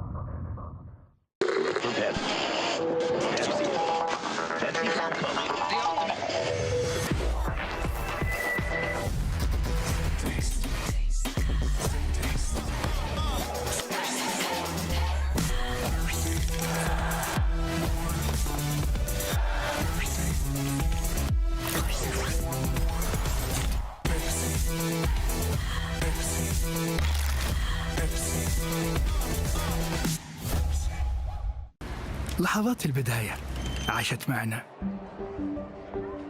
كنا نحسبها وقت للتسلية بس. نحسبها بس ذكريات. عبود أعطي أختك اليد يا ولد. ابتكرنا فيها ابتكارات، وإذا بغينا قلبناها خرافات. كنا نحسبها بس لمة وصحبة وسهرات.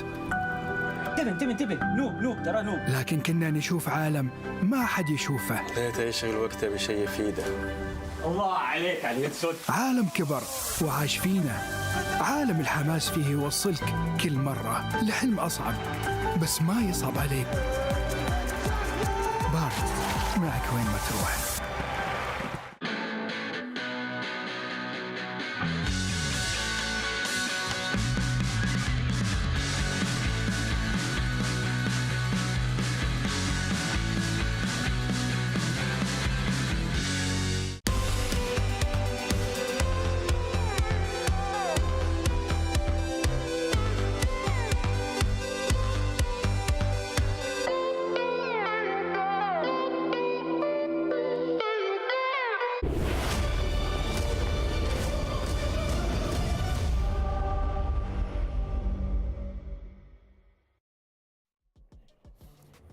Folks, I can't believe we used the entirety of the break just to discuss the possibilities of a three-way tie.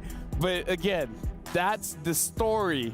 That's the story of the group of death. When you put 4 champions in one single group, this is the things that's gonna happen. Now, welcome back to the Mid-Season Cup 2024. My name is Ophel. Alongside with me is Gideon as well as Wolf. And again, we have a lot to talk about, but for now, we're jumping straight into the stage with Maracino as well as Dude Sandstorm.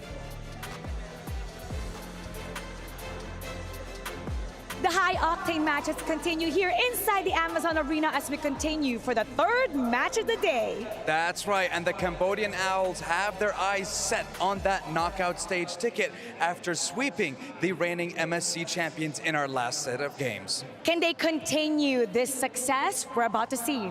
All right, well, you know what? I am very curious because I want to see what's going to happen. We have to reintroduce the MENA representative back on the Amazon stage. So, without further ado, let's welcome Team Falcons.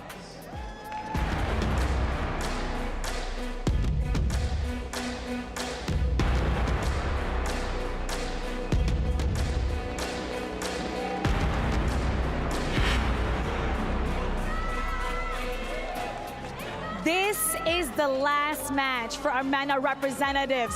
Make some noise for Team Falcons! There you go. That's what I want to hear. That's what I want to see from this incredible crowd that we have here in the Amazon stage. And I do have to say, Falcons, the MENA representative in this tournament, it may be their last game. There may be, I want to say, no hope of them making it to the next stage, but still, you're talking about one of the emerging regions when it comes to Mobile Legends and their international tournaments. So I think, especially with them being in the group of death against Fnatic Onyx, and after seeing See You Soon, I'm definitely going to count them too. You're in the group of death, you're getting a lot of experience on this international stage. And with this experience that they just received, their opponent, well, they're feeling really good right now, and for sure they're gonna be carrying it on for this next matchup. Back for their back-to-back game. About to fly even higher. Introducing See You Soon.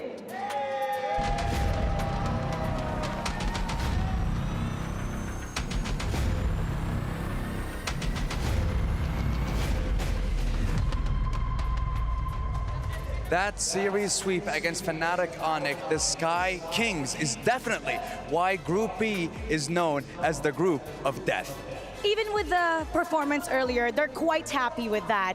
Now we're gonna see if they can shake things up a little bit more and fly higher than the Owls. Let's get it started. Let's do exactly that. We need to answer that question. Who will be able to make it into that knockout stage? So let's hand it over to the analyst desk and the lovely boys that we have here in this stage. Boys, take it away.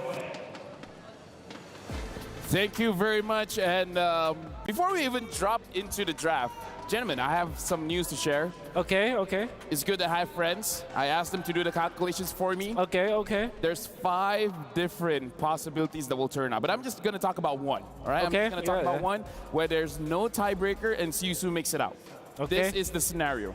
If See You Soon wins 2-0 against Falcon, And then if Fnatic Onyx is 1-1 against SRG, SRG will be number 1 and See You Soon will be number 2. Oh my goodness, That's you were right. literally what I said. You were right, Wolf. The viewers did not hear that. But yeah. So meaning to say, if See You Soon really wants to make sure they go to the knockout stage, they need to win 2-0 against Falcon right now. And then hoping that SRG takes at least one game off of Fnatic Onyx. I believe that no matter what happens right now, what needs to happen for... I think for what needs to happen for See You Soon is to get the 2-0. That's their first step at the door. And I believe that even when Fnatic Onyx wins 2-0, going up against SRG later, which, because you're around here, is very unlikely. I was just going to say that. Because you boys are around here. But if that happens, there will be tiebreakers. So no matter what the result is of the ALJ match of the day, See You Soon's first step to the door is a 2-0. Let's see whether they're able to actually pull that off, as we're already in the draft, and I'm seeing the Lloyd as well as the chip instantly banned from both sides. It really begs the question, right? When you think of See You Soon in these types of drafts, do you think they already have a pre-plan, or are they just going with the flow here? Especially because they don't have draft, I think there's pre-planned. I feel like it's pre-planned. The only thing that's adjustable is the last 2 picks. Yeah, that's fair. I agree. I agree with that. And it kind of feels like the last 2 picks of See You Soon from, I guess the formula here is pick your gold lane and your roamer last. I would say. I think that's the formula that they're following. Louis and Chipman, okay, everything's normal. Maybe the lane will be next. You know what's crazy about Falcon's state here right now is that they don't have a chance to get into the knockout stages.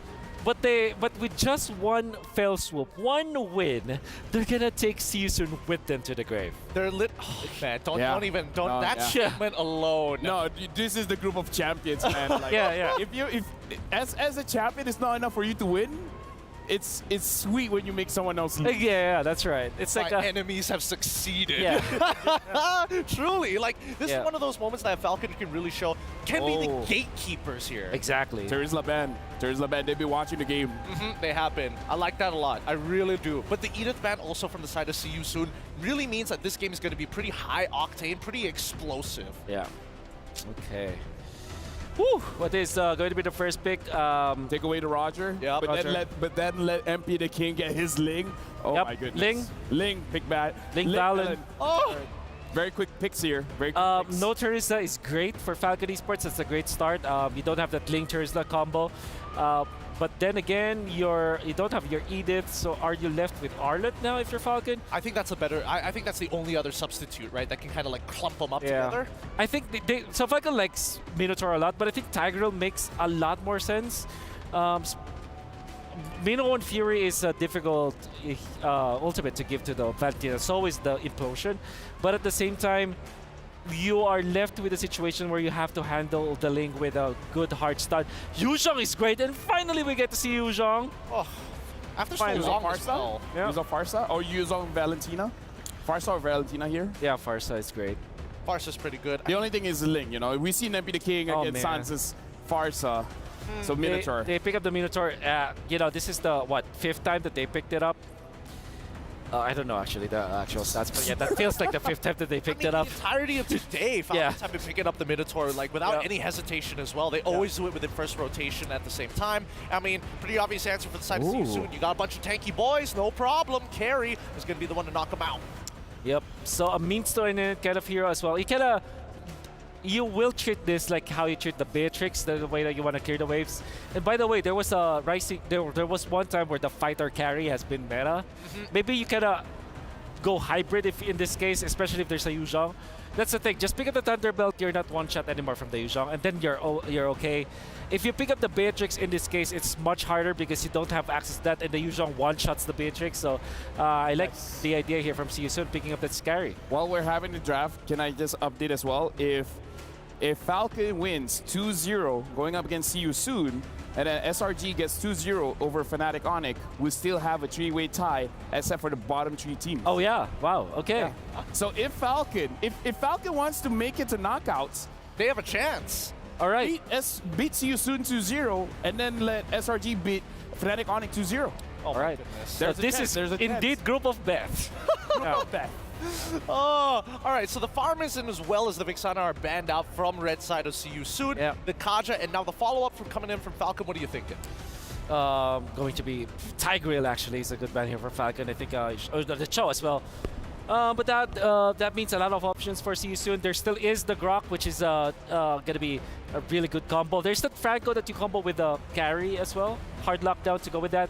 But I'm thinking Tigreal actually just makes a lot of sense. You got a lot of front line with you. You can kind of prevent the Roger jungle because of the fact that Roger will struggle from the invasion coming out from this Tigreal, and the Minotaur is too slow to protect that. So that is my guess here for See You Soon.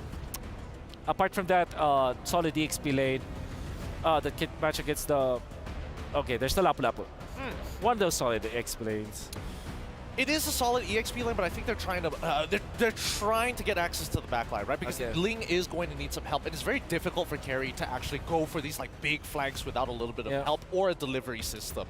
Ruby looks enticing now for Falcon in the gold lane. Yep. And then they will have to go for a little bit of damage. Farsa is still on the table, but then there's Lapu Lapu and Ling. So probably you're stuck with Aurora or Nana as Falcon. I wonder if they pick it up. Vexan is banned, unfortunately. Oh, sorry, I missed that. Kagura looks...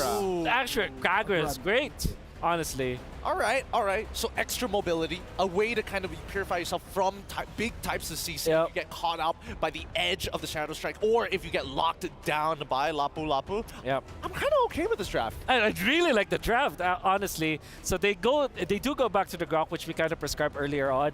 It's great. What I do like about the Kagura is that you don't give an ultimate to the Valentina. Oh, yeah. Because that's kind of, it's kind of nonsense if you copy that. Coming from the panelist stand. I love it. We love the draft. We love the storyline. And we love to throw it over to our casters because it might be a long day, boys. We might have a tiebreaker. Well, we're going to find out here because we love it as well. Joining us here on the caster desk, it's me, Nice2, joined alongside Mirko. And man, oh man, we knew this was going to be the group of champions, the group of death, Mirko. Beth. But Beth, the group of Beth. Did we expect this, though? I think most people didn't, but I was talking to every single person I met today saying, hey, there's a chance. There's a chance. And we'll find out exactly where that all falls into place here as we jump into the Land of Dawn. Match number 3 here for the MENA Falcons versus the Cambodian Owls to duke it out and find out where this group falls into place. Already taking a look at this, the lineups that we see here are very interesting. I mean, the fact, too, that we get to see a Kagura now paired up with a Natan is going to actually play a part, and Kenji picks up the Roger. And for See You Soon, man, off the momentum that we just saw them go against 2-0 for Fnatic Onyx, that is insane. So very big kind of, I feel like, morale boost for See You Soon. The analyst panel said it, right? I mean, right after that victory, See You Soon, they were just ecstatic. They were jumping back and forth. You can see the momentum definitely favoring them here. And you can already see as well, even though Soul is on a pick like a carry, he's already very, very aggressive in lane here up against Lark. Trying to bully him all the way at the start of the game. Kenji going to be able to reveal MP the King there as he tries to go for an invade. And we can remember game number 1 against FNOC. See You Soon. MP the King, he might as well just change his name to MP the Ling. MP the Ling, I like it. How well he was able to play and execute this Ling. You know, he's locked in. If anything you saw from the last series, he is ready to just play.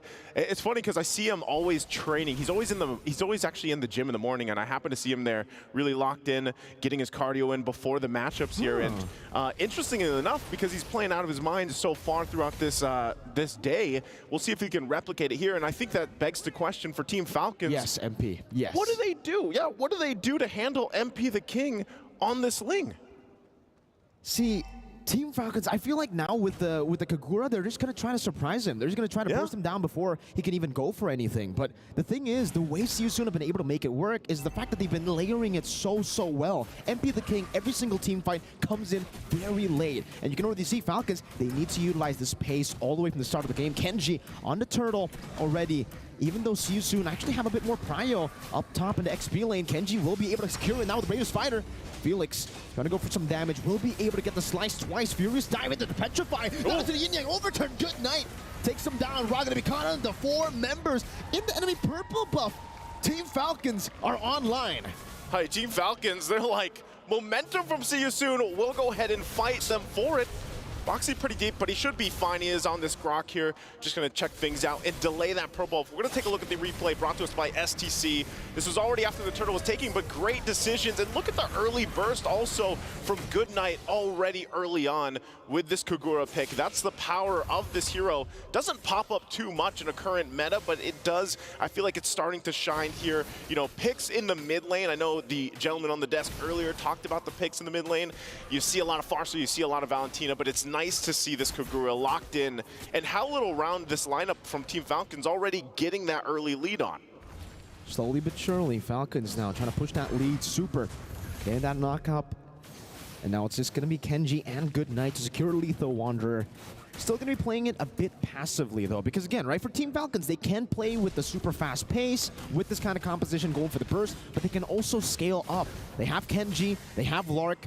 Lark will be online in around, what, the 12th minute of the game. So Team Falcons, they're actually quite comfortable just playing it like this, the way See You Soon want to play it so far. Also still waiting for the mid game, but definitely for Falcons, I think there's one thing that they need to get done in the early game, which has to be shutting MP the Ling. Shutting him down, shut down MP the Ling. And part of that too is utilizing, you know, Minoan Fury, you have that, you have the Yuuzhan pick that we see Ding utilizing here, is already using that Dragon form in this 1v1, but part of it is stopping MP the King from roaming around, getting the setup potential, but so far from what we've seen, he follows up very late into the fights, and that's how he's able to capitalize. Sometimes we don't even know if this game he's going to pick up the Skypiercer here, but he goes and starts this turtle up, objective now online. See You Soon wants to go ahead and equalize the turtles, so they keep them busy in the mid lane.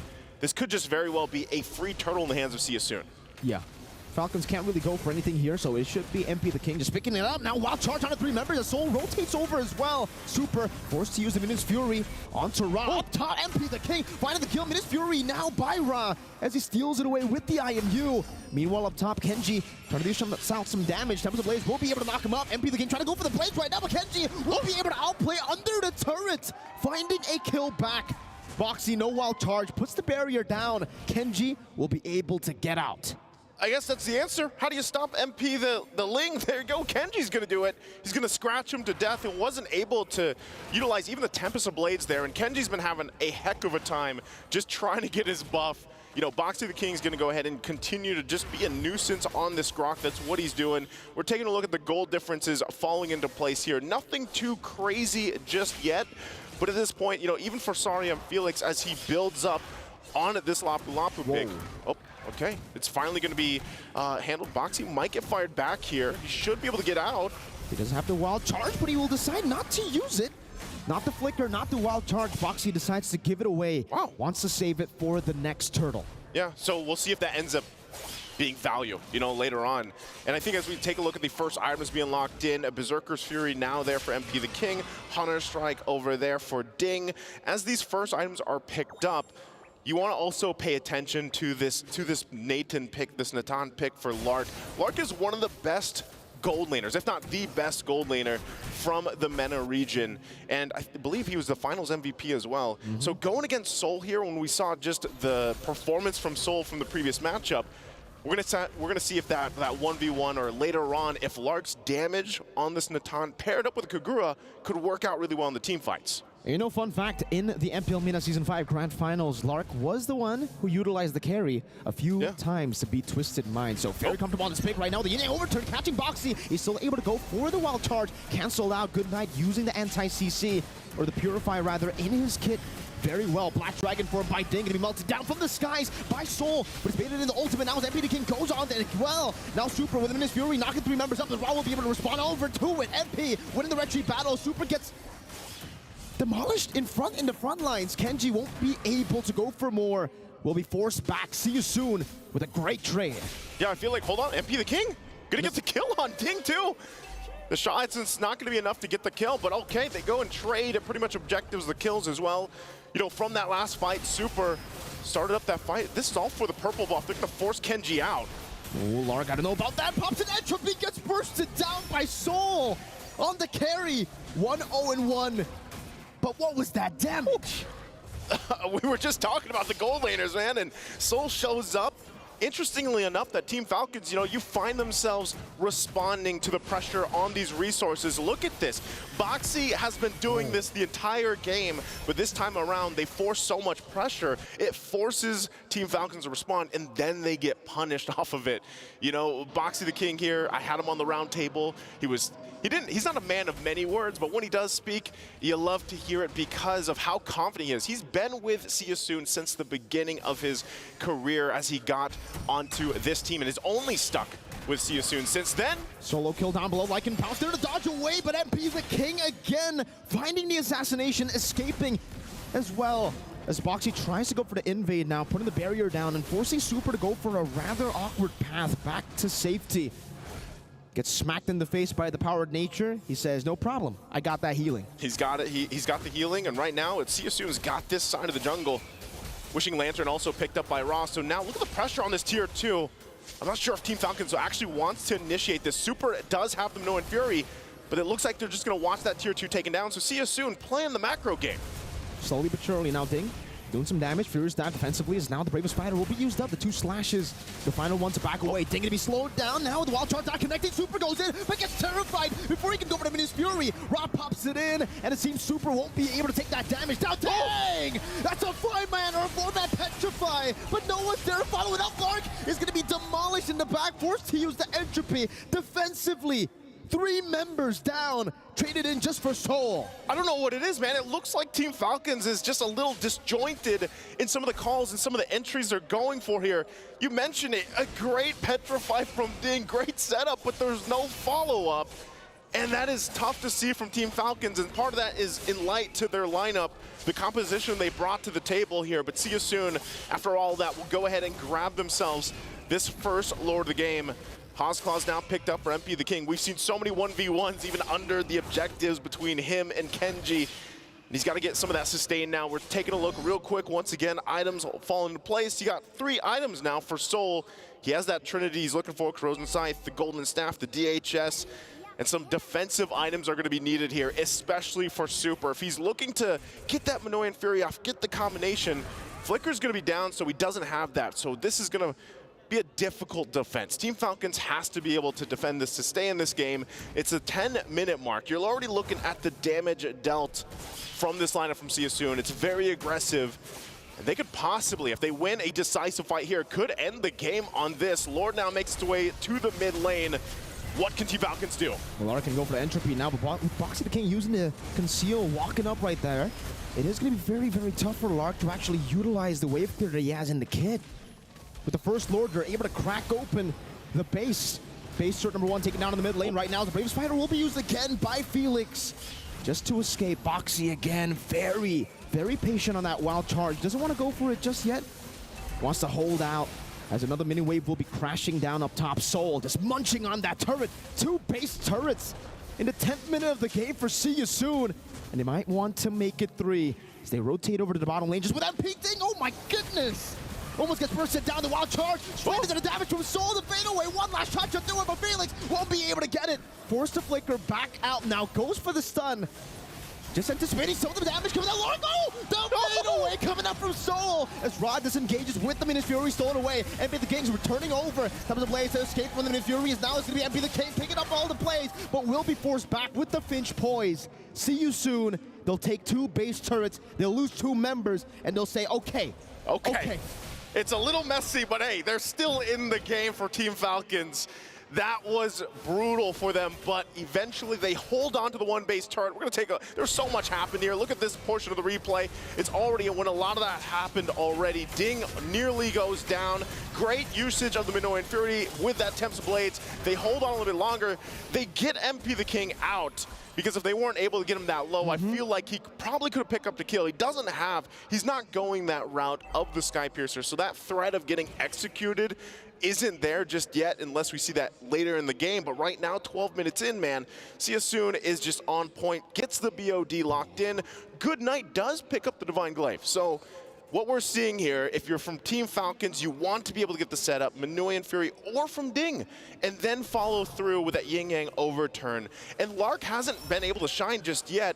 Conceal Play going to be used though. Boxy the King will push further in. forcing them back. Oh, wild charge not connecting. Ding able to escape with the Black Dragon form. They baited out a big ultimate, but they used two. See you soon now. Going back to the lowered area, trying to go for it. Lark actually has picked up an item, Power Spike, but take a look at Soul. And take a look at See You Soon. Oh no. Deleting the Lord. Now MP the King goes for the Tempest of Blaze onto the back line. Knows Ding doesn't have the Black Dragon from, goes in for the Blaze as well. Oh, gets gunned down before he can even fly away. Team Falcons, they find a big pick. And it's a good time for them to find that pick. See You Soon want to go for the siege. That Holy Crystal pickup gonna help Lark there pump out a little extra damage to get MP the King down. So we'll see. They still have the full force of the lineup. Minoan Fury 4 Raw here. Last turret goes down, Lord's in the base. That's an enhanced Lord now. He's already on the base. They're not actually going to try to take it away. That's a wild charge connected to the back line, but Lark will be able to purify out of it. Super goes over to Minish Fury as well as Raw. But take a look at Lark, still free. Hitting in the back. Good night! Again, able to find a Yin Yang overturn, but there's no damage. Soul with the flicker forward. Try to go for the pick onto Lark, but will not be able to get it done. Falcons, though, they live to see another day. I don't know what it was. Like, it was a great entry from Good Night. The Yin Yang overturn was there, but there just wasn't enough damage. And if you look at it, you know, they're, what, 7,000 gold behind? So maybe if it was a little bit more even in terms of the economy, that would have went better for Good Night. Again, as we take a look at the replay here, great usage. Once again, Super has done a fantastic job at using the Minoan Fury, buying more time for the follow-up to come through, and that's where we see Good Night entry in. Isn't able to capitalize on that damage. And you can see some of that, you know, the reaction, the frustrations here too, of course, as they're still holding on. You know, they still hold on to this game. It hasn't ended just yet, but See You Soon, they might try to go just for a game ender, but they have to respect this damage. Ding's gonna go ahead and get on out of there. Will get back to base, heal up, has to use the dragon form. But man, at this point, some of these last items are going to be picked up. Athena Shield now for Super. Definitely needs that to go ahead and have a better time for the setup potential with this Minoan Fury. Lane's pushing in here. See You Soon. They don't really have much they can do until that Lord possibly comes up in about a minute. So they just want to control this side of the map, control the jungle. We're going to see some key items being picked up here. This is where Natan shines. Has the Holy Crystal, has the Divine Glaive now available to him. So Lark, the positioning is massive here. He does have a Purify, and that might be a crucial point in staying alive from the initiation. We've been seeing a lot of, well, actually, we haven't really been seeing a lot of Natans here at MSC 2024, but even when we do, we don't really see him get to his item Power Spikes. You know, it's very early game-centric, the gameplay, the plan right now for every single team. So Natan really hasn't been able to find the timing to go for those items, but now we see that from Team Falcons. Lark, with the 3 super mini waves constantly pushing in, See You Soon are basically giving away farm to Lark, and he's been taking all the value out of it. So See You Soon, they need to get the job done here with the next Lord, because the later the game goes, Lark will make it as though, you know, he's the assassin. He's going to be doing some true damage, it feels. Already got a preview of that, you know? Going in, Ding used the Furious Dive earlier, will be forced to use the defensive Black Dragon form. Now going to be Lark caught on the back line by Boxy. Now with the flicker forward and the barrier catching him. MP the King with the Tempest of Blaze. Lark all the way in the front. The main carry taken out. Well played to See You Soon. MP flashing a BTR emote as he goes for it. He has a triple kill. Might be going for the Savages. They will be taken down by Soul. That's game number 1 for See You Soon. And See You Soon will continue on with the momentum they built from the last series into this one. MP the Ling here once again. Man, what a performance from this entire lineup. Really, not even, they knew that they could get the Lord, but instead it was like Team Falcons wanted to duke it out. They wanted to possibly get some information. And See You Soon knew that they had the advantage. They had the lead. And if they just solved it by getting a great Guardians Bears set up, closing in on Team Falcons, they could get a kill or two, and they happened to get Lark, as we were talking about the Natan, especially in the late game. Man, again, great game here that we got to see from See You Soon. And I know there's gonna be a lot to break down here and say on the analyst stand. So gentlemen, go ahead and take this away and tell us how this one went. I would say this almost went to the way of Falcons, man. They almost win that, but one crucial catch coming in from the Grok, getting it at Natan, it ends it. Yeah, I have my own draft principles, and typically if I want to go double scaling, like Roger, for example, as well as Nathan, they need a lot of farm, right? I have this hero that I always call the Bridge, which is a mage typically with long wave clear, so that whatever happens, you clear the waves, you prolong the fights, you get into the zone where late game, and when you're getting pushed like this, you have a way to end it. Kagura is not that kind of hero, right? Kagura wants to eliminate heroes, which, with all due fairness, Goodnight was making a lot of good plays, but it's just that the farm wasn't enough. I believe that I can sum this up as Falcons just being very greedy with their composition, but they have a lot of potential to show us what can happen in the late game. When everyone's stacked up, it's gonna be a big brawl versus See You Soon. Yeah, personally for me, I think that even when we're looking at the composition, even some of the items, right? Like Goodnight was very close to making the big Maniac, like one-shot build against everybody, but still, great itemization from See You Soon. They recognized the initial problem and afterwards started itemizing against that magic damage to eventually start snowballing out of control. See You Soon made the most out of their composition, I would say, in a way that it's unorthodox, right? But fair, look at See You Soon. They were struggling in the early stages because they're getting kills. In fact, they had to kind of forfeit some of the kills. But what they did was to give the side lanes to the Ling as well as the carry, and then activate the Lapu-Lapu very early. Rarely would you see an XP laner get into the mid lane as soon as possible, like around 5 minutes, right? But there was practically a switch for the lanes, which I think was kind of genius, because now you buy a lot of time for your Ling to farm up. In the very exact same concept, we did actually see that from Falcons as well, right? Because we did see Roger actually picking up on towards the mid waves, even though the EXP has rotated to catch it. So at the same cost, it's really who scales faster in these types of games. True. And unfortunately, Ling is just that much quicker across the map. I agree. I mean, again, going up against MP the Ling. Now, here's the theory, right? Here's the theory. Maybe going up again, See You Soon, first secure blue side so that you can ban the Ling. Okay. You can ban the Bane. You can first pick the Roger, and then letting MP the King, I don't know, pick up something like high booster or something. Because if you're red side and you're having to ban the Louis, the Chips, only having one ban, one ban doesn't feel enough going up against See You Soon. It's gonna be difficult, unless See You Soon, bans the Louis again for themselves. So that could happen. That's a handicap, I guess. Right now, like it came to a point where that is a handicap that they give so that their opponents can eventually match up against their draft. Oh my. The coachless See You Soon is drafting so well. They really are. Because initially we thought, hey, maybe the Drizzler was like the big linchpin that keeps this comp together, but not anymore, right? There's still multiple ways and at least backup plans for See You Soon. That's right. Unbelievable. And to be fair, with Falcons, I think that they have an interesting composition. Maybe if they did pick up the Kagura and maybe change up their marksman choice. Maybe Beatrix, perhaps, which was available, going up as a carry. Maybe they go back to their Clint. Actually, this probably was the game that I would have recommended the Clint.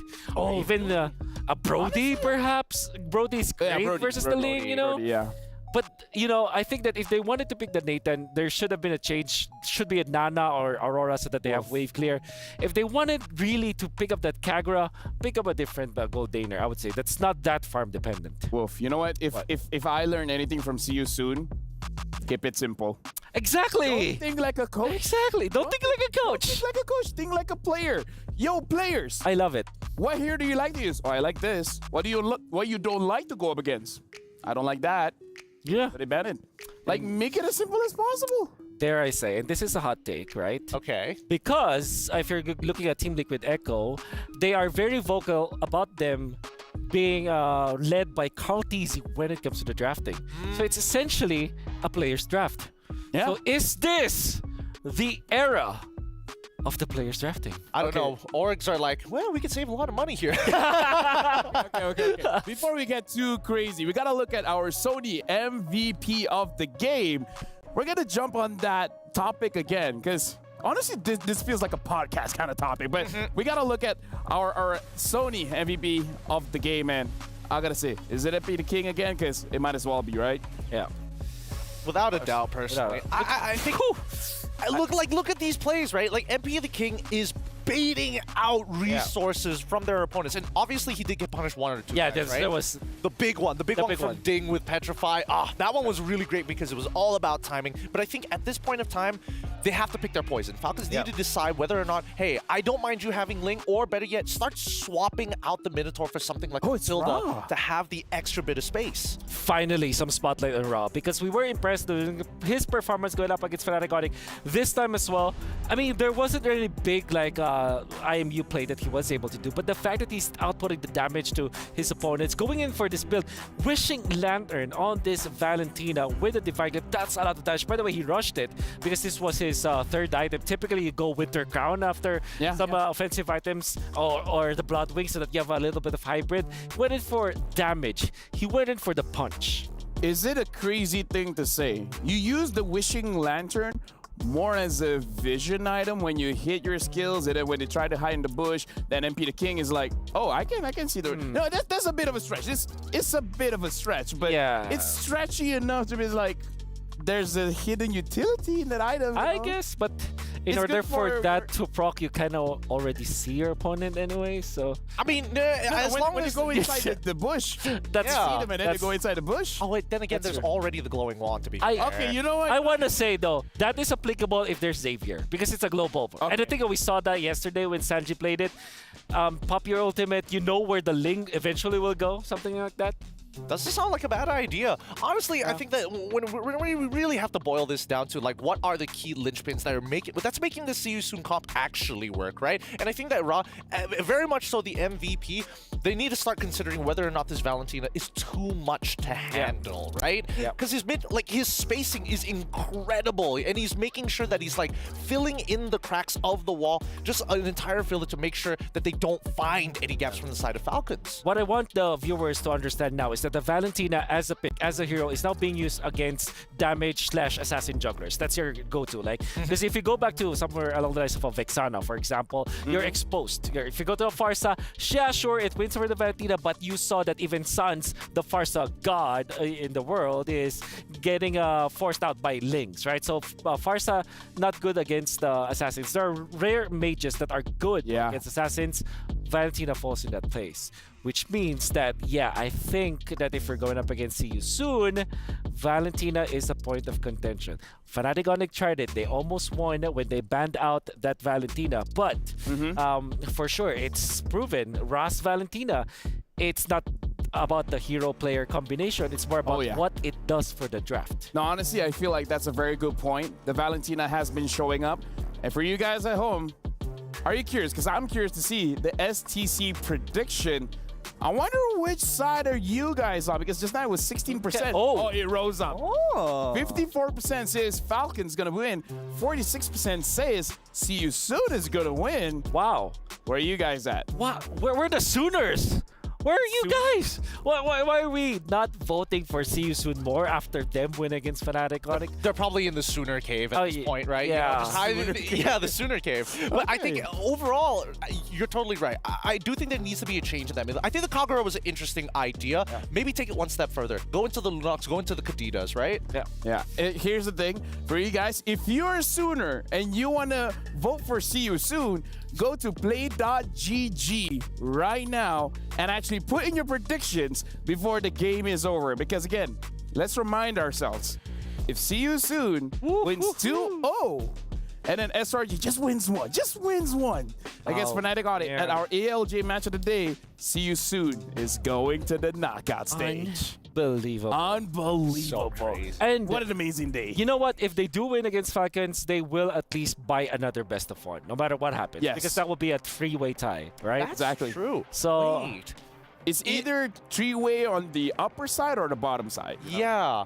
But eventually, they would have technically played their 4-match suspension already, and their coaching staff can come back in. Am I correct? I think a series. Yeah, I think series. Match means series. Game means the individual game. Yeah, this is one match. Best of 2 is one match. So this is the second match. Gotcha. But at this point, come on, do we really want to put the weights back on? Oh, come on. Again, we're not saying anything about the coaches. Yeah, exactly. We're not saying anything about the coaches. We're just saying about when things are simple, it's easier for your mind to be set free. Exactly. And by the way, we're not even saying that having coaches is actually like a deterrent for them winning. They actually won one game versus SRG, legitimately, like they played it out, and almost won another one. So I think that we have just all been sleeping when See You Soon are just awake because You've been a coach, Wolf. I've been a coach, and we both Have I know, been?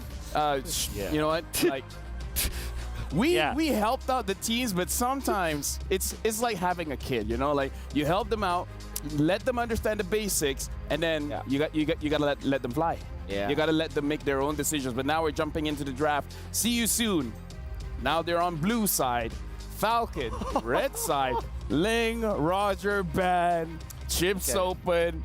Oh, Chips ban first. Oh, sorry. Chips ban, but now Louis is open. I mean, they can ban the Louis. Honestly, my guess is if Louis is available, they're probably gonna pick Valentina anyways. Yeah, that's what I'm thinking as well. That's true. That's true. Yeah, okay. So Louis, oh man, okay. Valentina, all my guess coins.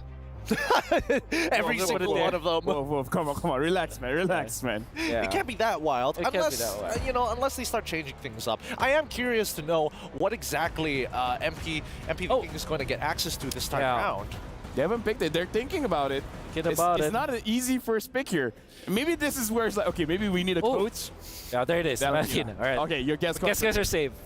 I think you take away the tourism now, right? If you're Falcons, don't give it to Mr. Sorry, I'm Felix. Felix. Sorry, I'm Felix. Seriously, I'm Phoenix. Seriously, I'm Felix. That could be true. Okay, do you pick up the Moskov now since it's the hero that's one of the stronger heroes out there? But then again, yeah, I think you pick up Terizla and probably the Minotaur that they really like because that's just how they operate. Then again, you expose it to the Valentina, so maybe that's a point of consideration. But I don't know. I think they need to start changing up their plans. So far, they haven't won like any of their games with the Minotaur in hand. You might as well go for something simpler like Matilda to like try and kind of get out of the ways and still have some access to single target lockdown. Yeah, Farsa Terizla. I agree with this. This is a very good pick. Okay. Although I would say maybe the Farsa is a little bit early since there's no way that See You Soon is going to pick up another mage. But, that's nitpicky. Yep. I think you go Yuzhong, right? For if you're See You Soon, or maybe a Lapu-Lapu. Yuzhong, I mean, Rock also works as well, right? Yeah, Moskov is great, but maybe they'll settle for I don't know, maybe a assassin like a Hayabusa. Honestly, they go for the Cho and the carry. They really like this carry pick. Interesting. I guess they're trying to make some hard reads here, right? Yeah. I think it could be just like that. They might be thinking that Falcons are responding according to their draft and looking to deny as many picks as possible rather than playing their own game. I agree. Cho is interesting because I will not be that comfortable thinking that this will be Roam. Like this could be a EXP jungle Cho, this is MP the King, so gotta be always careful about that. See You Soon, pick up Bane, and then Falcon pick up like a Julian or something. Yes, yeah, that's right. Yep. So for Falcon, how do you answer the carry? You go for Claude maybe. The Moskov, as we did say. They eventually still get their Moskov, so I think Falcons are very happy about how the draft turned out. Well, for now. Things could still turn around in these last two picks, which See You Soon consistently have shocked us. Exactly. And consistently get their prime picks. Yeah.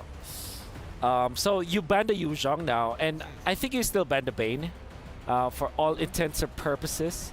Hayabusa, as we did say, could also be the choice for See You Soon, especially that they have shown their Moskov. Tigreal ban and eventually the Minotaur ban. See You Soon. The Falcons really like that. Is there a possibility? I feel like there's a possibility for Fanny here. I don't know whether Falcons are going to ban this out, right? I've noticed a couple of things, but it's starting to look good, and especially with the Cho that felt a little out of place on blue side. That is too sus. Like a third pick Cho at this rate, Yeah, I do agree with you. Oh my goodness. Is Falcon going to ban it? Falcon is in a very tight spot because they have to ban both Fanny, Bane, and Yuzhong. Because Yuzhong is great versus Moskov and Farsa altogether. So they banned the Arlet. Okay. I guess open it all up, right? Open it all up. But see what you can get. Like good against the Arlet? Hey man. Yeah. That's up to him. He chooses what he wants to fight. Yeah. I understand though because I think that they're kind of scared about the Farsa. They want to protect the Farsa with that Arlet, but then again, you expose the Yuzhong. So I think Falcon might just go back to the Minotaur or the Grok at this point. Reserve your jungle, I guess. That will be the last pick. So the benefit of getting the actually even Grok is a problem. Maybe get the Ruby actually instead. Because if you pick the Grok, that's Valentina picking the wall charge. That's the thing, right?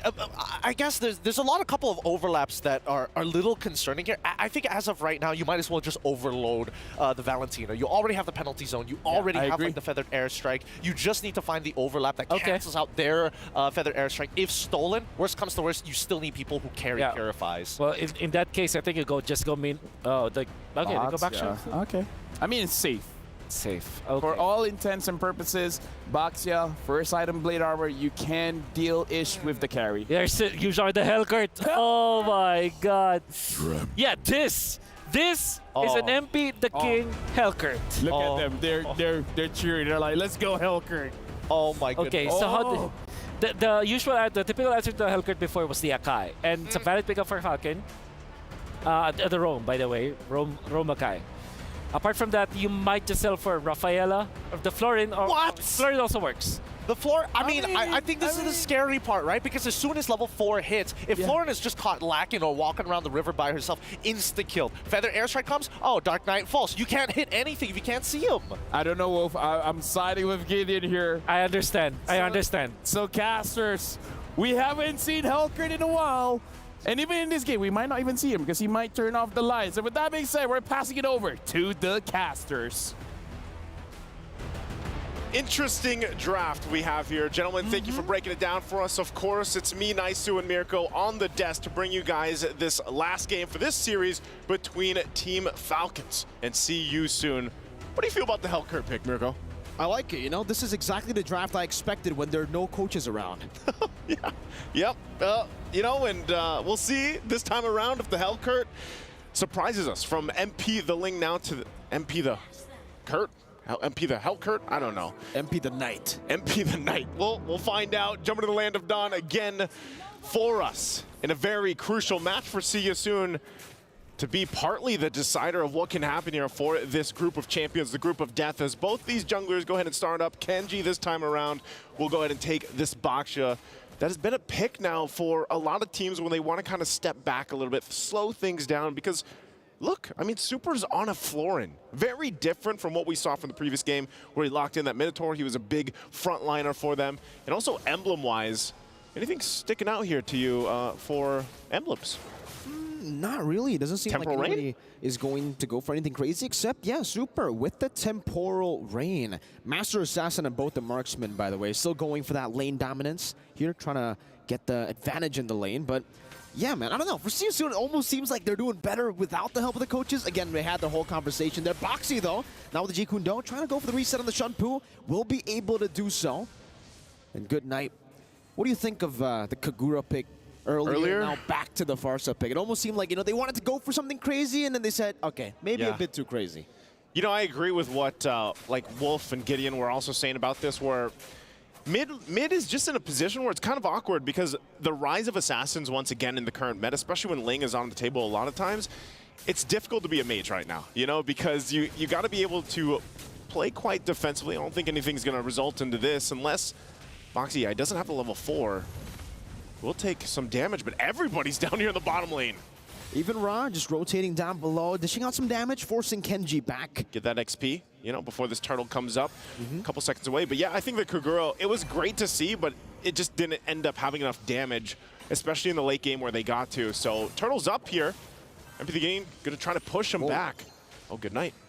Boxy in a 2v1, still able to escape, goes back in. Good night, might actually be taken down, has a Purified down. He flickers forward, Boxy, but it's first blood over to Good Night. MP the King securing it now with Deadly Singer. Soul might get another solo kill up top, and Lark will be able to escape for now. Soul's looking for it. Feather Airstrike again onto Ra in the mid lane. Good Night.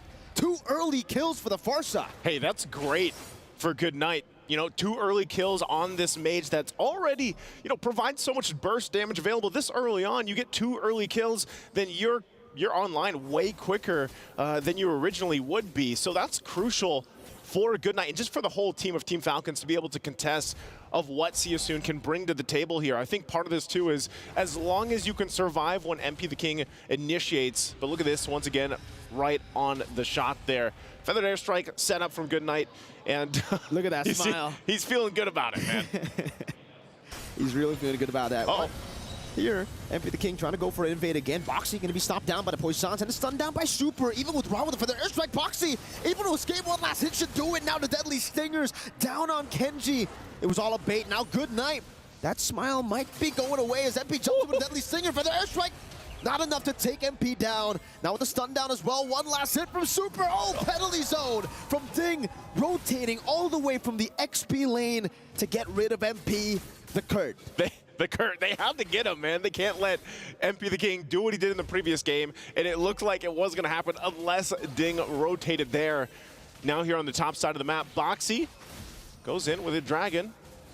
I don't think he's just going to be shoved out. Nothing that can happen there, so great usage of that Purify.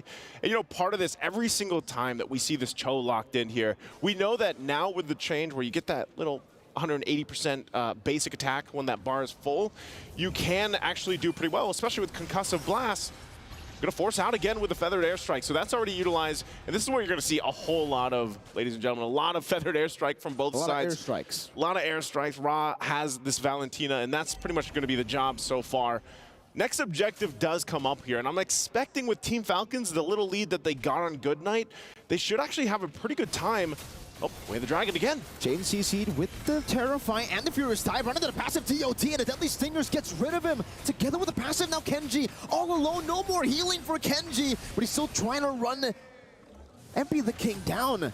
Two members taken out. Felix going at it onto Good Night, going for the passive again. Oh my God, with a Purify even. Might not be enough. Boxy, a bit of a misplay there. The Feather Airstrike catches him. That's a turnaround as Ra will try his best to go for the Feather Airstrike kill on a Good Night, but he's able to sidestep, get in the shield as well. You can hear the crowd chant and, you know, kind of cheer for Good Night sidestep there. Yeah, that was some good bobbing and weaving from Good Night there, and able to punish Boxy, you know, as I was just talking about the Cho pick. So if they can punish that way, that's great for Team Falcons. But again, you know that still the objectives are in favor here of See You Soon. Taking a look at the items real quick before some more action breaks out. You've got the War Axe already available for Sarium Felix. Corrosion Scythe there now for Soul, has that online against the same thing over here for Lark. So gold lane wise, it's pretty much even. You know, it's coming down to that skill matchup, and so far Soul has been on point. Mid lane, Ding all alone. Penalty zone to try to defend the turret away the Dragon by Boxy over to Kenji, but gets stunned up now by Good Night, and will be able to escape with the Shun Poo. But Team Falcons unable to defend that mid-tier 1. It seems they're still looking for, you know, some sort of farm, trying to slow the pace of the game, because obviously this is a scaling composition that they're playing with. They're trying to go for the wave clears, trying to wait for Super to get to his item power spike, and then maybe in the prolonged team fight, if they are able to layer some of these abilities and start, you know, baiting out the resources from See You Soon, then it'll be good. And that's the thing. As we look at some of these items fall into place, we know that Moscovs can change the course of a game. It just needs that time to build up, and like I said, he's still working on that second item to fall into place here. But late game, if they can get there, the Moskov can be crucial, plus the true healing that you get with this Florin pickup. So right now, I feel like the bases are pretty much covered for Team Falcons. It's just, how do you stop yourself from getting too far behind? I mean, we're already, look at the gold difference, right? 20,000 here for See You Soon to 16.6 for Team Falcons. Defensive penalty zone going to be used by Ding. He's trapped. 4 members in the bottom lane. Boxy, Way the Dragon to chain him down now with Felix all the way with the Furious Dive there. Still waiting on that Furious Dive. Ding getting the healing down with Feather Airstrike. Will get rid of his HP bar together with Felix as he finally goes for the Furious Dive, but Good Night takes him out. A bit too overextended there, Felix. But it seems for See You Soon, they'll still be able to go onto the turtle. Kenji getting melted down by Soul. Gets a bit of healing with the flash of the Oasis. Soul continuing the damage all alone. And Team Falcons, Kenji can't handle that. That's why he loves the carry. You know, he's been picking this hero up for time after time, and he's just able to go ahead and shred through. And that's when you're wondering, you know, Super picked up this Florin pick. You're almost thinking, how much value can you get currently from this Florin pick with the Temporal Rain in comparison to, let's just say, what we saw from previous, where the Minotaur was really able to set things up or even peel for the team here. This time around, you're relying on the Baksha and Ding on the Trizla to be that front to back if you need it. and just sustain through it. So again, it goes back to Lark, needs the time to farm up, has to catch up here. But looking at the items already, I mean, for MP the King, he's just stacked this early on. Boxy again just goes in. Jikundo will be able to shut Poo back out. They're still trying to go for the invade here on the orange buff as Boxy walks up again. Penalty zone locking him down. Boxy will be taken out. Felix should disengage here. Kenji is still there, using a poison sauce. Now the airstrike actually threatens Felix's life. Dark Knight falls into the back line. He goes, but the healing, it's getting to a point where Team Falcons, they don't care about that damage anymore. It's no longer a one-shot threat from the Hellcurt. Yeah, I think a big part of that was the Flask of the Oasis that was picked up for Super. So, you know, as we get further into the game, you don't see Florence too much. I know the guys mentioned the Rafaela possibly could have been picked up here too, but we'll have to see. MP the King, okay, he's not going to enter that point. They could look, Team Falcons could look to just take this tier 1. Looks like their eyes are set on it. They're going to put the pressure there, forcing MP the King to go back. And at that point, again, late game potential from Team Falcons could be great. As long as they keep things from getting too out of hand. Spirit of Destruction going to be used, but they will lose that tier 2 turret. He doesn't, no, don't. Don't take it. Don't take it. And you know what's happening too, when he uses that Spirit of Destruction, you have MP the King pop the ult, and then you don't actually know, right? You don't know 100% if you want to enter that fight because you don't have that information because the lights are out, man. Yeah, then it'll be really tough for Falcons, but technically they have Good Night, so, you know, maybe they do enjoy a little bit of, you know, the evening. Some darkness. Some darkness. And you can see the Dark Knight Falls here, utilized by MP the King just as a utility, actually. Yeah. Trying to get some more pressure on the map. Lark, Abyss Walker forward, clearing up the wave up top. And it does seem like for See You Soon, they're going to have so much more prio on the map to play around as Lord. Already starting it out in the 9th minute of the game here with Soul. Boxy. Boxy goes. Great way to drag it to punch him down. Now the penalty zone locking him down as well. Kenji gets the healing with the Tortoise Poisons. Trying to escape from the feathered airstrike. But look at the chase now. Black Dragon form by Felix, slowing him down slowly but surely. Soul gets rid of him. Kenji, 4th death in this game. Good Night trying to go for a little bit more damage to try to force See You Soon out of this Lord. But it seems with that one-man advantage, it's the jungler. They'll be able to take this for free. No contest from Team Falcons. I don't know, Mirko. I feel like just See You Soon has figured out the Baksha. We saw this with their game against Fnatic Onic, and, you know, Soul does get that Lord there. But the thing about this is, when you have the Baksha locked in, you're trying to rotate quickly. You're trying to be that frontline tank. You know, you have the ultimate makes you even more tanky, but they're getting shredded. I mean, even with that, he is taking the damage, but because of the fact that you have Soul here with the carry who handles tanks so well, it almost seems negligible. And now in the mid lane. Again, great angle of the way to Dragon. Now with the Feather Airstrike, Good Night trying to clear out the waves, and he will be able to do so. Lark, don't take it. Okay, he doesn't take it, right? He doesn't take it. Just goes for it. MP gets rid of the turret up top. That's another tier 2 falling to the hands of See You Soon. Black Dragon form. Gonna be used up as Rod dodges away. Oh, taking a whole lot of damage. Even with the steal on the Bloom, they're not able to get back to full HP. Mid lane, the cannon minion should be able to take their turret down, but they actually CC it, and they keep it alive. Okay, they keep it alive. Fleeting time also picked up here by Super. And this is where you start to wonder, all right, now that we get to that, you know, mid-game to late-game transition, eventually in a couple minutes here, how well will the healing from Super do in comparison to set of potential? Because if you can land the penalty zone, great, sets things up for you. And not only that, but Lark, you know, he's missed it. Oh, hold on. Boxy? He's forced out.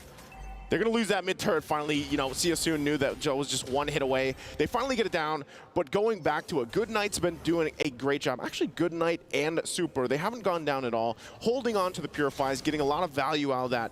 And Lark, you saw it earlier. If he just, we've seen this throughout even the wild card stage and to this point, man. If you don't land that Spirit of Destruction where you need to, you're left running to the team fight. So Lark, gets a little more difficult as we approach these objective fights. Slowly but surely, Team Falcons trying to scale up, but it seems like for right now, they're still really struggling to get to that comfort point. Good Night trying to read out some of the positions of See You Soon, but the conceal gets used up. Good Night, he notices something fishy is going on. Yeah, he knows. He knows something is going on. Ra walks up, and the Wings by Wings will be popped in by Good Night to escape. Ra does get the Feathered Airstrike, though, so that's going to be a big ultimate coming into the next few team fights. And it just feels like for Falcons, even if they scale, See You Soon's composition is built to go up against this front to back. They have so many ways to enter the team fight, so many ways to actually find new and creative angles to attack this very I would say, like, just a coordinated, reliant draft. Again, that's what Boxy does. Goes in, way the dragon, into the Furious dive. That was coordinated. That was coordinated, but it wasn't from Falcons. It was from See You Soon, who has so much more control on the map. Yeah. And, you know, anytime this Cho's locked in, that's what you're going to have to expect. And I'm surprised that, you know, Team Falcon's still really struggling. And this is around the resources, just the buffs, you know, at this point. So with that, See You Soon, just a single pick off on Kenji is going to allow them to just go ahead and take this Lord. Team Falcon's not in a position really to do much unless, you know, Goodnight just provides information, but he could get sandwiched in. Look at the placements already from Boxy, sitting there patiently. So Team Falcons will go ahead and grab that very easily. They'll have to defend against See You Soon's Lord push. And now with that, See You Soon, they've been in control of the majority of this game. Team Falcons showed some signs of hope fighting back. I mean, we're going to take a quick look at the items. At least Lark has the Wind of Nature. Gets some of that defense here available to him. But only Dominance Ice and Athena Shield, the Immortality for Ding. BOD. A lot of the times, yeah. And there's the BOD locked in now for MP the King. So we could possibly see this game ending on this push. Lord's going to go down on the bottom side. So Team Falcons centering around this mid lane. Keep an eye on Boxy. He has Flicker available with the Way of the Dragon. He could actually start the fight. Looks like Darkness is going to fall here. Dark Knight falls now. MP just shredding through that base turret up top. We'll be able to find it now, as that's another in the bottom lane without the charge of the Enhanced Lord. The Lord still at full HP. Now Falcons decide to go on it. No more mini waves to utilize for See You Soon. A good Feather Airstrike by Goodnight.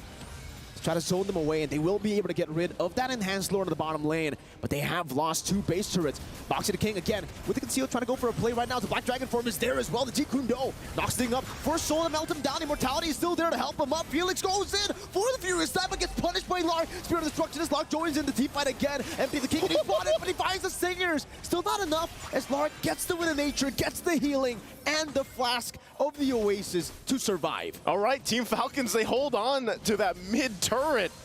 But man, I almost thought they were actually just gonna full send it in the mid lane to fight back after they got started on Felix. Even with the heal that they had, they still had to be checked. They were checked by Ra's damage. You saw that alone. This is why so many teams prioritize the Valentina pick once it's available throughout the entirety of the game. Even doesn't matter which ultimate is taken here. The raw damage and the skill set from the Valentina, you can see the amount of damage that is dealt already. And a lot of times this is just taking the Feathered Airstrike themselves for See You Soon. So once again, Team Falcons, they... Oh, Ding? Might be solo kill. Dark Knight falls. Ding gets the healing. The Spirit of Destruction doesn't connect. And now MP might be caught. Kenji finds it. What happened to Lark in the other side of the map? Now in the mid lane, Soul gonna go for the base turret as MP the King gets taken out. With the Feather Airstrike will be there to go and clear out the waves. One last shot as Boxy clears, or cancels it out rather. One cannon minion up top. But for See You Soon, I think they're happy with that trade. They got a base turret for MP the King. Up top, it's gonna be Ding versus... Sorry, I'm Felix. Felix taking him on into 1v1, winning it out. Boxy walking up again. The Feather Airstrike stolen away by Ra as Super tries to get rid of Soul, but look at him. He doesn't care the damage. Super melted down. See You Soon. Now onto Kenji. It's a double kill for Soul, and it's a 2-0 clean sweep for See You Soon. The Cambodian Owls will fly onward again, 2-0 against their opponents here, Team Falcons. Man, oh man, this is... See You Soon came to play today. I know we've all been saying it. I know everybody woke up today thinking differently about this team, especially what's happened to them in the previous days. But man, are they just playing nearly perfect right now, I'd say. You know, and across the lanes, the lineups that they bring to the table too are very interesting. Again, fist bumps across both teams here. And this is going to make the ALJ match of the day very interesting, Mirko, ahead of us. That's the decider now for if we get a 3-way tie, because See You Soon bumped their stat line now onto 2 points. SRG still sitting with 4 points, and Fnatic Onic with 0. So again, if Fnatic Onic get that 2-0, it'll be 2-2-2. The battle for knockout stage continues. Oh man, again, it just... I love this. I love it when group stages are this intense, you know, because you have something in mind, and yep, group of death, group of champions here. Wouldn't have it any other way. And as you know, we have to wait for that matchup later, of course, for the ALG matchup of the day, SRG and Fnatic. But man, again, that's going to be closing it out for us here for this match, at least on the desk. It's Mirko over here with me, Naisu. Can't wait to hear what we have to listen to from See You Soon over on stage. Let's go ahead and throw it over to our host to hear from them. Here with us on stage, the gold laner from See You Soon, Seoul. Congratulations. Thank you, thank you. Your smile is very nice right now. I know you're so happy. You guys were giving each other high fives. How are you holding up considering it's your first international experience and you're doing so well? Nung una kabado, pero nandiyan naman yung teammate ko para mapataas yung confidence ko sa first international tournament.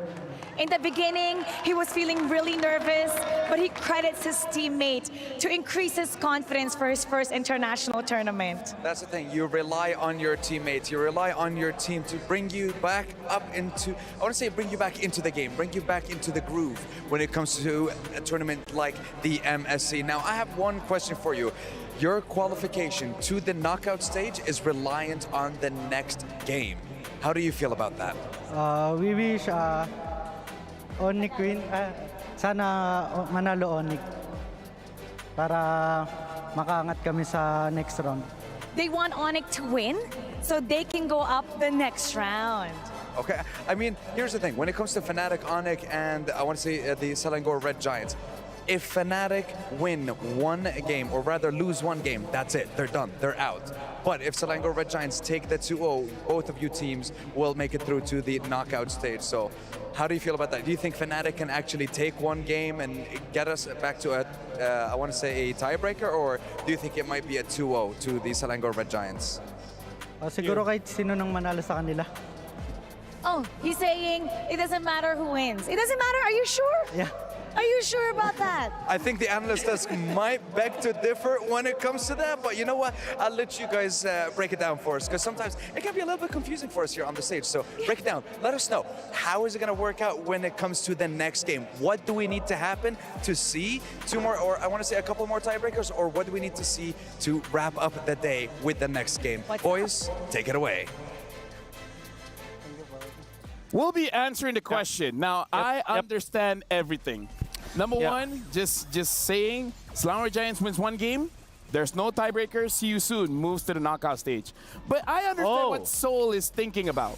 Seoul is like, I want to play more games. I want my revenge. So I think that's why it's like, if whoever wins, I know that I have a shot now. You know, as a Filipino, I think what he meant was, I think what I saw, is, I didn't think that he looked at the scores anymore, that he was so focused on winning. Yeah. I think that's the goal for system, because no matter what happens, if they didn't get the 2-0, which they eventually did, they will not be able to buy another few games, you know. So no matter what happens now, they have a shot. They have a shot. They've done what they had to do. Exactly. They've already made a good impression on everybody internationally. 100%. And now they're peaking. I think, you know, in this game alone, the fact that they were able to draft...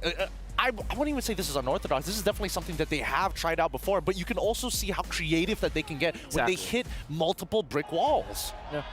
And, you know, I do want to talk about the game, but I think the next steps matter as well, because something gets in my head, right? But maybe I'll talk about that later. Very quickly, Helkert, jungle, with, I think he had the whole 5 items at 15, was it 15 minutes? 13 minutes. 13 minutes! Flash farming with this Helkert. And I think the same system for See You Soon happened in game number 2, where they were creating a lot of chaos. This time, unlike other teams that focus on the gold lane, they focus on their jungler. This time, MP the King is the flash farmer, 878 gold per minute. They were creating chaos outside of the match. There was even an attempt that they were trying to invade while the Helkert was just farming and also getting the turtle. They went out of their way to make the space for MP the King this time. Absolutely, because you in Boxia's position, it's more so like, how do I go into your jungle? How do I start stealing away your camps anymore? But now, I mean, even in this game, you can see that the laners definitely played a big part, because they were struggling to actually create that space and then have that extra man to walk in the jungle with him. Okay. I'm looking at my script here, and I'm confirming if Fnatic Onyx wins 2-0, 3-way tiebreaker. 3-way tie. And here's the thing. Anything else See You Soon makes it true. Yeah, exactly. So the point here is, if Fnatic loses 1-0, that's that's already over. That's it. However, in the three-way tie scenario, what I'm thinking about is, this will be a three-way tie to decide who gets the two teams to get in there, which means that by rules, the fastest win time is gonna be waiting for a best of the result of the best of one, right? That's the thing. So technically speaking, the team with the fastest win is already in the knockout stages. Yeah. Right? No. But yeah, you're right, because there will be two people, right? You know what? Here's the thing. I need to ask my friend, you know what? He does the calculations, but now we got to check out our Sony MVP of the game. And again, the MVP here is going to be Soul. Oh, What I got to interview, he did a lot in this game. Oh, yeah. I mean, previously we were thinking about like Rob being the anchor for the team, but at this point they were sending members out so very often that honestly Soul had more than enough space. Nobody really wants to attack the back line. Maybe for Ding, but he knew, Soul knew for a fact that he could 1v1 Ding no problem whatsoever. So the real question was, how exactly do they start opening up the map and finding these angles? And honestly, this pick here, man, Kenji just got bored. Yep, Kenji just got bored. And the king eventually will be taken out. And what makes this MVP performance from Soul more spectacular is the fact that Carry in this lineup, in this draft that See You Soon has designed, is a means to an end kind of hero, again, much like the Matrix, but this time, instead of farming the waves, he's there to kill the tanky heroes on the side of Falcons, which in this case, he was able to do so. Kept his ground, almost didn't die in this game, also performed so well when it comes to his positioning. I mean, let's put this into perspective, right? So many heroes on the side of Falcons can outrange him, and being one of the shortest range marksmen out there, it doesn't really make sense. Yeah, you know what? I understand what you're saying. Like, the fact that he can make Carry look that strong is amazing. For you guys at home, again, a lot is going on. Make sure you guys let us know. Your opinion matters. Scan the QR code for the broadcast feedback survey and let us know your thoughts. Because, again, we're inching away towards the grand finals. And before we go there, I really want to hear what Eterna has to say. So let's throw it over to our Aces ROG reporter, Eterna. Hi, everyone. It's Eterna here. Hi everyone, it's Eterna here backstage of the Amazon stage, and we are joined today with Innocent from Selangor Red Giants. Now Innocent, congratulations once again for that 2-0 against Team Falcons. How are you feeling about that victory? We're happy because we really need the momentum because our next match is Onyx ID. Yeah, I think you mentioned that they were a very strong team, that the momentum will bring you forward. Coming into that, right, how do you feel about this next matchup? Are you confident that you guys can win another 2-0 and stay undefeated? As, remember, the moniker that you guys now have is the Undefeated Giants. Yeah, we're confident, and also our jungler can... I'm confident that our jungler can fight toe-to-toe against Kyrie's Assassin. What about you? Against CW. CW. Yeah, I'm confident as long as we can play our game. Okay, that's so great. So congratulations once again, and good luck against Fnatic Onyx, and we hope to see you guys in the knockouts. Thank you so much again, Innocent.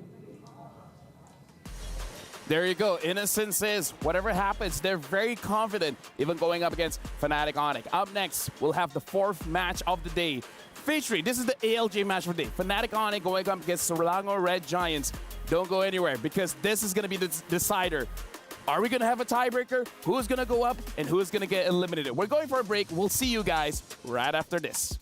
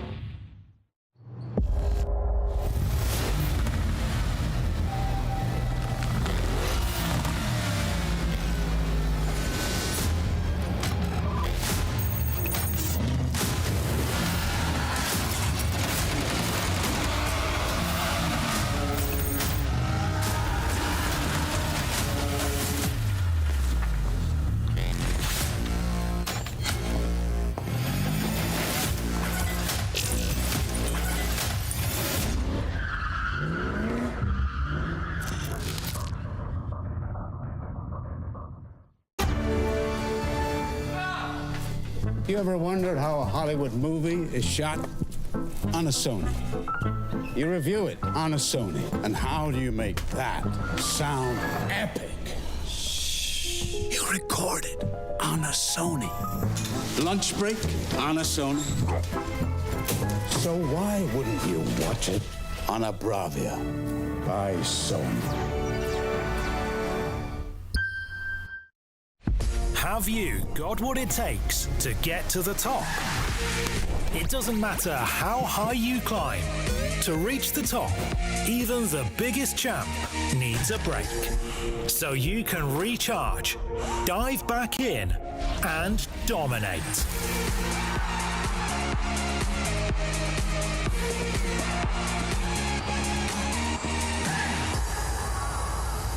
Have a break. Have a Kit Kat.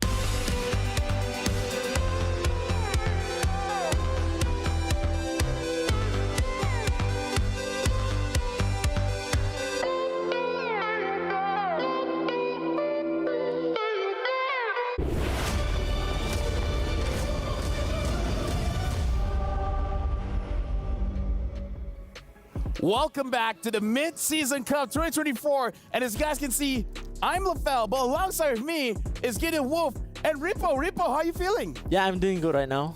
So hi guys.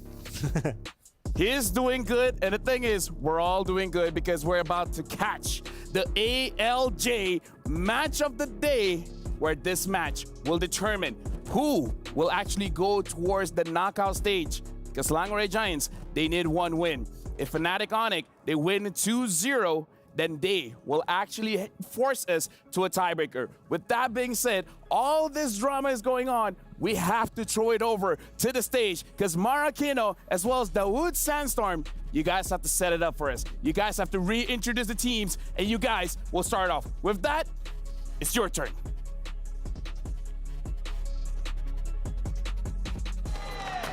The ALJ match of the day is about to kick off live here in the Amazon Arena. And still, the undefeated Giants from Malaysia are about to take on the shaken but not broken Sky Kings from Indonesia. Towering the group of death, let's welcome back Selangor Red Giants.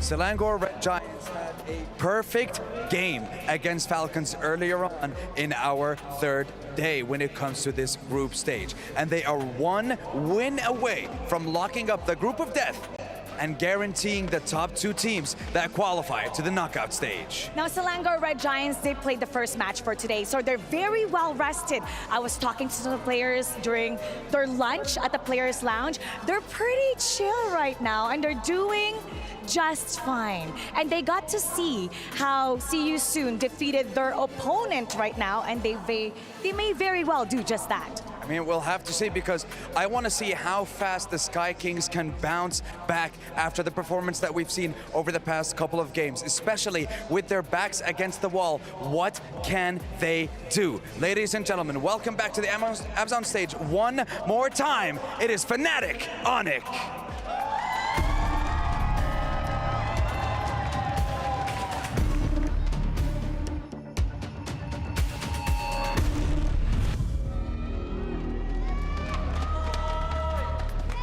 A lot is at stake in this match. Will we see tiebreakers? Will Selangor Red Giants continue to reign? Who will dominate in this match? Well, to answer all these questions, we're going to head on over to the studio and see exactly what's going to happen with our possible last series of the day. Boys, take it away. Thank you very much. And again, we're here with Rippo, so I'm immediately going to ask him, Rippo, do you think Selangor Giants can win 2-0 against Fnatic Onyx? You did hurt SRG undefeated team, so I would say 2-0 easy win. It's not just 2-0. It's easy win. What do you think about that, Wolf? You know, I think that they have proven that they are worth it. I think that they only need one game right now so that we escape the decider. Initially, I always thought that this will be a 1-1, right? That was my initial thought. So I'm going to stick with that one. It's a 1-1 between these two teams. I'm going to have to agree. I think a 1-1 is very possible for SRG, just trying to be realistic. But at the same time, there is the possibility that maybe Fnatic Onyx aren't just playing well today. I mean, the fact that they went 0-2 against CU Soon, okay, maybe CU Soon was playing well. But if they do that performance again against SRG, it could be, as Rippo said, an easy 2-0. Rippo, I have to ask you, how do you think that Fnatic Onyx lost to CU Soon? Like, how did that happen? Maybe because they don't have any coach. That's why they will debuff. Because yeah, CU Soon after no coach will be like OP. So right, that's the reason I think. That's the reason. It's funny, the panelists said the same thing. Caster said the same thing, and now Rippo, our professional player, it was like, you know what? Sometimes no coach might be a bit OP. Speaking of OP, for Fnatic Onyx as well as Selangor Giants, who do you think is the player to watch? For Fnatic Onyx, maybe will be Kyrie because his assassin is very good in right now, and also Red Giant, also Skies. Assassin also need to watch out. So we're looking at the junglers here. Do you think that both of them should be using the Assassin, or we see Kyrie just now using the Baxia? Maybe Kyrie will use Tank jungle? I think better just use the Assassin because like we always seeing people using the Tank jungler, right? So I hope we'll see both teams will be using Assassin, so have interesting game to watch. Man's here for the showmanship. Man's here to see a bloody game, and I respect that. I respect that a lot, but I do think that we gotta focus on the roamers, honestly. Like, we know both Kyrie and Sakai's are great, but Yums in comparison to Keyboy, I mean, there's a lot of arguments to be made here. Yeah, I think even Yums himself is very excited to see Keyboy, right? Yeah. But maybe Rippo knows. Who do you think is better when it comes to, like, you know, those roamers? Oh, who's the better? Yeah. Okay, maybe to be honest, for the performance, MPL to MPNC, maybe Red Giant, Yums. Yums, he thinks Yums is better. Now we're jumping into the draft. Selangor Giants going up against Fnatic Onyx. Selangor Giants first pick, blue side. Fnatic Onyx is second pick, red side. Before the bans begin, Rippo, as a player, which side do you think has the advantage? The first pick or the second pick? Have a pros and cons for the first pick and the second pick because like for the second pick is for the counter picks against the first pick. So for the first pick, maybe they can prioritize the first hero they want to pick first for their continuous draft. So for me, have an advantage here maybe for the first pick, I guess. Yeah. I kind of agree. There are a lot of OP picks, as we've seen, and also the fact that you're required to ban Louis and Chip in the red side. It's like you have to ban it, so I wonder if that will be the case, though. Do you want to give the Chip or the Louis to SRG? Probably not, right? I don't think so, right? No. Okay, actually, let's ask Rippo. Rippo, would you give Selangor Giants Chip or Louis, or do you think it's better to ban away? I think just better ban those both heroes because I already faced against Louis Chip at the same time. So I think it's a nightmare against them. For sure. For sure. But this time it's going to be Roger as the ban from Fnatic Onyx. Obviously, can still ban the Chip last. SRG they might not even be forced to ban the Chip anyway, so they just could ban out Valentina perhaps. Just leave it all open, right? Yeah. I think at this point they've already gotten the big hitters here, and obviously with so much priority on getting rid of Ling, Roger, on top of the Fanny as well, like junglers are a very big part of these bans. That's right. Yeah. Okay. So right now we're looking at Louis getting banned here. So we have to figure out, Selangor Giants, what is going to be their first pick? Because you have to assume the Chip is going to get banned. Yeah. So what is going to be the first pick for Selangor Giants? I don't want to see any Angela because I don't think it's a Stormy hero. Yeah. I also don't think it's a Yums hero. Harith, maybe? Harith. I do have to ask, Rippo, in MSC, Harith has very bad win rate. Like, as a professional player, do you know why Harith is not like super strong right now? Because of the user also.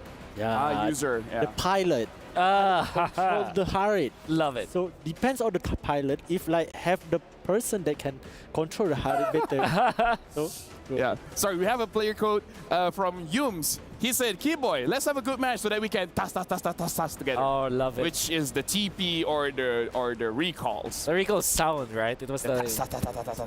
That's exactly... Oh! Chip open! Wait, Chip's open? No. Chip inbound! Oh. Chip inbound! I think now is a good time to start talking about counters, right? we have to start thinking about large AoEs against this chip. I don't see SRG just letting it through. Yeah. Top of my head, Faramis comes to mind. Arlet should have been a pick, but it was already banned by SRG. Rippo, so if the enemy has a chip, how do you counter? Maybe for me to counter against chip using the team fight hero, the AoE area damage. Okay. So for me, maybe if like chippy TP, then have the hero that can counter against the AoE. So it's good against chips. So Terizla, maybe Tigreal, Minotaur. Elric. How about Faramis? You like Faramis against chips? Faramis against chips. Depends. It's really good, but depends of the goal winning. So if like they losing, it's hard for them sustain against the chip. Woo! So you have to secure Terizla now, right? If you're Fnatic. Let me just say, while we're doing the draft, let me remind everyone watching, Selangor Giants needs one win. Yep. If they win this one, the next one doesn't matter anymore. They just need one win. That's right. And then Selangor Giants and See You Soon will go to the knockout stage. So Fnatic Onic, this is a very risky, super risky, very risky strategy. They're dancing with death. They really are. They really are. I'm surprised that, I mean, yeah, but you have to admit, he's got a lot of faith in his players, right? Yeah. As Rippo mentioned, Harith, it's not about the plane, it's the pilot. Exactly. Yes. Woo! Okay, so you pick up maybe a Beatrix now or Moskov for SRG? Maybe, I think, Valen? Jungler and mid. Jungler and mid. All right, so that is what Red other Dream? assassins? I mean, Haya's still available. Maybe Haya's great. Yeah. What if he just waits, and then actually picks up something like a Julian or a Hellcurt? Yeah, like, that's why, Moscow Valen, got it. Wow. Nice. Woo! Really calling it on, really on the ball today, Wolf. Haven't missed a single one just yet. Well, the secret is say everything, so that throw a wide net. Yeah, exactly. Throw a wide net.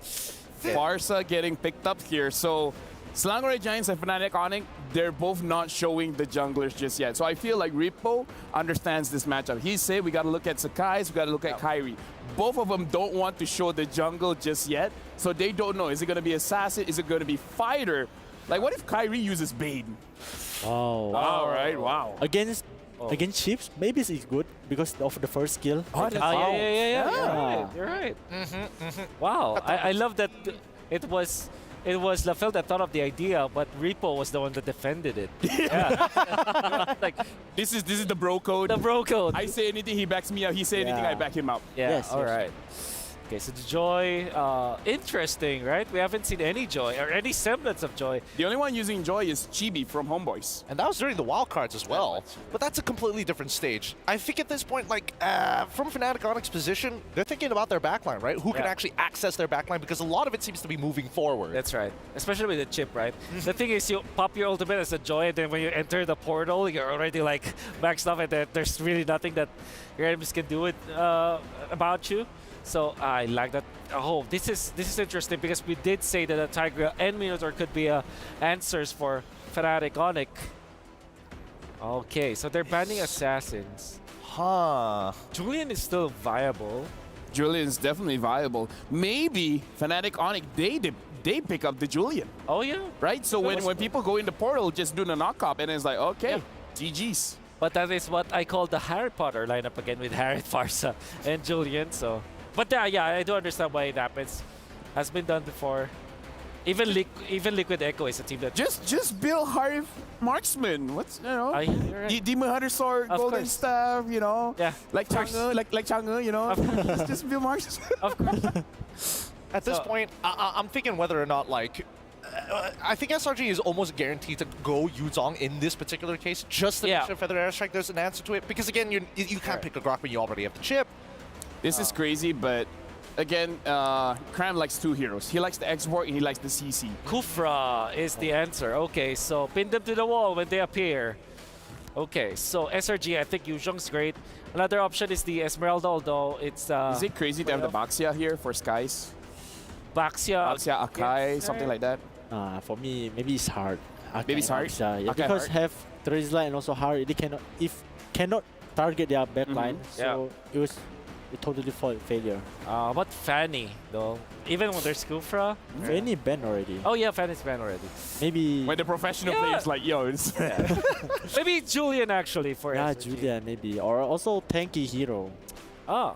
Tanky jungler. Fedrin, maybe? Fedrin. Ruby. Okay, Ruby EXP. What's the jungler here? Skies, what's your hero? 4 seconds. Alpha. Alpha. We forgot about Alpha. Yeah. Okay, Ripple, what do you think about Selangor Giants draft right now? For me, this Alpha is for me is new for SRG, but I trust on them because their lineup is really good. If Alpha against Terizla, Alpha against Kufra, it's really good because you have true damage. Yeah. Yeah. So that's a lot. Yeah, maybe will be good against those frontline heroes. Yeah. So their backline will be not safe. Have Moskov also. How about Lancelot for Fnatic Onyx?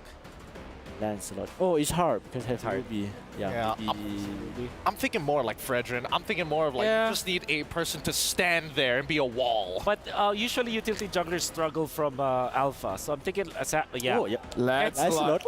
Lancelot. Well, Wolf, you called it.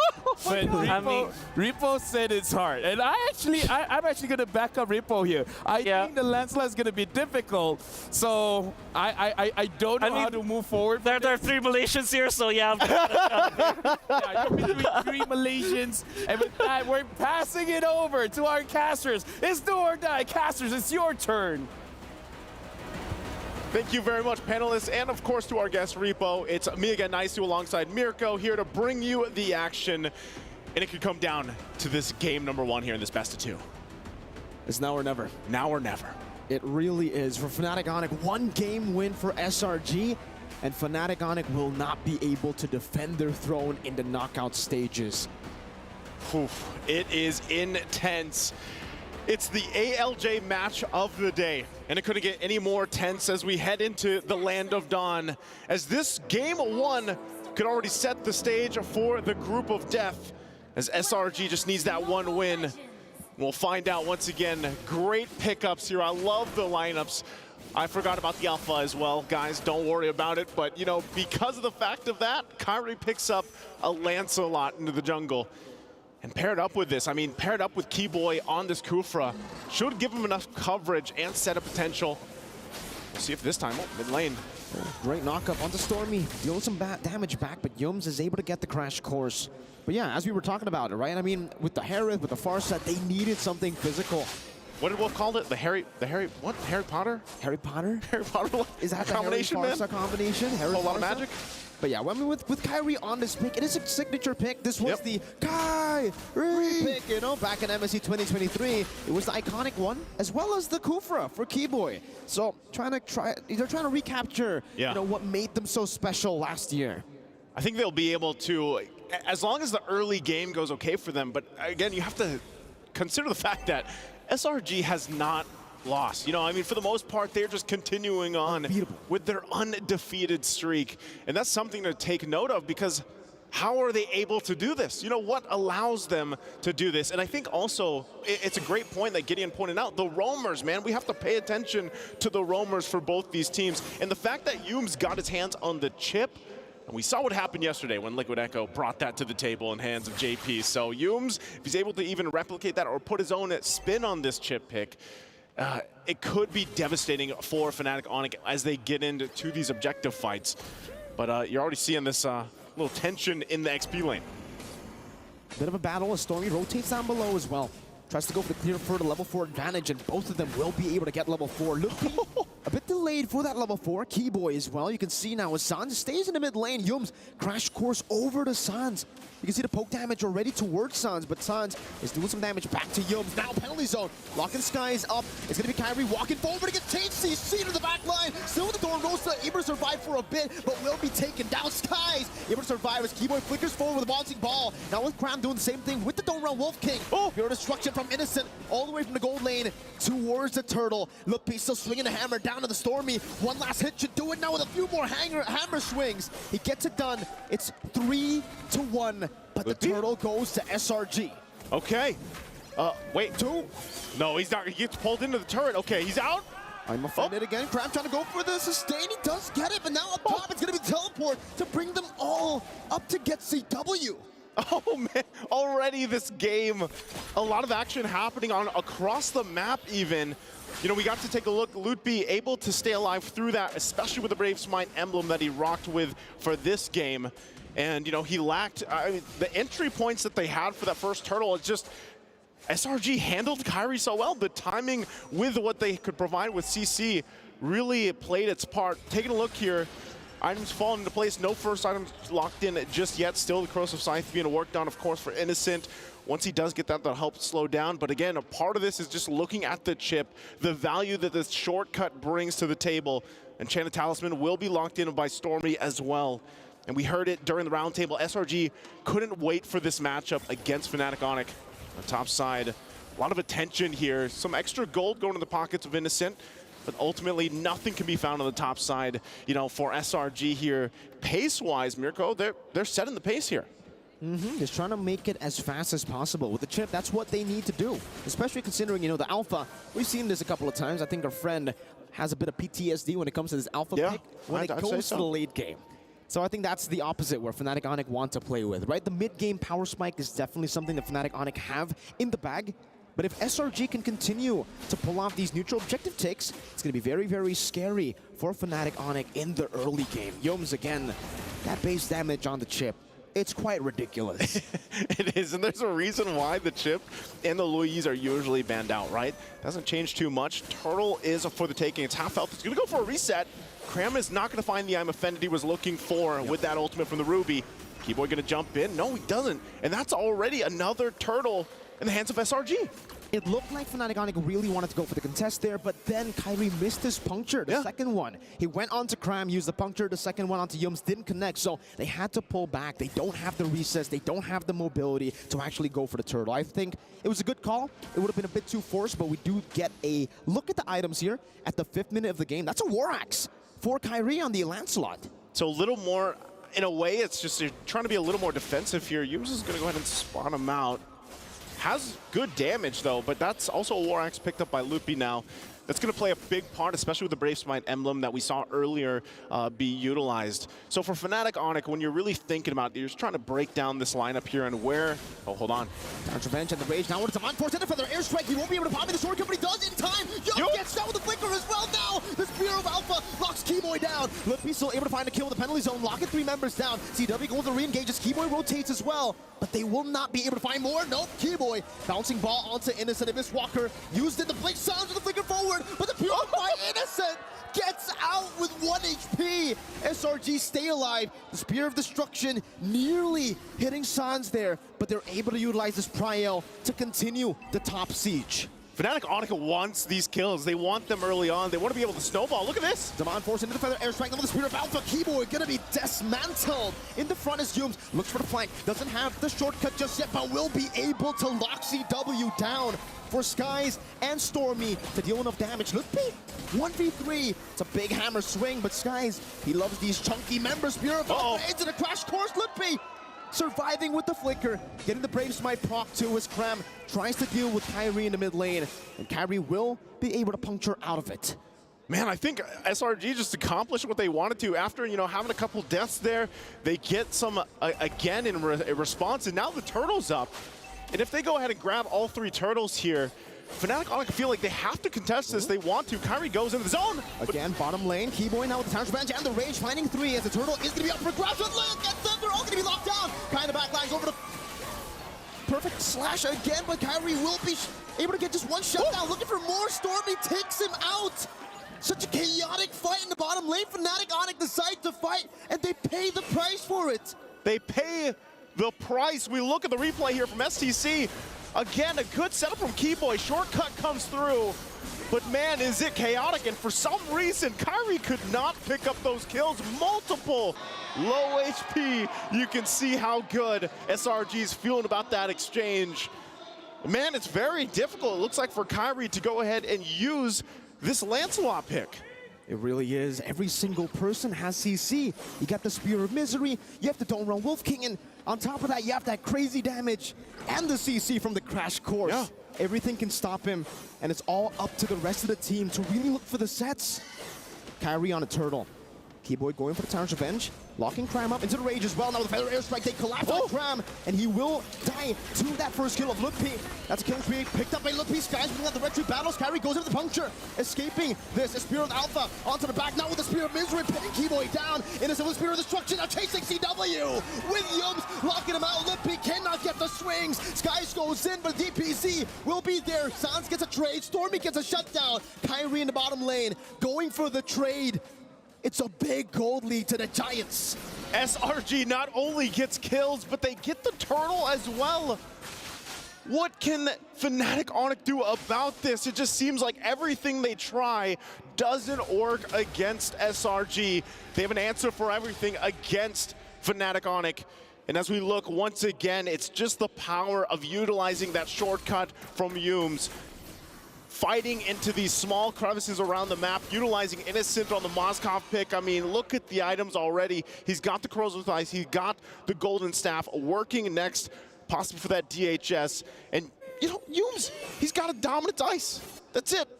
He's that tanky already. This is why the chip is talked about so much. There's the DHS locked in now for Innocent. And this makes it much more difficult now to utilize Keyboy here on this Kufa. You might get that setup, but then your health bars are going to be gone in an instant, just like this turret in the tier 2 bottom side. Innocent is doing so well right now with the farm. The damage health is actually on Terizla. It's Lutpi just utilizing that base damage with the War Axe. And then we have 3 SRG members. Lancelot all the way down, and as you can see, Keyboy's been soaking a whole lot of that damage together with Lutpi, but it really hasn't been enough. Skies is the reason for that. He's been able to melt down these frontliners so easily with the built-in true damage of that Alpha, connecting all of his skills. And if you see his build, it's not even like a full damage build. It's a War Axe into defense. He's like a tanky Alpha, you know, for the most part. His job is Talfa. He just wants to go in, get the Spear of Alpha on, and then, you know, relies on the rest of the team to shine from there. And that might be what solves the problem where we usually see Alpha struggle towards the mid to late game transition.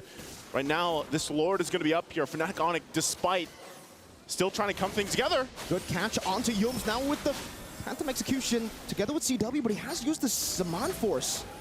Cram, Don't Run Wolf King again. Over to Lutpi and Keyboy. All right, Keyboy jumps in, gonna find the target. Again, that's getting offended, locking him down. Now with the penalty zone as well. It's gonna be Cram locked down and taken now. 2 members taken down by FNOC. They find some stability here around the Lord Pit. Sky still looking for an engages. Innocent jumps over the wrist. Walker and Kyrie gets one of them in the back with the Phantom Execution. Lutpi falls. That's a trade down. Now Stormy with the flicker forward. It's very, very low. Sky's trying to go for the opening Spear of Alpha. Skies again finding the play, but will not be able to get the Lord. It was Sans that secured it for Fnatic Onyx. And despite that, at least for Fnatic Onyx, they finally find the hope in this game. Yumes is going to drop down the shortcut, and Sans is taken out in an instant. There's nothing you could do about that. But they at least have the objective. They have the Lord marching on the top side. Next for Fnatic Onyx is to play into this. What can they grab across the map? They need to get space to work around with. They only have 2 turrets down. And with this Lord, they could possibly start to get some of that movement in their favor, start to get some of the space to work around with. But look at this, Innocent will just hold the Lord here and deal with it for now. The rest of SRG here to help him out. It looks like the Fnatic Onyx didn't get much out of this Lord. No, they really didn't, right? I mean, they couldn't. The fact that SRG forced the team fight on them when they went for the Lord. And, I mean, taking a look at the itemization from Kyrie, it's that utility build, technically. Yeah. It's kind of a mix. It's a semi-tank build with a War Axe into the Thunder Belt, into the Endless Battle. So he's really going to be relying on those basic attack procs right as he uses the skills, and not so much of an assassin. He can't really one-shot people, but we did see almost a one-shot happen to Innocent, or actually to Yomes earlier, with the Phantom Execution. I think part of that, again, is you have to be able to go in and out of these fights. Yes, they're still assassins, but if you're gone in an instance, you know, what good are you? Especially when we're talking about the Lord fights later on, because the Lord dances have changed. You know, they're not exactly these long, drawn-out fights anymore. Much more calculated, I'd say, from what we're seeing, and you got to kind of match what Sakai's has. You see him, he just picks up the Athena shield. He's got some now defensive ability to work against the burst that can actually come out from Sands as well.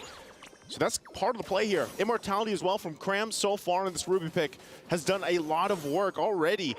Just being a nuisance to deal if you're Fnatic Onic, and also there it is already. They try, this is the thing, Fnatic Onic, like I said, with the Lord they had earlier, they had to get some of these turrets down.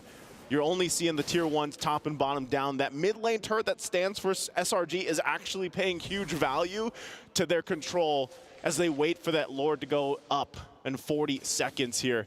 So for Fnatic Onic, it's just, let's farm what we can, but we have to stay together. Oh! I'm offended into the Spirit of Misery. Kyrie gonna be caught by SRG! The Giants find Kyrie. The timing, it's right for the Lord. 30 seconds and 20 seconds, respectively, for Kyrie and the Lord. We get to see the replay here. Kyrie jumped with the puncture, and he was not aware. He did not know that they were there.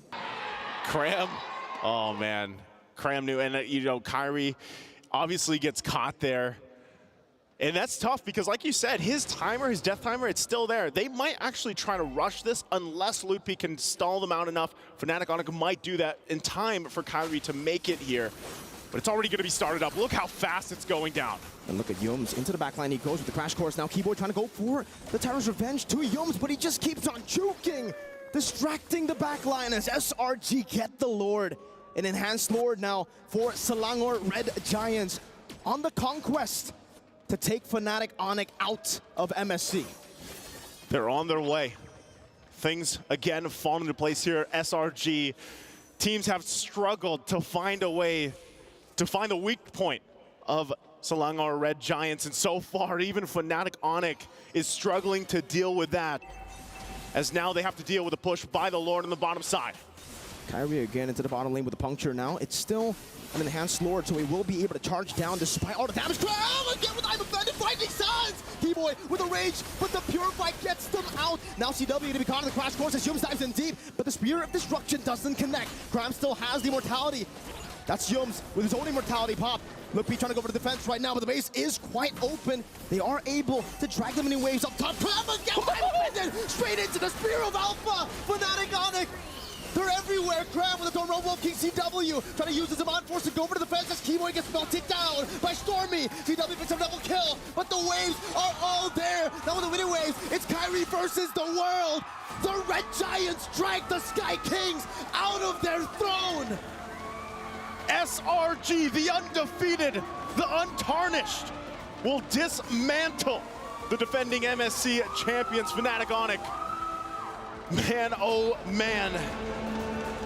Team after team cannot find to solve the puzzle of SRG. What is going on here with this team? And I'll tell you what, lots of people around the world right now are just very emotional because there's a whole lot happening with just this game one in this matchup. Ladies and gentlemen, Fnatic Onic have been knocked out of groups with that game. Welcome to the group of death, ladies and gentlemen. The panelists have a lot to say about this one, I'm sure. Let's go ahead and throw it over to them to hear what they have to say. It's the group of death. People will ask you, what's your proof? The proof today is even the previous MSC champions will get taken down. They will not have the opportunity to defend their title. This is the price of competition. For the longest of times, I've been saying maybe one day Malaysia's going to have two teams going out of groups. We're going to make it out. But I didn't expect it to be at the cost of Indonesia. I think the price is too high. Fnatic Onyx being eliminated, the 4P champions, the MSC defending champions, my personal heroes being knocked out of the group stages, not getting into the knockouts at day number 4 of MSC, definitely not in my bingo card. I mean, I'm guessing not in your bingo card as well is that no Indonesian teams makes it to the knockout stage. EVO's Glory and now Fnatic Onyx has been knocked out. And with that, Selangor Red Giants is the #1 team of Group B, the group of death. And See You Soon is the #2 team of Group B moving forward to the knockout stage. How crazy is that? It's too wild. It's too wild. Like, out of all the M Series tournaments, MSC has always been having a special place in my heart. But man, with plays like this where both sides desperately struggling to fight for their tournament lives, and more importantly so, Fnatic, they tried everything. They threw everything at SRG and it still wasn't enough. A couple of things that I also want to say is that people were not putting a lot of stock on SRG despite them winning like their undefeated run because it was from a region that's not known to kind of get it out of groups. I mean, I'm not saying bad about the Malaysia, but you cannot understand why people doubt SRG's prowess. But I always kept on telling you server. Exactly. But then again, and shout outs to our NA people who said that Malaysia is an easy server. But what I'm trying to say here is that I've always been even Mirko and I had a bet where we're gonna be doing 500 push-ups or something if SRG doesn't make it to top 4. Guess what, Mirko? No Indonesian team, SRG up top. I mean, this is wild. Folks at home understand that we've been in the scene for a while. This is unheard of. We need a moment to That's the thing, right? We need time to digest. I am not from Indonesia. I have not always been a fan of Fnatic Onyx, but I'm good friends with these people. With Kyrie as well as Coach Sheb. I'm shaking right now. I can't believe it. But at the same time, if Fnatic Onyx eventually goes out of the bracket, SRG or See You Soon will be out. I also cannot handle that because See You Soon, they made a big fan out of me. And SRG, I've always been rooting for them ever since the start. So, Group of Death is it's a heartbreaker. It's a heartbreaker. Honestly, you should be blaming the script writers at this point because they're just putting all of your favorite teams in one group to make this outcome possible. It's not like last year's MSC when I can blame Mirko as well as this guy for all the group draw. This year I can't blame anyone. When me and Mirko do the draw, Indonesia survives. Yeah.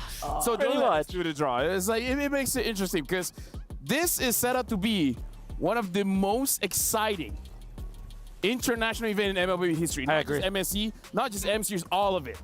Because it's anyone's guess now. Here's the thing. If Philippines doesn't win this one, like before this, it was Indonesia that wins this one. So I need time to digest.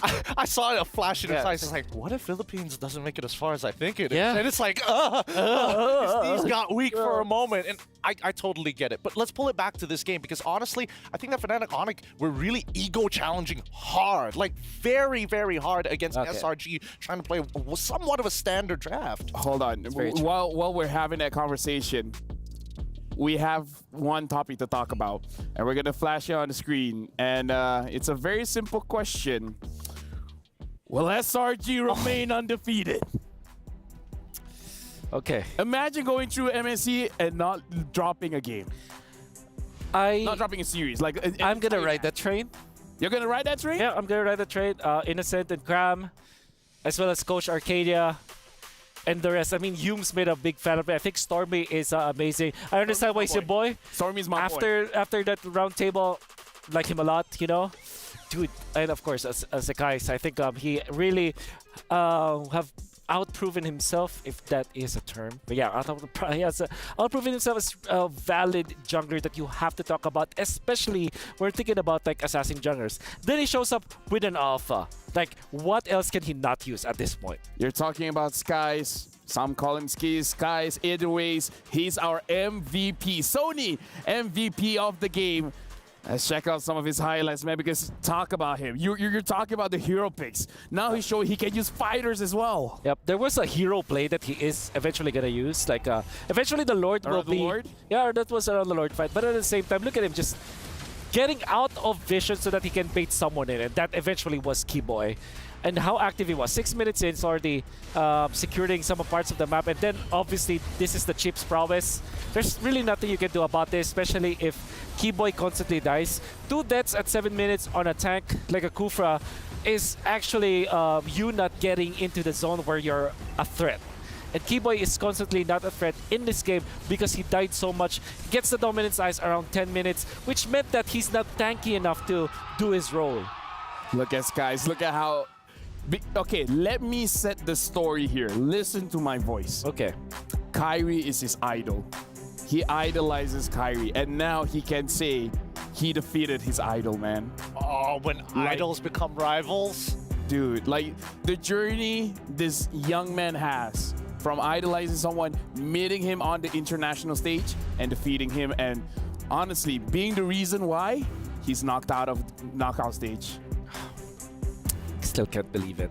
It's crazy. It's a young, new jungler coming into it, playing alpha of all things, which a lot of people count out in the jungle. At the same time, I would say this is because of the draft as well. I mean, I'm not gonna diminish what the players were able to do. To be fair, they were spectacular in this game. They overachieved. But you put Kyrie in a disadvantage where it's almost like a checkmate. Picking up the alpha means that you deny all of the utility junglers. You cannot play Baksha in this case, that's gonna struggle. You definitely not Fredrin, right? Maybe Barrett's, but then there is Moskov as well that can deal, you know, if it gets a DHS, you're quite in a lot of trouble, and it's very awkward to play the Barrett's against the Chip. Kyrie was put in a checkmate. I mean, I did predict the Lancelot, but doesn't mean that it's like the best pick at all. I'm just like I just thought that it was an ego pick, like you said, and it was duly punished by Sekai's playstyle on the alpha. To be fair, me and Wolf were talking during the game, and a lot of the topic just came around like, man, interesting draft, because it means that Coach Yeba has, well, bringing the floor higher up and the ceiling even higher, because there at least is an opportunity to outplay your opponent despite the disadvantage. That's right. It's like if you play the utility junglers, you will not essentially lose, but you don't have a chance to win. If you play the Lancelot, you definitely will have you will be stumped, or you will play highlight game where Kyrie just escapes that so many times, you one-shot innocent and then win the game afterwards. I mean, here's the thing. I don't know about you gentlemen, but I feel like crying, but I don't know why. Do I cry because I'm proud that the Malaysian teams are doing good? Cry is like, Indonesia is not part of the conversation. Like, this like, I feel like this is gonna take some time. There are so many things to celebrate. Do you guys want me to pinch you guys in case you guys are sleeping, or you know? I've been pinching myself the entire time. I still haven't let go. There's so many wins that we have to also celebrate here. Despite, you know, Fnatic, Onyx losing this, man, Malaysia is on top, and I would say right now they're like at least top 2. And then you're thinking about See You Soon. The way that they handled Fnatic, Onyx, and technically almost went against SRG, you might even wonder, whoa, maybe See You Soon might have been the top 1, right? Yeah. Think about it, it's 1-1, right? Try to separate all 4 teams into different groups. Exactly. Imagine if they're not in the same group. There is a W here, people, and I think that MLBB is going to be thankful for it.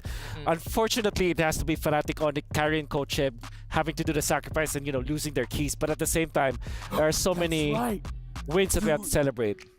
Their keys, dude, it's going to meet the hydraulic press. Dude, I forgot about that. I never would have thought Fnatic on it would have their keys crushed in a group stage. Yeah. Not this early on as well. Not this early on. It's wild. It's a wild time that we're living in right now. And honestly, if there's anything to blame, we blame the patch. Let's blame the patch. I blame the group draw not being Miracle and LaFell.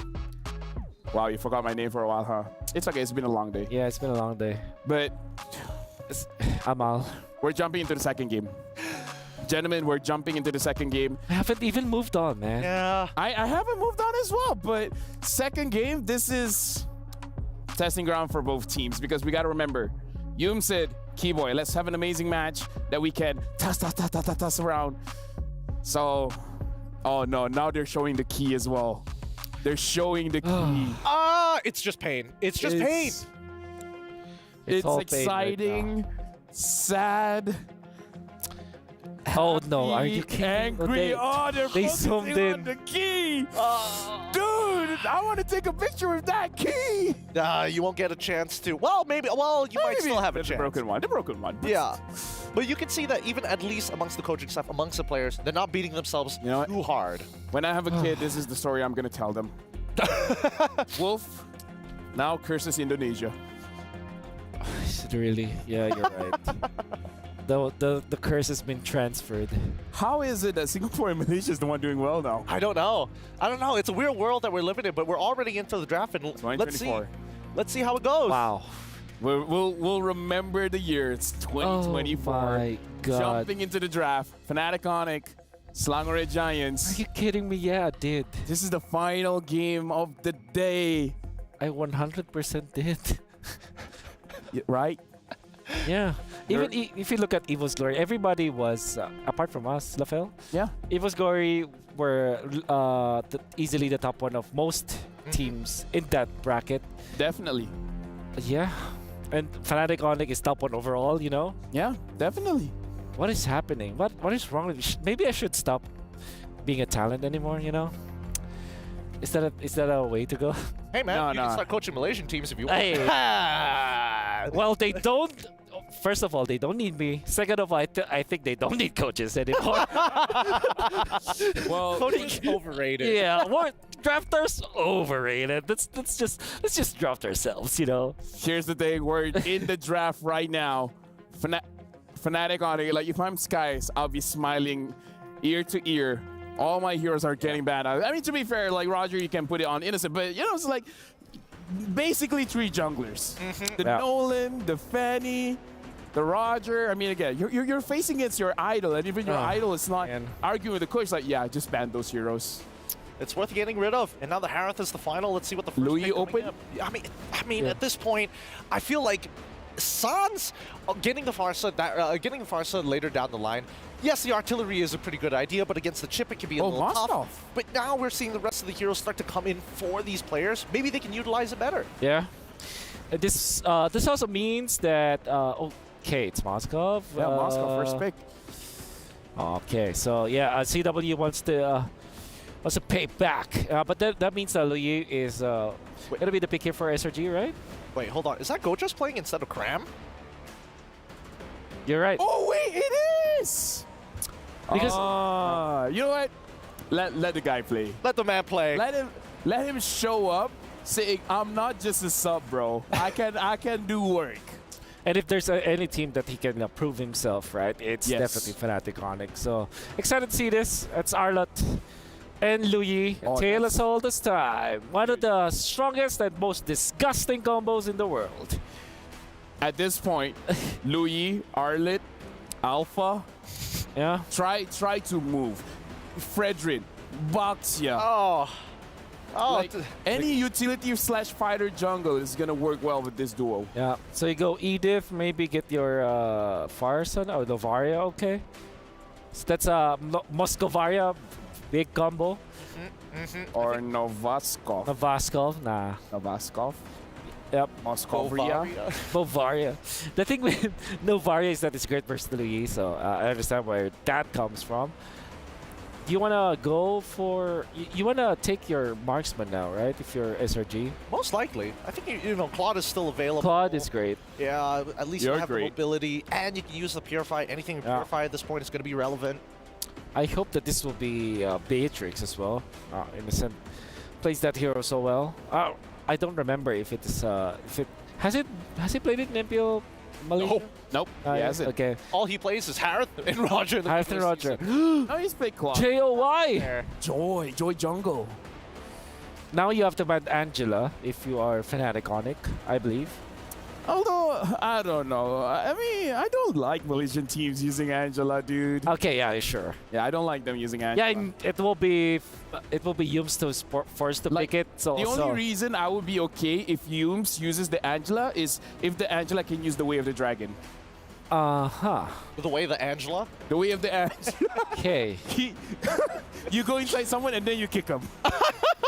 You can choose which direction to get a mega dash. Or what if he picks up the Petrify on the Angela? Oh. Wait. If he goes into someone, he can petrify. He can actually petrify, right? Angela Joy with Petrify. Hey, that's scary. These are the talks that coaches have. Yeah. What if Angela petrify?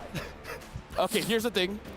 Look, there it is. They still ban it. They still ban it. No, here's the thing. If that becomes a thing in rank, TM, copyright, we called it, whatever you want to call it. Yeah. All right. It's the Wolf Angela. It's the Wolf Angela? That's what you're going to name it? That's what I'm going to name it. I like the ideas. Personally, I like all of the ideas so far, but even from SRG's side, they're still making sure that this Joy is, well, going to be able to reach that backline. Banning out the Fredrin makes sense to me. The fact that Arlet's already out of the way, that saves you some time. That's right. So how do you answer that with a jungle pick now? If you are Fnatic Onyx, you want a hero that's faster. Typically, the Nolan is it was the traditional answer to the Joy back in M5, you remember. But Fnatic Onyx themselves have banned that hero. So without the Hayabusa, without the Roger, without the Ling, maybe Julian is the next best thing for Fnatic Onyx that actually farms very fast. Or maybe they're the team that picks up the Hellcurt, right? Maybe carry Hellcurt could work. Let's remind ourselves, Joy does not have the anti-CC anymore. That's right. Joy can be CC'd now. So you can play the CC in. That's not what I mean. That's not what I mean. Although CC, current call, lock the Joy. Yeah, could be. It could work. I can see it happening. I can definitely see it happening. I hope that we see an Esmeralda because this is Louis, Joy, and Grok. They go Masha instead. Okay, whatever.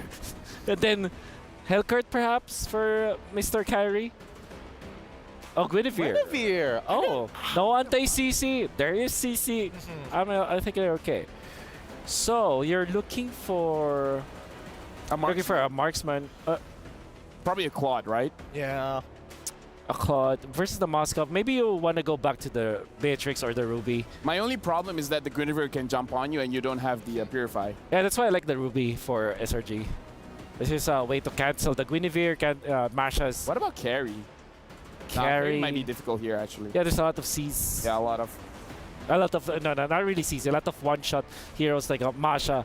Yeah, they go back to the Claude. Understandable.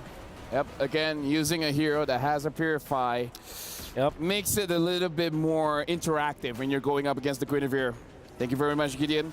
Thank you very much, Wolf. Casters, I don't know about you guys, but we need to digest. So give us some time, because now it's your time to do your job. Thank you, gentlemen.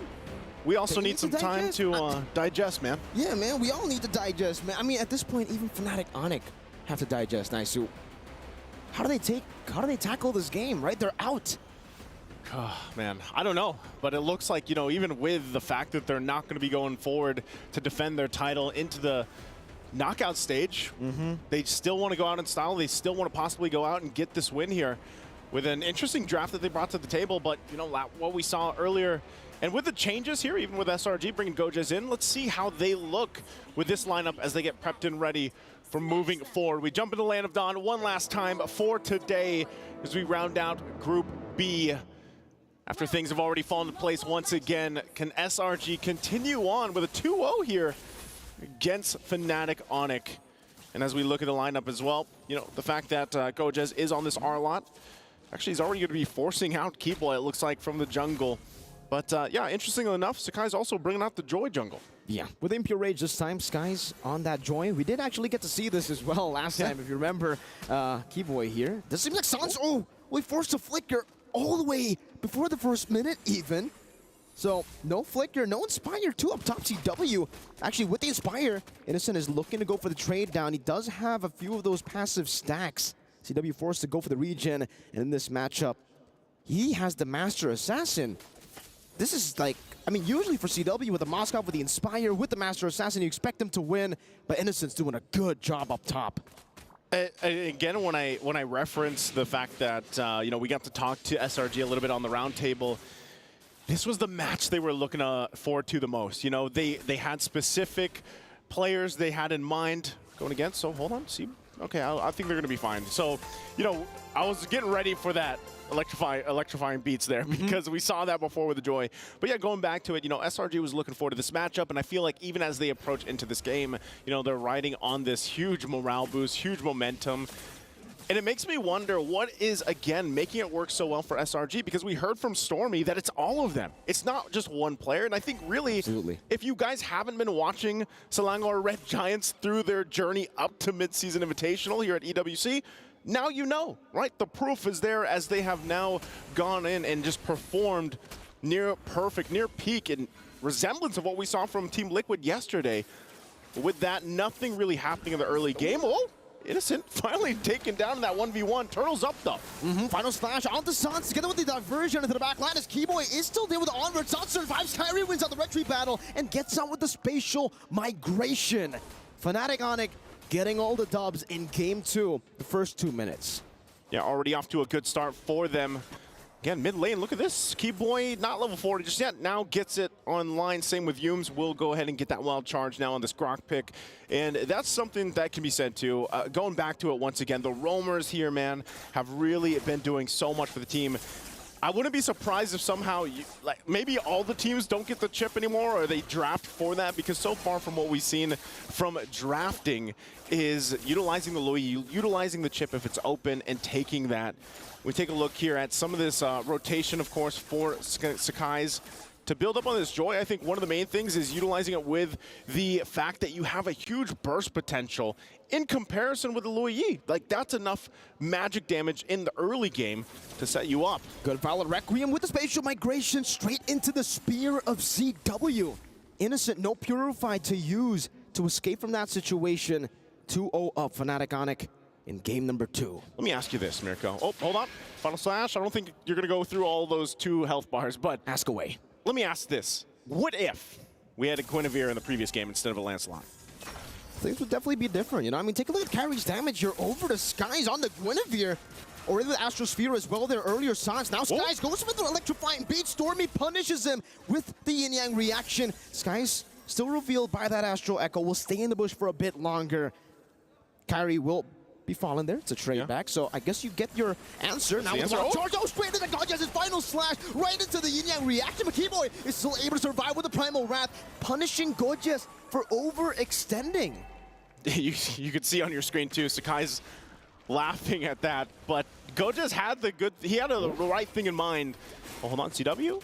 Now with the Inspire as well, trying to go for it. Keyboy jumps in with the Earth Shatter and the Armored, locking Stormy down, but Stormy's able to flick around now with the Yang reaction, getting the shielding down as Keyboy will be forced back. Innocent gunning him down, the Earth Shatter connecting, and one last shot from Innocent. Now it's Kyrie looking for the cleanup. Now as Yums is very low inside of the bush, Kyrie decides to go for Innocent, but he jumps back in onto the Battle Mirror image with the Violet Requiem. He doesn't even need the spatial migration, 2 thunderclaps to take Yums out. Now Skies on the electrifying beat, has another thunderclap reset for Look P, goes into the Skies, flickers out to safety, and Sans is there to provide some backup. Yep, good fighting once again from both teams here, but SRG also to respond. You know, they fall back, they fall behind just a little bit. We're gonna take a look at the replay brought to us by STC. Great initiations on the top side. Keyboy was there, gets the Earth Shatter. You know, Stormy 1 hit away, but eventually Lutpi also joins the fight, comes in with the Thunderclap. And, you know, I'm actually really interested on what build path we're going to see here because, you know, before, Gojas, they're having fun. They're having fun. They should. You know, bringing in Gojas here, of course, for this. And, oh, not going to land that final slash. Might get whittled down here. Unless they just disengage. Looks like they're going to go ahead and disengage. But SRG, at the most part, is just trying to keep things from slipping too far in favor of Fnatic Onic. Slowly but surely, Spear of Misery down below. Innocent doing some damage back on this EW. Damn, that's a lot of damage.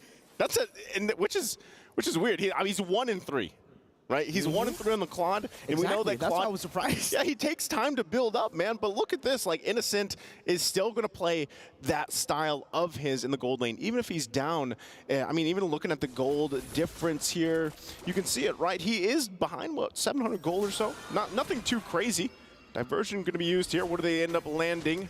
Wild charge flicker. Yums now straight into the collapse now as Kyrie isn't able to find spatial migration. Keyboy using the Primal Rat defensively. Electrifying beats from Skies. Not enough to take Kyrie down as he is able to survive. So Fnatic Onic, they lose CW. CW. They just lose him, you know, lose CW. They pick that up. There's the difference between those gold laners once again, but they both pretty much have nearly the same items, nearly identical there. For CW, though, of course, he wants to go ahead and continue to farm up, get that next, either the Golden Staff DHS, that we see what Moscovs do. But Innocent, Gonna go ahead and just take down this tier 1 turret. They're gonna be too late to get to it.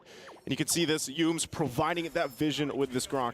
Makes me wonder here, Mirko, like what's more value, the Lu Yi or the chip? Or do you think they're equal?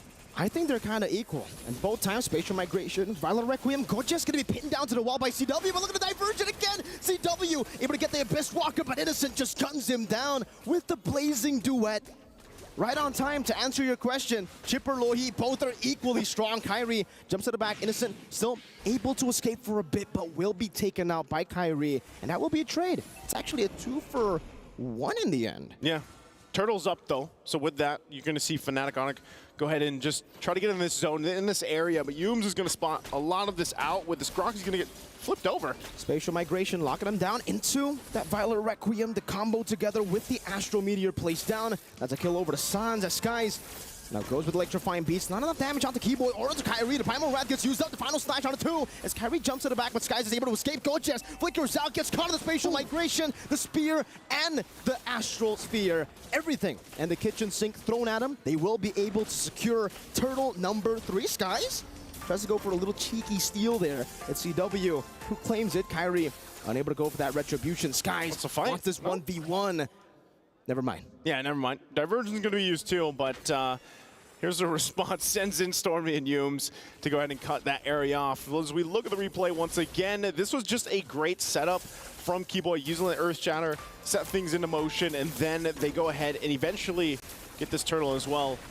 But you know, something about it, I mean, the lineup that we're seeing here from Fnatic Onic, like I said, I'm really wondering if, even in the last draft, if the Guinevere came into play, how that would have fared, because the Lancelot really struggled, and we're seeing some of these assassin picks trying to fit into this meta. I think Joy is one of them as well. Like, as we look at Joy, we know she provides a ton of damage. Look, she's got the Starlium Scythe. She's building onto the next item, and it all goes into the relationship between that Joy and the Lu Yi. Oh, diversion, bottom side. Again, wild charge on the CW, Yums! There's something with CW and Yums, man. And now Kyrie goes for the Spatial Migration. It's a good flicker out by Stormy. Keyboy goes for the Onward as well, but the Violent Requiem will be able to lock him down together with Keyboy and the Primal Wrath. It's a trade down as Innocent gets out. Gorgeous goes in for the Vengeance with the final slashes, but he's all alone. But if you take a look at the mid lane, Skies just goes for a trade. That's a tier 1. There's great decisions coming out from SRG where they can get a pick utilizing the diversion, utilizing the conceal, but I feel like this time around, Fnatic Onic actually having an answer for a lot of that. And part of that's actually the Masha pick. You know, when you have loot beyond this Masha pick, you can go towards that back line, and that's what we're seeing happening here. With Innocent, sometimes he has to be a little more careful, even where he BMI's back to, because of the fact that Loopy could hunt him down. And so with that, you know, nothing too crazy in terms of gold lead for Fnatic Onic, but they are able to fight back once SRG decides to go ahead and try to find a setup. Mid lane looks like to be the focus right now. Both teams still looking to go ahead and start this Lord. It's now spawned, but SRG does have that mid turret still up in the tier 1. Again, for SRG, it's all about that slow build-up because, again, they have Innocent on the Claude, and for some reason, he was picked off twice, by the way, in the early game. So the fact that he was still able to somewhat stay equal in farm with CW is already very impressive. And on top of that, we got Yums having personal beef with CW for sure, right? He's just been targeting him down again. CW in the back this time, not onto CW. It's Kyrie who gets out, but Sans gets caught all alone into the electrifying beats. The beats of victory for SRG. You know, I think I just got the answer to my own question earlier. Hold on. Keyboy should be okay. Looks like they're just going to get this Lord here. It looks like Fnatic might want to push them off and even fight for it. Getting in the zone, Kyrie there on the backside. Loopy also swinging around here. Gorgeous again with final slash, finds Kyrie, displaces him as the Lord gets taken down by Skies. Now Kyrie getting ran down by the electrifying beats. Lippy has a thunderclap but can only go on Innocent right now as he finds the kill back. Now it's Stormy with a diversion onto Kyrie. The Spatial Migration together with Violent Requiem will be able to lock him down, but there's not enough damage. Skies gets out, the clone is right there. Yums gets shot down by Sans, Spear of Destruction, not connecting. SRG running away, Gorgeous still able to pace out. Let's take a look at Sans with the snipe, taking Yums out up top. But still, the Lord is still in favor of SRG. Nowhere safe. Not even when you're trying to hide in the bushes to recall. Good pickup there once again from Fnatic Onic. Just real quick to go back to it. I think Lu Yi's more value, man. The fact that you can place the diversion, Chip, you know, Chip, you have to, you're shown, you're on the map, you know where the shortcut's gonna go. CW goes down. Okay, mid lane, Lord's gonna be worked on too. It's taken out of the picture. They get a flicker out. This flicker is out. Skies, look at him. Look at how much of a menace he is at the 11th minute of the game. Just playing music for him. This is a nerf Joy, by the way. Yeah, it is, actually. This is a nerf Joy. Like, I thought this nerf was going to really take her out of the game. It was the first time we saw the Joy. It was during the wild card, I think. Exactly. Right? And it did really well, too. I think it was Chibi, right? Yeah, and, you know, I think even if you look at this replay here, this was interesting. Yums, I'm not sure if this is the final shot, but Fnatic Onyx knew what they wanted to do with the lineup they had. We're going to get a slow-mo look at it. There's Sands, lines it up. Goja is not even, he actually sidesteps like, yeah, nah. it. Yeah, I'm not going to block that for you. We've had that. Wait, is this the same clip, or has he just been laughing the same way 3 times? I feel like that's just him right now. That's just him? That's just him. Synchronized laughing. Synchronized laughing. Always laughing, but yeah, Fnatic Onyx, it's pretty much dead even, man. Look at this. Look at the gold department. You know, for the most part, there's nothing really giving any team a drastic favor other than the fact that, you know, there's way more turrets, at least for SRG, to play around with. They've got 5 down of Fnatic Onyx. And so you're going to have to kind of see them play around the diversion. Items also, they've got the Winter's Crown for Stormy available there. The Starlium Scythe, Holy Crystal also locked in now for Sakai's, and that's where you're going to see that damage. Oh, and then the Divine Glaive as well, as I was just going into that. So he picks up Divine Glaive, Divine Version. Again with the wild charge, now on the Sans again. This time he won't be able to flicker out of it. And Sans gets assassinated by Stormy together with Yums. Divine Version, that's what I just called it. Divine Version? Yeah. Wild Diversion. Wild Diversion, both work. And so going back to it, SRG now still going for the pickoff. Keyboy. Primal Rat trying to survive. Innocent takes him out away in the purple buff. And with Gorgeous, just with the final slash, he's able to displace him enough for the rest of the team to deal with him. 13-11, but the gold lead is still in favor of SRG. Yep, just a bit by a couple hundred gold. Nothing too crazy. Like I said, Fnatic Onyx, it looks like they should be able to actually contest this and get into the zone, but they don't want to just deal with it, you know, given the fact that they do have pretty good clear. They could find themselves just defending. Diversion going to be used right there on the side of the jungle. No wild charge coming through that one. They're not going to pull the trigger just yet. But like I was saying, the clear speed from Fnatic Onyx lineup should be pretty good. They could actually still extend this game. It is almost that 15-minute mark. Malefic Roar now being picked up by CW. So we'll see once again as this Lord will eventually spawn up and push in.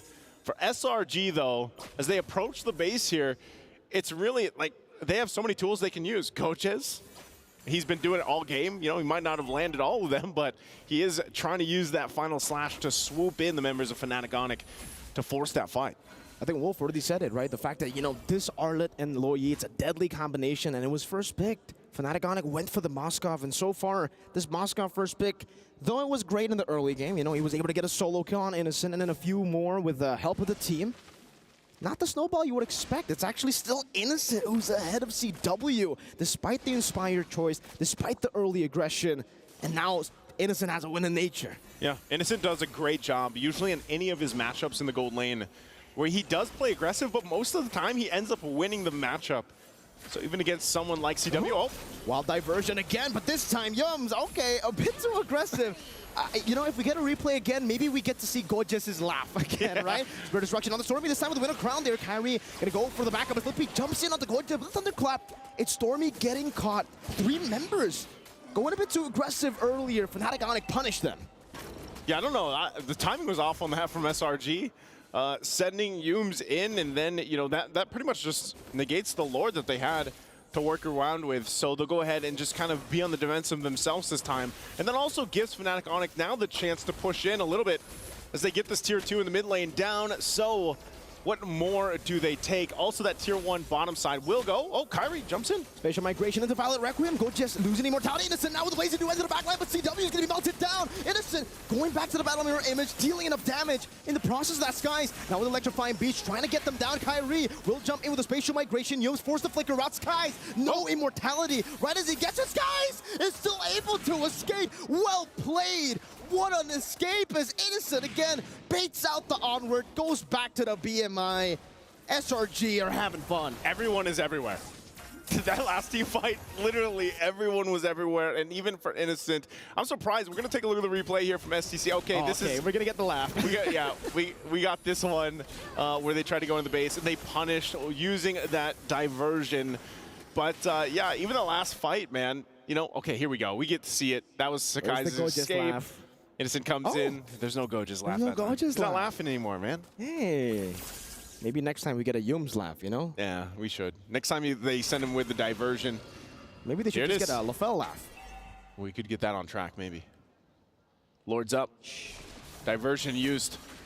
Yum's going to go ahead and spot a lot of this out, but Fnatic Onic, based on how everything has gone the past couple minutes, they're actually good to fight this. They're still going to keep Sands down there clearing that lane. He's probably going to go ahead, rotate now to this Lord. And it looks like they don't want to pull the trigger on it yet. They don't want to be the ones to actually pull this entirely out because of the fact that the wild charge is still a big threat for them. So SRG taking their time as well. It's funny when you look at it too because there's one hit on that bottom turret, the base turret for Fnatic Onic. So even if SRG wanted to push it in, diversion going to be used this time to displace themselves on this side of the map behind enemy lines as they wait patiently. Oh no. Kyrie opens up the bush, spatial migration, connects onto the back line, onto Stormy too. Keyboy now with a conceal. Stormy flickers out to safety, but Lippy might be able to go for the Thunderclap as Winter Crown gets popped in, but he should still fall. It's Lippy with mega kill now as Kyrie jumps in. Innocent very low. Kyrie go for the retribution. It's 50-50. Skies takes it away, but Gorgeous will be caught, forced to flicker as he gets scratched down by Lippy on the Masha. It's 3-4-0, but SRG do get the Lord. They got the Lord. They're going to run it down mid anyway, though. Fnatic Onic still pushing in. Guardian's Barrier going to be used to buy a little more time. Look at Skies. Oh, Skies. Earth Shatter into the Thunderclap. Lippy picks up the monster kill. You can see just in a few seconds the Lord coming back up, but they might just be going for the end right here. All of them going for the turret.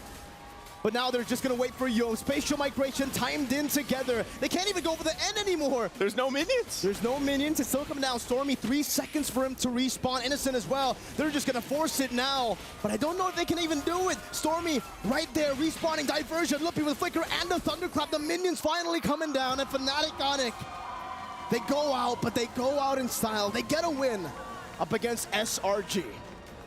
And although Fnatic Onic will not move on to the knockout stage at the mid-season invitational to defend their title, they will go out with their heads up and a win here. Again, you can hear the crowd as well.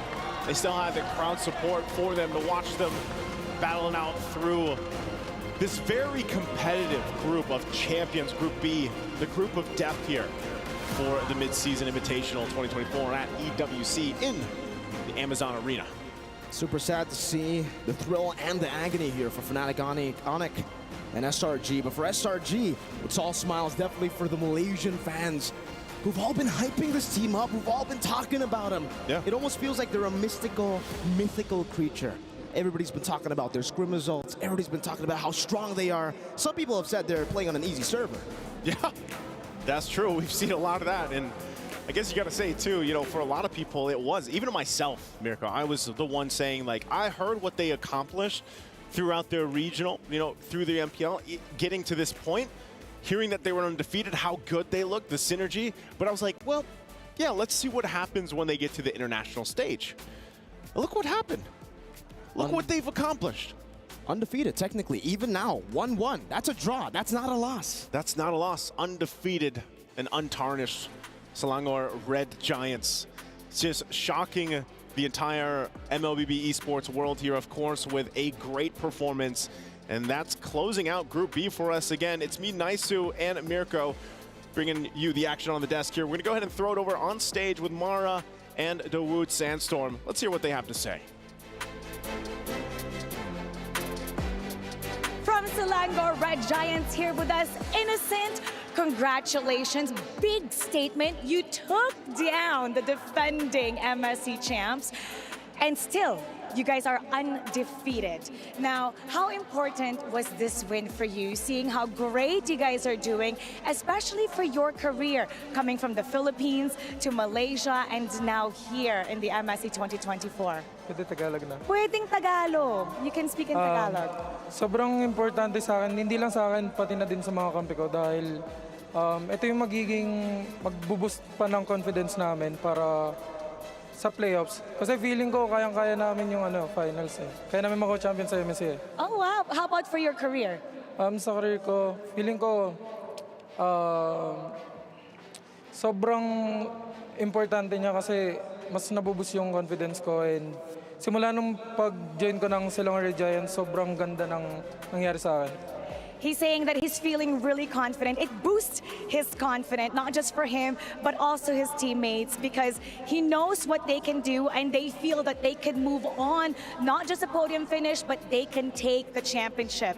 And as for his career, his confidence is all the way up, especially with what's happening with him right now. Oh, it's got to be sky high after a performance like that. And I do have to say, now you are done with the group of death. Now you are done with Fnatic Onyx here at MSC 2024. Is there any other team that you're looking forward to taking down in the knockout stage of the tournament? Liquid Echo. Liquid Echo. Bakit? Why Liquid Echo? Kasi sila yung champion sa MPLPH. He said Liquid Echo because they're the champions in MPL Philippines and they want to defeat the champions. I mean, you have to make a statement, and that right there, I love the fact that he's making a challenge and he wants to take on the best team, or one of the best teams here at MSC. And of course, one more question for you. We want to give you this opportunity to say anything to the fans watching you here in Riyadh or supporting you back at home watching this live stream. Gusto ko lang magpasalamat sa lahat ng fans namin and sa tita ko na pumunta pa. Ayun. And sa family ko sa Pinas, and lalong-lalo na sa girlfriend ko. Say the shout out to the girlfriend. Shout out sa girlfriend ko, Cha. Cha. We want to say thank you to everybody. Shout out to his aunt that's watching here, all the Filipinos that's watching all over the world, and of course, his girlfriend, Cha. Cha, he's winning the championship for you. Congratulations once again. And now we're going to turn it back to the studio to break it down for us. Panel, what you got? So in this game, Onyx won. Yes. Yep. But again, it's like a bittersweet situation. It's like good news, bad news. Good news, we won. Bad news is like still not going to the knockout stage. But Yeah. anyways, looking at this game, what do you have to say about this? It seems like Lu Yi only loses to Novaria, so it seems like it's canon actually. Like the two losses that that we were able to see the group stage so far has been with the Novaria. Masha works well against marksman. We already know that in the latter portions of the game for sure.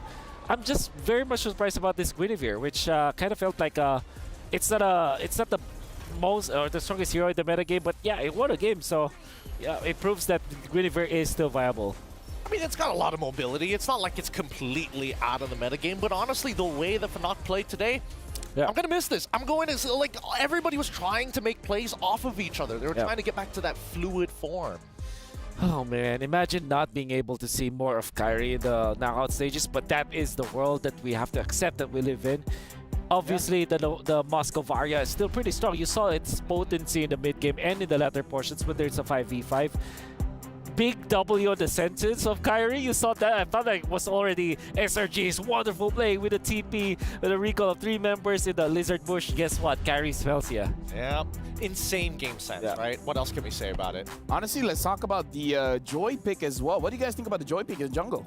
Well, initially I thought like, okay, yeah, the hypermobility is going to be good, but it's really a test of mechanics, right? Can you dodge the initial magic thump? And then even after that, there's still the onwards. So it really comes down to how many resources are you going to commit onto this Joy? I think I always feel that Joy pick is Joy has been slept on for sure. I think the lack of Angela kind of devastated us. I think yeah, for sure you're looking at good setups with the overall composition with the Lu Yi, for example. Might have been an overkill with the Joy, obviously, needing a lot of farm as well with the Cloud Vein in there.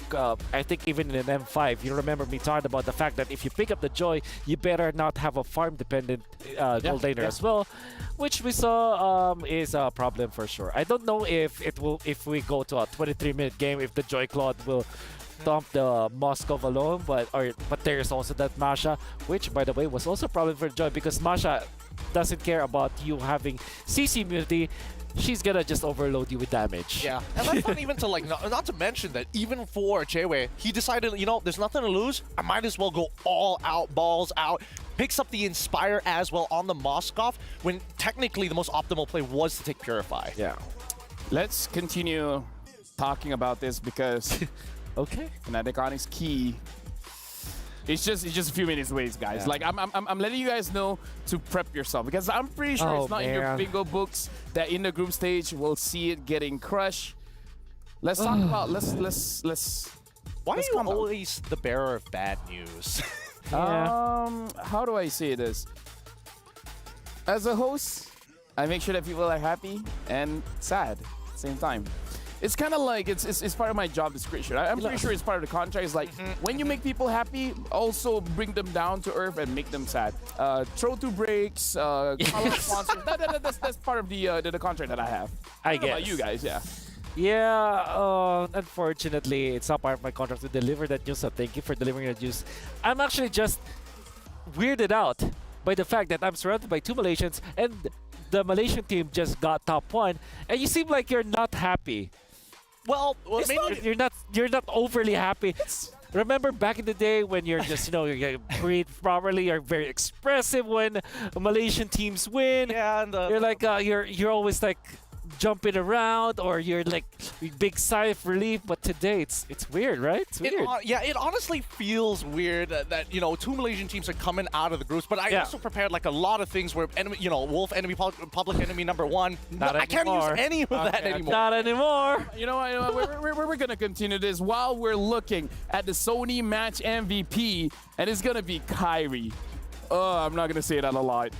This is the last time we're gonna say that a Sony MVP is going over to Kyrie. And here's the thing, Wolf. It's not that we're not happy. We're just more confused than happy. I understand. It's like, there's a lot of examples that I can't say on camera. That I can live with. Yeah, I guess the emotion, if this was like Inside Out 2, the new emotion that we have mastered that when someone is confused, right? Yeah. I was confusion. Way, but all right, that works too. Guys, I have good news. Even though Evil's Glory is out, right? Okay. Fnatic Onyx is out. Yeah. There's still an Indonesian. Udil. We're still the last Kage. The last Kage. The last. So they're still here. They're still here. All right, don't lose hope. Don't lose hope just yet. That's very true. But yes, Kyrie, our Sony match MVP, 16 KD. That's higher than I thought. Hey man, the math makes sense, right? Kills plus assists divided by deaths. He's got 16 overall. I mean, at this point in time, I think that I think at this point of time, even from the previous meta, right? We've known that Kyrie has been able to play these highly mechanical heroes. For and sure. I think Guinevere definitely used to be on top of his list before, a couple of nerfs of, other priority picks came into the meta. Yeah, I guess the Thunderbolt also helped, right? Every time you try to poke, that will be great. And surprise, another diversion play this time. Yeah, now we have Gorgeous from Selangor Red Giants. So Wolf, you don't have 2 Malaysians, you have 3 Malaysians. Oh yeah, can we bring back Repo so that's like 4 Malaysians. 4 Malaysians. Now we can have 1 team. Yeah, exactly. So Gorgeous, first and foremost, like the thing about Selangor Red Giants, no matter what happens, you guys don't we're not super happy. You guys always normal. Yeah. But 2 questions. How do you guys, now in Riyadh, how do you guys feel playing in Riyadh? And how do you guys feel being #1 in the group of death? At first, when we just arrived at Riyadh, we are not suitable with the weather that's here. But I think we adapting well. The environment and the weather. And my feeling is very happy Very happy. Yeah, I'm sure. Here's the thing, I have a few more questions, but the question I think everyone wants to know, what do you think went wrong with Fnatic Onyx? They lost to See You Soon, and technically they lost to you guys. What do you think went wrong with Fnatic Onyx? I don't know actually. It's kind of surprised. Yeah. Yeah, we all also surprised. And yeah, actually it's very speechless. Yeah. So yeah, just get well soon, Fnatic Onyx. Do you think that See You Soon is actually a really good team now, especially that you almost lost to that team, and also they won over Fnatic Onyx? Do you think they're really a strong team now? Yeah, I think personally See You Soon have really good player. Yeah, and they are really strong in team fight. Oh, okay. This is more of a personal question for Gorgeous, because we saw you play the last game, and somehow every time you die, you laugh. Like, is that yes? It's like like you look like you had fun on stage. Yeah, it's not a fun match, but but it's kind of fun. It's kind of fun. Kind of fun. I mean, I have to ask. You've already gotten a little bit of a taste of MSC. You got to play. Is Zach ever going to get some time, man? Is he ever going to get some time as well? What? Will Zach QT have an opportunity to play? I think no, because he is not in the roster. Makes sense. That makes sense. No, okay, so we have one more group. Only Group D is the one that hasn't played. Group A, Group B, Group C, you've seen it. Who do you think is going to give Selangor Giants problem? Because you guys are still undefeated. Who's going to give us a hard time? Yes. C9. Because you guys are easy silver, right? You're from the easy silver. Yeah. I mean, hey, we are the free and easy server. Everybody's so relaxed every time we play, right? Yeah, if C9 gets to top 2 of their group, yeah, they will face SRG if the draw comes up right. So, yeah, that could happen. I mean, okay, you know what? I have a question, but for now, let's actually look at the STC prediction. Let's see, Selangor Giants and Fnatic Onyx, who did you guys predict was gonna win? And the STC prediction is... Man. What? Gorgeous! 28% thought you guys... What do you say to those 72% of the viewers that did not vote for you? What have you got to say to them? I think I'm gonna let you guys know that this is not era of Onyx anymore. It's Red Giant era, man. It's Red Giants era. 72% voted for Onyx. You guys are half correct. You guys got 1 point. But do you honestly think C9 would make it out of group? Yeah, I think I'm going to pray so that C9 going to pass the group. Because you guys really want to fight C9? Really want to fight. Okay, you know what? I don't think they're gonna make it. I don't know about you guys, but you got Falcon every brand. You got Falcons, and you also have a XYG. Do you think they can beat XYG? Who? C9. Yeah, sure. Oh yeah, sure. Do you think they can defeat Bren? Bren, I think if their jungle wear saber, I think they can. Just came in loaded. He came in locked and loaded, bro. For those who know. For those who know. For those who know, you guys know. And with that, you know. You know what? I'm going to ask you. When you guys win, and I'm saying when, okay? When you guys win, you guys can choose 3 keys from your opponents to be part of your trophy. Which keys of teams do you guys want to put? You want the serious one or not? Funny one first. I think it's funny one. I'm going to take 3 C9. 3 C9? 3 C9. Cloud 9, Cloud 9. Yeah. You know what? I think this is MSC. We can make it work. It's just like crush C9's key 3 times. And with that, we have a battle within. Mark your calendars, because for tomorrow, Soul Vessel Series Skin, Amon, Vessel of the Seed, and Hanabi, Vessel of Rage, are slated for a stunning reveal. So make sure you guys log in tomorrow, and once the skins are out, buy them. And the next one, for you guys as well, Jutsin is now out. The new mage hero has arrived with exclusive pack. Get the hero and her ethereal Serenity skin during the launch week. It's only 469 diamonds, but if you guys buy with the battle points, 51 diamonds, and you guys can get the skin. But the thing is, it's only 14 days from the launch day, so your time is running out. Make sure you guys grab the skin as fast as possible. So the funny answer, C9 3 times. Yeah. Serious answer. C9 is one of them. What are the other 2 teams? I think I'm going to remove the C9. Oh, remove C9? Oh, wow. I'm going to take maybe Onyx, Bren, and Liquid Echo. Oh, Onyx, Bren, and Liquid Echo. Yeah. Okay. You know what? That would be a very expensive trophy. It would. It would. That'd be pretty epic. I'm not gonna lie. But at this point, where do you go? Just for you personally, right? Okay. Where do you see SRG in terms of rankings right now? I mean, you've already knocked out Fnatic Onyx, so that changes things a little bit. Where are we? Top 3 already? Number 1? Are you going to call it here? I think if I'm going to be humble, I'm going to say top 3. But if you're gonna be truthful, yeah, I would say. Come on, look at the camera while you're doing it. Come on. It's right over there. I think we are top 1 right now. Whoa! Again, can you blame him? He's from the group of death. Yep. Gorgeous. When we win, we're happy. Are you happy when you see other people lose? I feel good. You feel good? Do you want to see Fnatic Onyx keys getting crushed? Yeah. Yeah, Why yeah, not? you want? Why not? Why not? Let's start with Falcon's key. Let's watch the crushing of the hydraulic press onto Falcon's key. And then later on, we'll see Fnatic on it. Let's run the video. Oh, this is going to be exciting. It's the full thing. Look at the way it's going to split. Yeah, that's Team Falcons. Gorgeous, you did this, by the way. Oh, me? Yes, because of you guys. Falcons, dude, what part of it is breaking up? Gorgeous, commentate. Oh. I wasn't expecting that.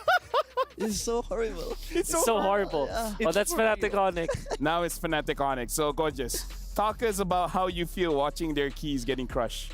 Actually, I feel bad, honestly, yeah. You feel bad? Yeah, because they're like Indonesia hope, right? Yeah. Yeah, actually I feel bad. Now Udil is Indonesia's hope. Yeah. Yeah, now like, did you thought that Onyx key would get crushed? Nah. Right? No, right? Yeah, too soon. Too soon. See you soon. Soon. Well played. This guy. I like this guy. Oh, trust me. Give me one. In Malaysia, if you don't have Udil, we have Gorgeous. All right. Give the mic to them, and then they will do their best to make you feel emotions. And while you're still holding the mic, Gorgeous, is there anything that you want to say to all of the viewers watching the live stream right now? What's the camera? That camera. That camera. Okay, for the SRG supporters, thank you for supporting us, because without you all, we are not going to be here. And thank you also for my family and the others play family for trusting us. And wish us good luck for the match. My dear. Shout out to your girlfriend. Shout Shoutouts to future wife. Yeah. Just keep supporting us on the upcoming playoff. How about C9? Oh yeah, have a message for C9? The chocolate one? Cloud9? The chocolate. Have two, right? One is blue, one is red. Yeah. Which one? The blue one. The blue one. The blue one? Yeah, the blue one. I like the blue one. So, you know what? Let's look at the group standings. I feel like we need to look at the group standings right now. So let's look at Group D. Cloud9 is 0-2 right now.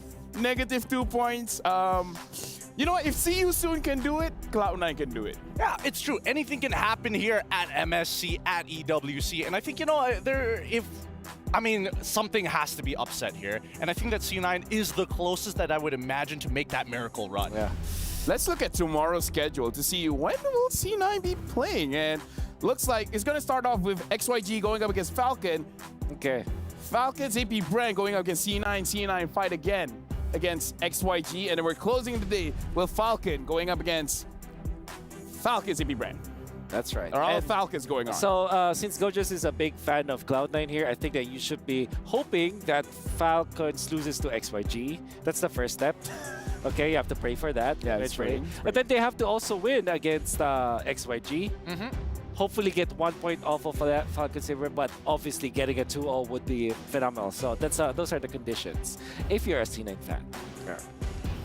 He's clearly a C9 fan. And if you guys are a fan of the show, make sure you guys scan the QR code. Let us know what you guys think, because this is the broadcast survey. Let us know how, in your eyes, that we can improve, because trust me when I say we want to ramp it up all the way to the grand finals. By grand finals, this is going to be absolutely amazing. And with that being said, I want to say thank you very much to Gorgeous. Thank you very much to Gideon, as well as thank you very much to Wolf. Thank you to all of our casters that has been working hard today. That's it for the 4th day of MSC 2024 group stage. Once again, my name is Lafel, and from all of us, we'd like to say thank you very much. Join us again for tomorrow as we see the world. Now, let's look at the Qiddiya play of the day.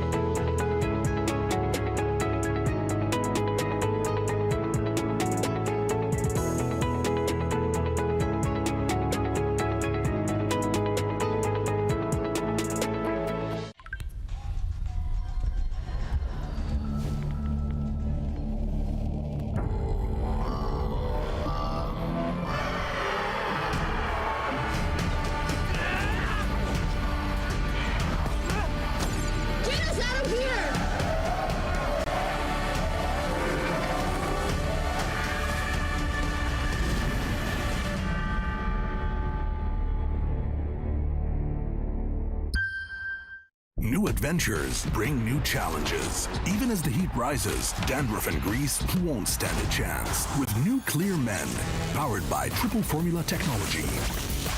To eliminate dandruff, itch, and grease, gives you 8 hours of freshness and 100% dandruff-free hair.